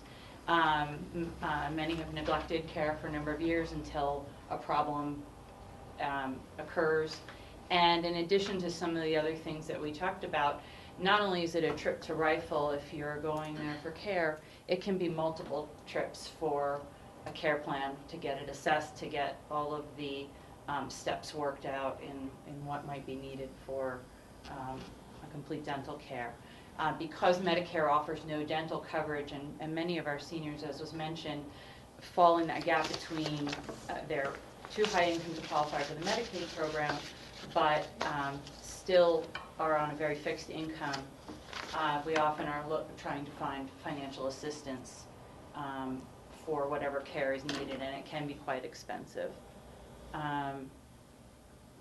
And then, as was mentioned, there are no dentists in Pickens County who accept Medicaid. In terms of medical care, there are very few primary care practices accept new patients on Medicare. So if a patient is existing in a practice and they age into Medicare, usually their medical provider will continue to see them. But what we hear is that seniors new to the area, or a senior who just hasn't been going to the doctor rather, can have a challenge finding a new medical provider. And then the additional challenge, if a person has both Medicare and Medicaid, the provider must accept adult Medicaid, which I don't believe any do in Pickens County. So not up valid. Is there anything we can do about that? It's it is a challenge. I don't know if anything can be done to, I understand it's financially challenging for the medical practices. Even if we could take one dentist to take one patient a year, or every 5 dentists, Right. that's 5 people. Right. And I know that doctors and dentists have gone through a lot of education, schooling costs to become dentists or doctors, and I know their cost of practicing up here at this end of the valley is higher. But one would think that we could ask them from their hearts if they could assist in this. And maybe that is something we need to be looking at. Good luck. Ask Mr. Dunlop over here. I love a challenge. Bring it on. We do want to talk about conclusions and some ideas, and so it's good that you're thinking that. I just couldn't help it. Was just Liz was looking at my face. Reinforce that we believe the need is almost too big to spread it out, a couple here, a couple there, that we actually need a more comprehensive solution. I'd just like to put that out there. Oh, so you're giving me even a bigger challenge. Yeah, Okay. yeah, I'm just saying it's bigger. I know. And we are always working, but the reimbursement is low. It's difficult for physicians, both for Medicaid and Medicare. Oh, I understand that. I mean, I know. But, okay, sorry. I'll save the rest of my time. I apologize. I wasn't able to get any data from Aspen Valley Hospital in the presentation, but Terry's here, and I'd like Terry to come up. And, Thanks, Pat. Thank you. Share with us what Aspen Valley Hospital has been seeing in relation to this. Good afternoon. Hi, Good to be here. Liz asked me if, as she mentioned, if I would just share what experience we're seeing at the hospital with regard to indigent and Medicaid patients and Medicare patients. I think for a number of years, that business as a percent of our total was pretty level. With the advent of the Affordable Care Act and also changes in reimbursement that are happening on the commercial side, we're seeing actually big changes now in the types of people that we see at the hospital. So, for example, if I compare the year 2014 to 2013, so looking at a one-year period in our emergency department, which is where people tend to come if they don't have a primary care physician and they need medical attention. It's clearly not the best place for them to come because it's an expensive venue. However, that change in business from 2013 to 2014, we saw almost 3 times as many Medicaid patients in 2014 as we did in 2013. When they come to the emergency department, we do ask them if they have a primary care physician. In 2013, about 37% of the Medicaid patients said that they did not have a primary care physician. In 2014, that number went to 66%. Now, I don't know, it's a little hard to tell why that happened. We think there could be 2 reasons for that. One could be that these are people who previously were not covered at all and then qualified for Medicaid, and therefore they never had a primary care physician, and when they started coming to the hospital they still didn't.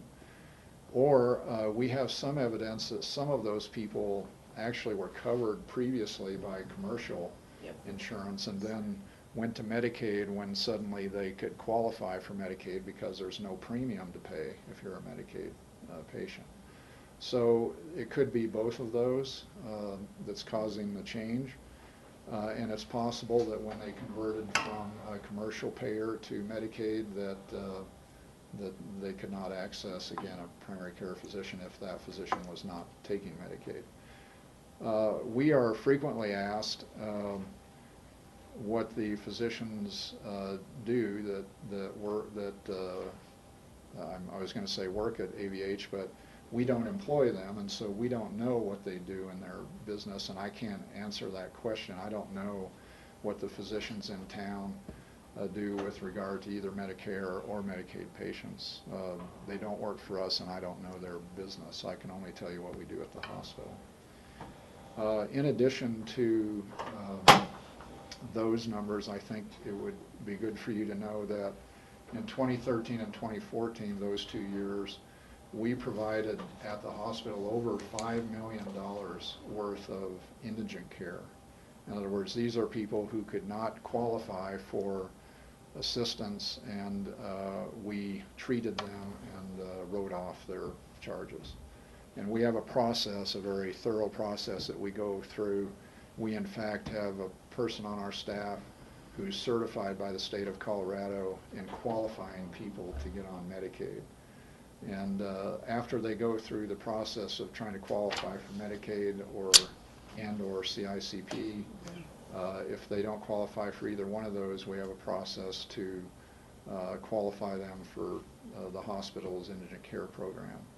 So excluding Medicaid, we provided over $5 million of indigent care during those 2 years. So there is a significant number of people in Pickens County who are either indigent or are on Medicaid. With regard to Medicare, for many years the Medicare business at the hospital was pretty level, but in the last 3 or 4 years we've seen increases of 2 or 3% a year, which actually is very significant. And the last year we saw a 5% increase.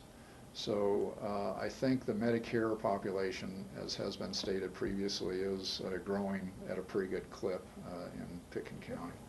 Now, of course, they do have coverage, and Medicare pays what they pay, not really well, but they do pay us, and we do not balance bill the patient. So if they're a Medicare patient, Medicare pays what they pay, and that's all we receive for those services. That same thing holds true for Medicaid. Medicaid pays very little. They don't even cover our costs. But we do take all comers. We don't turn anybody away. So they at least have access, although, as I said previously, it's probably not the best venue from an economic point of view. but we do take all comers. I'd also like to mention, as Ross said earlier, we've had a strong partnership with Mountain Family for years. I was trying to think when we started that. I think it was before you. It was 2001.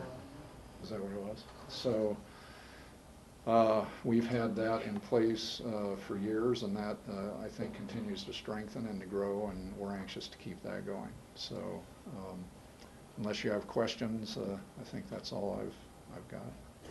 Is your 5 million based on gross charge? Yes, Okay. those are Gross, gross okay. charges. Okay, thank you. Medicaid pays us about 35 cents on on the the dollar, dollar. so if you wanted to figure the Medicaid payment, Yeah. that would be the. Great, thanks for the information. Sure, you're welcome. So we just wanted to start concluding, and we have some sort of assumptions and some conclusions that we've taken from this data to share with you. We estimate that more than 1,500 low-income residents may not be accessing consistent primary care. And we know that those who do are traveling outside of Pickens County to do that, which results in travel costs and lost wages. We've also learned over the last few years that having health insurance doesn't mean that you have access to quality health care. That's just one small piece of the puzzle. We know that our low income and our older population need medical homes and primary care providers that are accessible and affordable and provide high quality care. We think that this issue really does, obviously, impacts our ability to maintain a healthy community. As we've identified already, it's one of our public health priorities. It makes economic sense for our community to prioritize this because we believe that if we can minimize the costs of chronic health issues and the costs of that, and we're going to reduce unnecessary emergency room visits and just improve overall health for our community. And it's believed that it will reduce costs for other insured populations as well. We've reduced the costs of care for the uninsured and low income. I think you've seen that, all the key partners that have spoken today, and these are just some. There are many more in the community, but it really, to do this well, it will really need a centralized and coordinated effort. There are many, many layers to this, and one thing we haven't mentioned is the Colorado Department of Healthcare Financing Policy, HCPF. The ones that administer Medicaid in Colorado. There's many layers of this complicated system, and your point, Marky, about enrollment, just the enrollment process is huge, and we have all these organizations trying to tackle it as best we can, but we really do need a coordinated and centralized effort to address this issue. In closing, I wanted to just share that Mountain Family Health Center's mission is to provide high-quality, integrated primary behavioral health and dental health care into the communities we serve, with special consideration for the medically underserved, regardless of their ability to pay. So we believe that Mountain Family Health Center is a likely place for this coordination to happen. And we, as everyone has mentioned, the partnerships that have that continue between Aspen Valley Hospital and Pickens County and Mountain Family Health Center have been amazing and need to continue. So we've come up with some potential solutions that that we believe are starting points, conversation starters, if you will, to get us going on this topic. So we'd like to share with you what our first brainstorm is. That Mountain Family Health Center in Basalt can create a regional hub working with Mid-Valley Family Practice, as Ross mentioned earlier, and the school-based health clinic to sort of create this regional hub for providing medical, dental, and mental health on site to patients from Aspen to Carbondale. Mountain Family Health Center could partner with Community Health Services in our location in the Health and Human Services building to provide either dental or primary care in our space 1 to 2 times a week, a month, whatever is deemed necessary, just to have something happen in Aspen really address those access issues, the travel issues. We know Mine Springs Health provides mental health services, and they have an office in the Health and Human Services building, so we feel like the mental health piece is covered in Aspen by them. That's one potential solution. And then we've kind of already talked about this, but everybody reaching out to private providers in the community to learn from them what their issues are, see if ways that we can solicit their support in addressing this issue. I think it's going to take a community approach, and to involve the healthcare providers in this, I think is really key to the success of any kind of solution. So for future steps, what we've asked of you today is just to be informed, ask questions, understand the issue as best you can with all the information that we've given you today. And but from a public health perspective, I think that this is an example of something that the Board of Health could consider prioritizing and beginning to dive into, get some more detail, working with the hospital, Mount Family Health Center, and making this a priority and sort of a project, if you will, of the Board of Health. I think that we've made great progress over the years with Mount Family Health Center coming to the SALT. So we've begun to address the issue, but as you've learned today, we have some greater issues to work on, and we're all doing it in our little pockets, but we need, as I said, a coordinated effort. So does anybody else have anything to add? Liz, we're talking a lot about people coming to a place for health care. And I'm going to bring this up because there is an opportunity for people, and we do chronic care management through our home care, and we get reimbursed for taking our nurses and what have you, and PTs and all those into the home, but we also have a new program that we get reimbursed for nurse practitioners to go into the home for chronic care management as well as physicians. My physician just retired, so I lost him. But the nurse practitioner under Medicare and Medicaid can do home visits. So thinking about people coming to a place for care, we might want to realize many people have transportation, which we all realize is transportation issues. And many of the elderly do not want to get out and slip and fall on the ice in the wintertime. So that's the mechanism that I see as another cog in the wheel to provide access to care for particularly our elderly population. The other thing I think this board needs to take on is senior living. We need to, at some point, I really do want to talk about the CCRC in terms of our future strategies, because in most CCRCs you do have better access to care for the seniors, and many people are asking all of us about what's going on. So, and I know that's been an issue with Steve, as Steve and I have talked. So, and it's an issue for Snowmass Village big time right now. So, I just want to add to your first point about the place. I think, and this is what I hope that you can learn, and you know, Ross and Mid-Valley Family Practice, Mount Family Health Center, working on being designated as medical homes. Yes. And all the work that goes into that to meet people where they are, and these levels of care, you know, community health workers or patient navigators working with people in their homes to assess, you know, how come why aren't you getting your pills? How come you don't have a card to get to the pharmacy? Or, you know, really dealing directly with patients in their home, and not just at a 1-hour visit at a doctor's visit. Right. That's the kind of medical care and primary care model that Mount Family Health Center is building, and could be spread around to kind of get to the point you just made, I think. Patty? I think, you know, one of the problems besides facility or services is the providers. I think it's difficult for us to recruit. I think with the emerging new generation of physician's assistants, so many people who were in the past opting either not to go to medical school or to go to medical school are now going to physician's assistant school. Or an MP.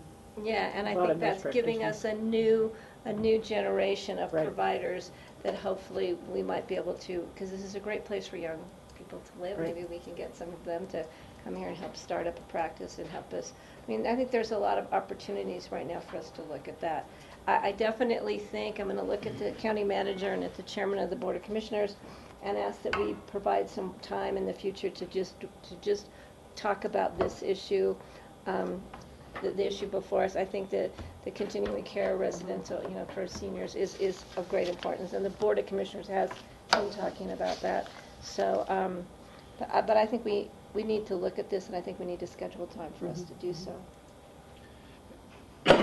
And I guess I just ask, Steve, if you don't mind, would you want to do that at a regularly scheduled Board of Health meeting? Or are you thinking about, I guess, looking to our members here, separately scheduled? It's a work session, big time. It's Yeah. nothing in 2 hours you can. Yeah, I think it'd be a separate meeting if we could, if I know it would be That's another what it meeting for sounded you like. I folks, just wanted but to make sure. yeah. I think we need to focus on that, and I think since this information, which was great and very informative, and that the statistics are changing dramatically, and I don't think we're going to see that slowing down for a while. So I think we need to, the sooner we can, get this on an agenda would be great. So I just want to clarify, you're talking about the issue of medical access or senior housing? I'm or talking both? specifically right now the medical access. Medical I access, don't but- think we can let the senior housing issue drop off the plate, No. but I So- think, Yeah, just wanted to clarify. yeah, I think we And need to take one on I at a wonder, I time. guess you can certainly meet again as a Board of Health and dive into this more, and we can answer some of your questions. And I wonder too if you would want to consider a joint meeting with the Aspen Valley Hospital Board, because of all of the implications, the changes for AVH, the changes for Mountain Family Health, the fact that the solution is going to have to be a joint shared community solution, and that might be an opportunity as well.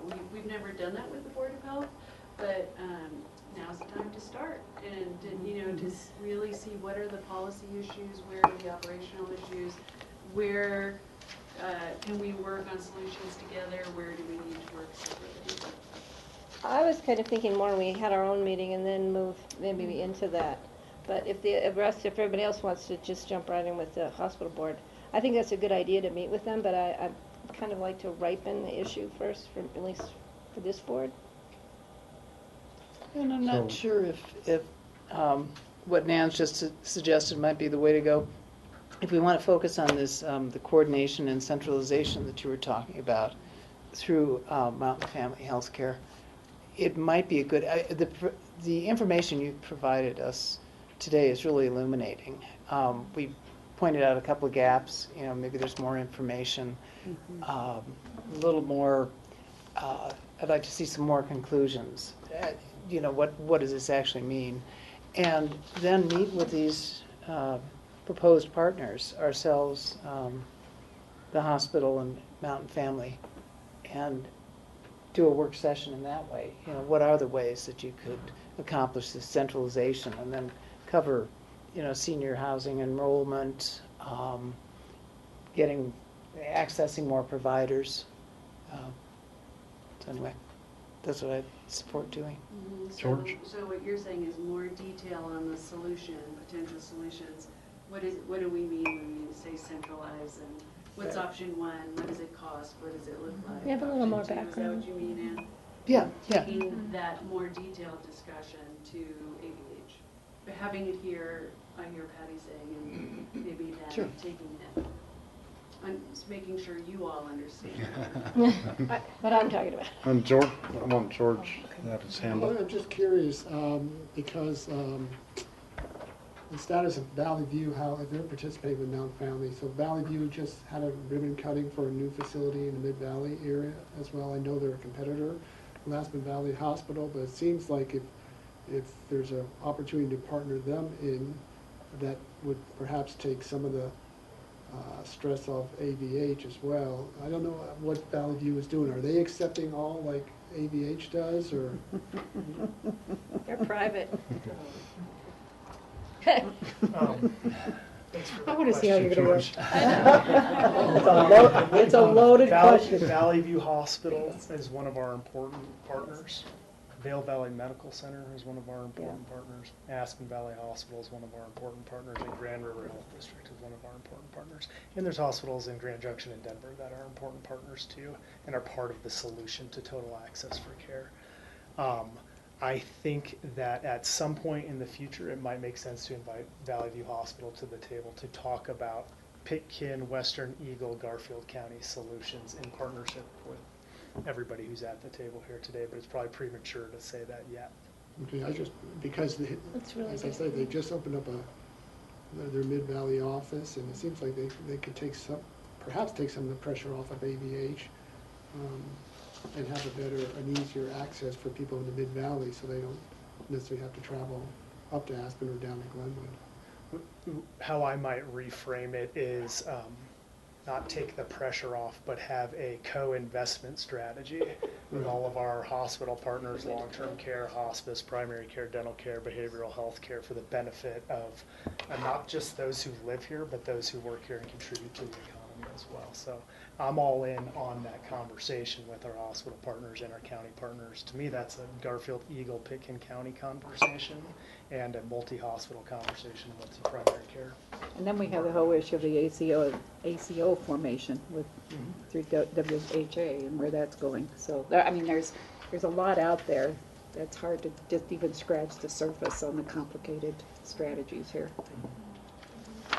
And I think to Ross's point, if you don't mind, Steve, getting coordinated with the partners we have up here first before expanding, because I think your thought process is right, George, because we're managing a community that's moving along a whole watershed, right? We've got a lot of folks commuting up this way and then going back down to Mid-Valley and, impacting Ross's operations or whatever providers are down Valley. But I think this is a really complicated problem with a lot of interests involved, and I think trying to find some models that may work with fewer partners at the table and then expanding it might have a better opportunity for success. Hattie? Yeah, just as part of the first meeting with the Board of Health, would it be beneficial, I don't know, I'm going to throw it out there, to have you here with us for that discussion? I think that you're an integral part of where we're trying to go, and it might be nice to have you here so we can pick your brain at the same time. And the other issue that came up is senior housing and CCRC, and what I understand is the model just didn't work because of financially. But did you see that modeling? Yeah, but Eagle County is getting ready to open up a new, not CCRC, but senior housing. And it's CCRC. It's not a full CCRC, what I understand. Pretty darn close. We're working with them. You are? But it'd be good to get a presentation from them, because what I understand, it's not complete. That's why they were able to pull it together when I talked to one of the commissioners. But anyway, that may be a starting point in terms of how are they doing it. Of course, it's a larger population, but... That's separate from this one, though. Right. Yeah. Well, it's senior housing. Yeah, but but it's separate from this. Yeah, it was just one of the issues. Okay. Yeah, okay. Yeah, I just was and that was one issue that we wanted to talk about at our joint meeting with Eagle County that's coming up. It's to find out about their senior housing project and compare it to our idea for the CCRC. Nan? Just to try to clarify, because there's so many great ideas on the table. The focus that we're talking about, the Board of Health right now, is to meet again, talk a little bit more in detail about these solutions with Mountain Family Health, and look toward the future of a joint meeting with Aspen Valley Hospital with the Board of Health. I think that's what we're talking about. I'd like to clarify, we haven't historically thought of senior housing as a public health issue, although you could. And so my question would be, do we bring that presentation to the Board of Health or to the Board of County Commissioners? And I just appreciate you all thinking about it. We would have historically taken it to the Board of County Commissioners.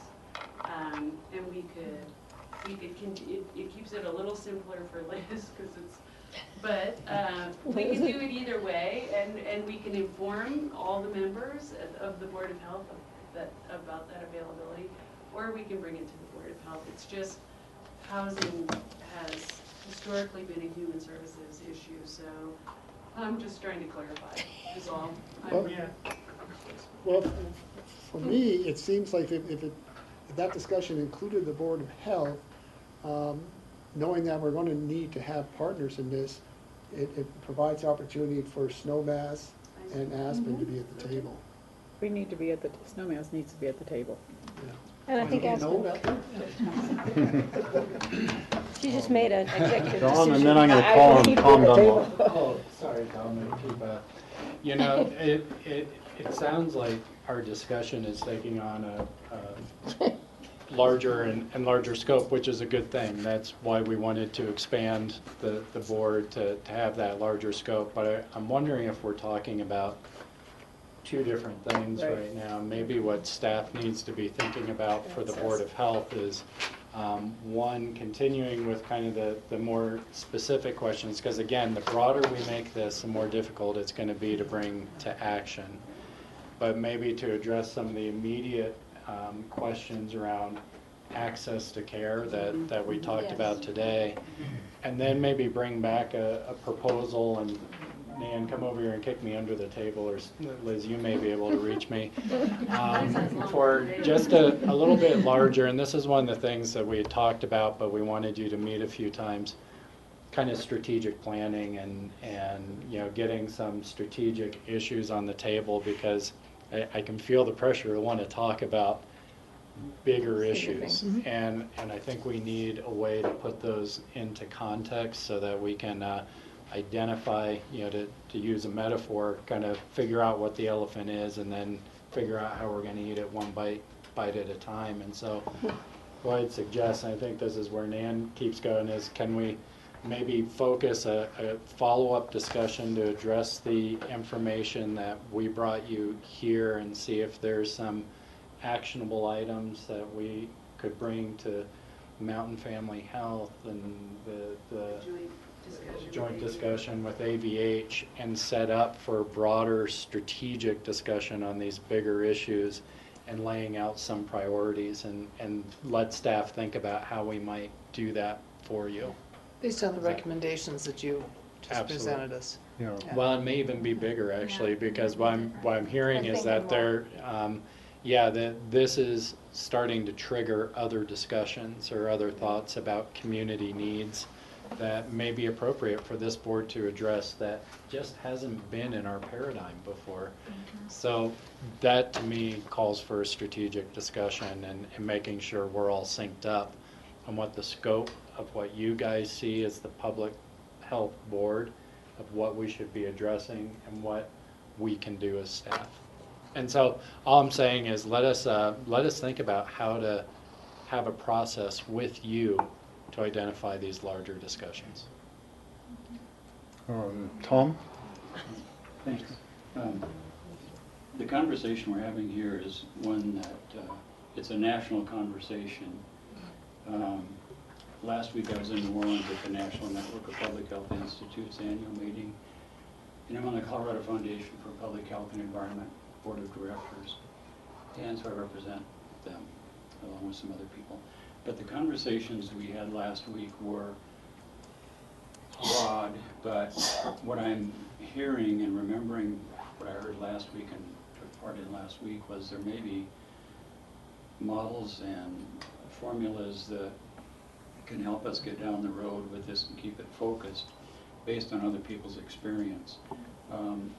The National Network of Public Health Institutes has a large membership. Over half the states have formally recognized public health institutes, and they have tremendous resources, and they have tremendous knowledge, and they have skills, and they have staffing, and they have studies. And I'm just wondering if, to just kind of throw into this, helping to identify where this conversation wants to go locally, would be to reach out to the group I was with last week and see if there might be somebody who's already kind of gone down the road with this a little ways. And I'd be glad to make that initial conversation if you want to go that way. But just one small piece that we talked about that I took part in was talking about the built environment. And the built environment is streets and streetlights and access to transportation and sidewalks and how far someone has to go to have buy food that offers good nutrition instead of fast food with heavy calories and no health benefit. But how do we get people to be able to be preventative in their health care and not reactive or acute and looking for some medical remedy for what's wrong with them, but be preventative? And the built environment, the environmental public health part of this is really a key part of it. So there's a whole conversation that's going on outside this room regularly that I think could be of better benefit here. Well, one piece that hasn't been brought up that during the discussion that I thought of was the bill that was being proposed at the state legislature having to do with the EMTs and ambulance service being able to provide home health care in some instances. Duplication in there. And I don't know what happened to that bill. I think it might still be in a planning stage, but does anybody in the room know what happened to that bill from the previous year? I would share that, like Marky shared about home-based care and care delivered outside the four walls of a traditional medical center, which I think is a really important adjunct to delivering health, as is built environment and having a healthy community that we all want to live in. There's lots of different agencies and entities that provide some service along that spectrum. In Eagle County, we have a contract with the Eagle County paramedics to provide some home-based service to be the eyes and the ears on the ground for Eagle County patients discharged from Vail Valley Medical Center, and to really start to understand what's going on at home and get that information back to the primary care provider. So I think those are adjunct strategies that potentially can work, but they need to be well coordinated with the home-based care strategies, primary care strategies, promotorial strategies, community health worker strategies. Lots of folks in the room here today are working at coordinating those strategies so that we're providing well-coordinated, high-quality care to the community and avoiding duplication. We're not going to get rid of duplication, but we're trying to maximize that resource. So long-winded way to say that I think paramedic strategy is a potential nice adjunct. It's not a pantheon solution, but it's an adjunct One to piece of the big puzzle. You take a nurse practitioner around is what you do. Anything we can do to treat people outside of the emergency room, I think is a good place to start, because if we can start reducing the cost and have that be a part of the way to help pay for the different things, to just do it less expensively and in a better location would be good. I'd like to support Tom Dunlap's offer I to think look it's a great into idea. what other communities may be doing that would help us, because it's why reinvent the wheel if we only have to take the wheel and modify it. So if that's okay with the board. I'm looking at Tom. Just want to clarify, because we work with CCMU, the Colorado Coalition for the Medically Underserved. We're very connected to all of the public health alliances in the state. We've been studying this fairly aggressively. So probably would be good to work with Tom to see what he thinks. What we hear is that we're on the cutting edge. That'd be great, Tim. And so a lot of the models are looking to us, looking to Ross I know. to see what we're doing. So I just would, You mean Pickett County's on the cutting edge of something? Yeah, well, Mountain Family Health is on the cutting edge with My Springs Health and with their partnerships. And all of you. Yeah, so we can look at what that might bring. Right. Yeah. So what it boils down to is the United States Congress dropped the ball, or passed, punted to us. And so Pickett County can pick up the ball and run with it and be perhaps part of the cutting edge of solutions. We can't just toss the ball back to them. That's an easy solution for you. You take them. Yeah, no, it would never happen. Would you like to meet as a Board of Health like in a month where we can dive again into maybe an hour-long work session and then plan for a strategic session, which could be good in the third quarter meeting, which would happen in August. And one thing you might want to consider is we've been talking about meeting with the Community Health Services Board, again jointly with the new members, so having that be a strategic session, which fits with the budget plan and cycle. As far as times, I think, John, we need to look at the board schedule, but, and then I didn't know, I kind of wanted Mountain Family Health to be at that first meeting, but it's really up to the board. Should be. Happy to come to any meeting. Okay. Any further thoughts from anybody before we This was great. conclude this meeting? Really well done, Yeah. Liz. Good job. Okay, thank you, everybody, for coming in. We need to, I I'll make need a a mo- motion to adjourn as the I'll make a motion Board of to Health, adjourn and to as- end our special meeting. I'll make a motion to adjourn as the Board of Health and to adjourn our special meeting. Wait, we'd have to have two votes. Okay, I'll make a motion to adjourn as the Board of Health. So, second. It's been moved and seconded to adjourn as the Board of Health. All in favor? Aye. Aye. I'll make a motion to adjourn our special meeting at the Need a BOCC. second to adjourn the special meeting? Second. Okay, all in favor, say aye. Aye. Aye? Okay, thank you. I had a gavel like this. Like I have, but I never used.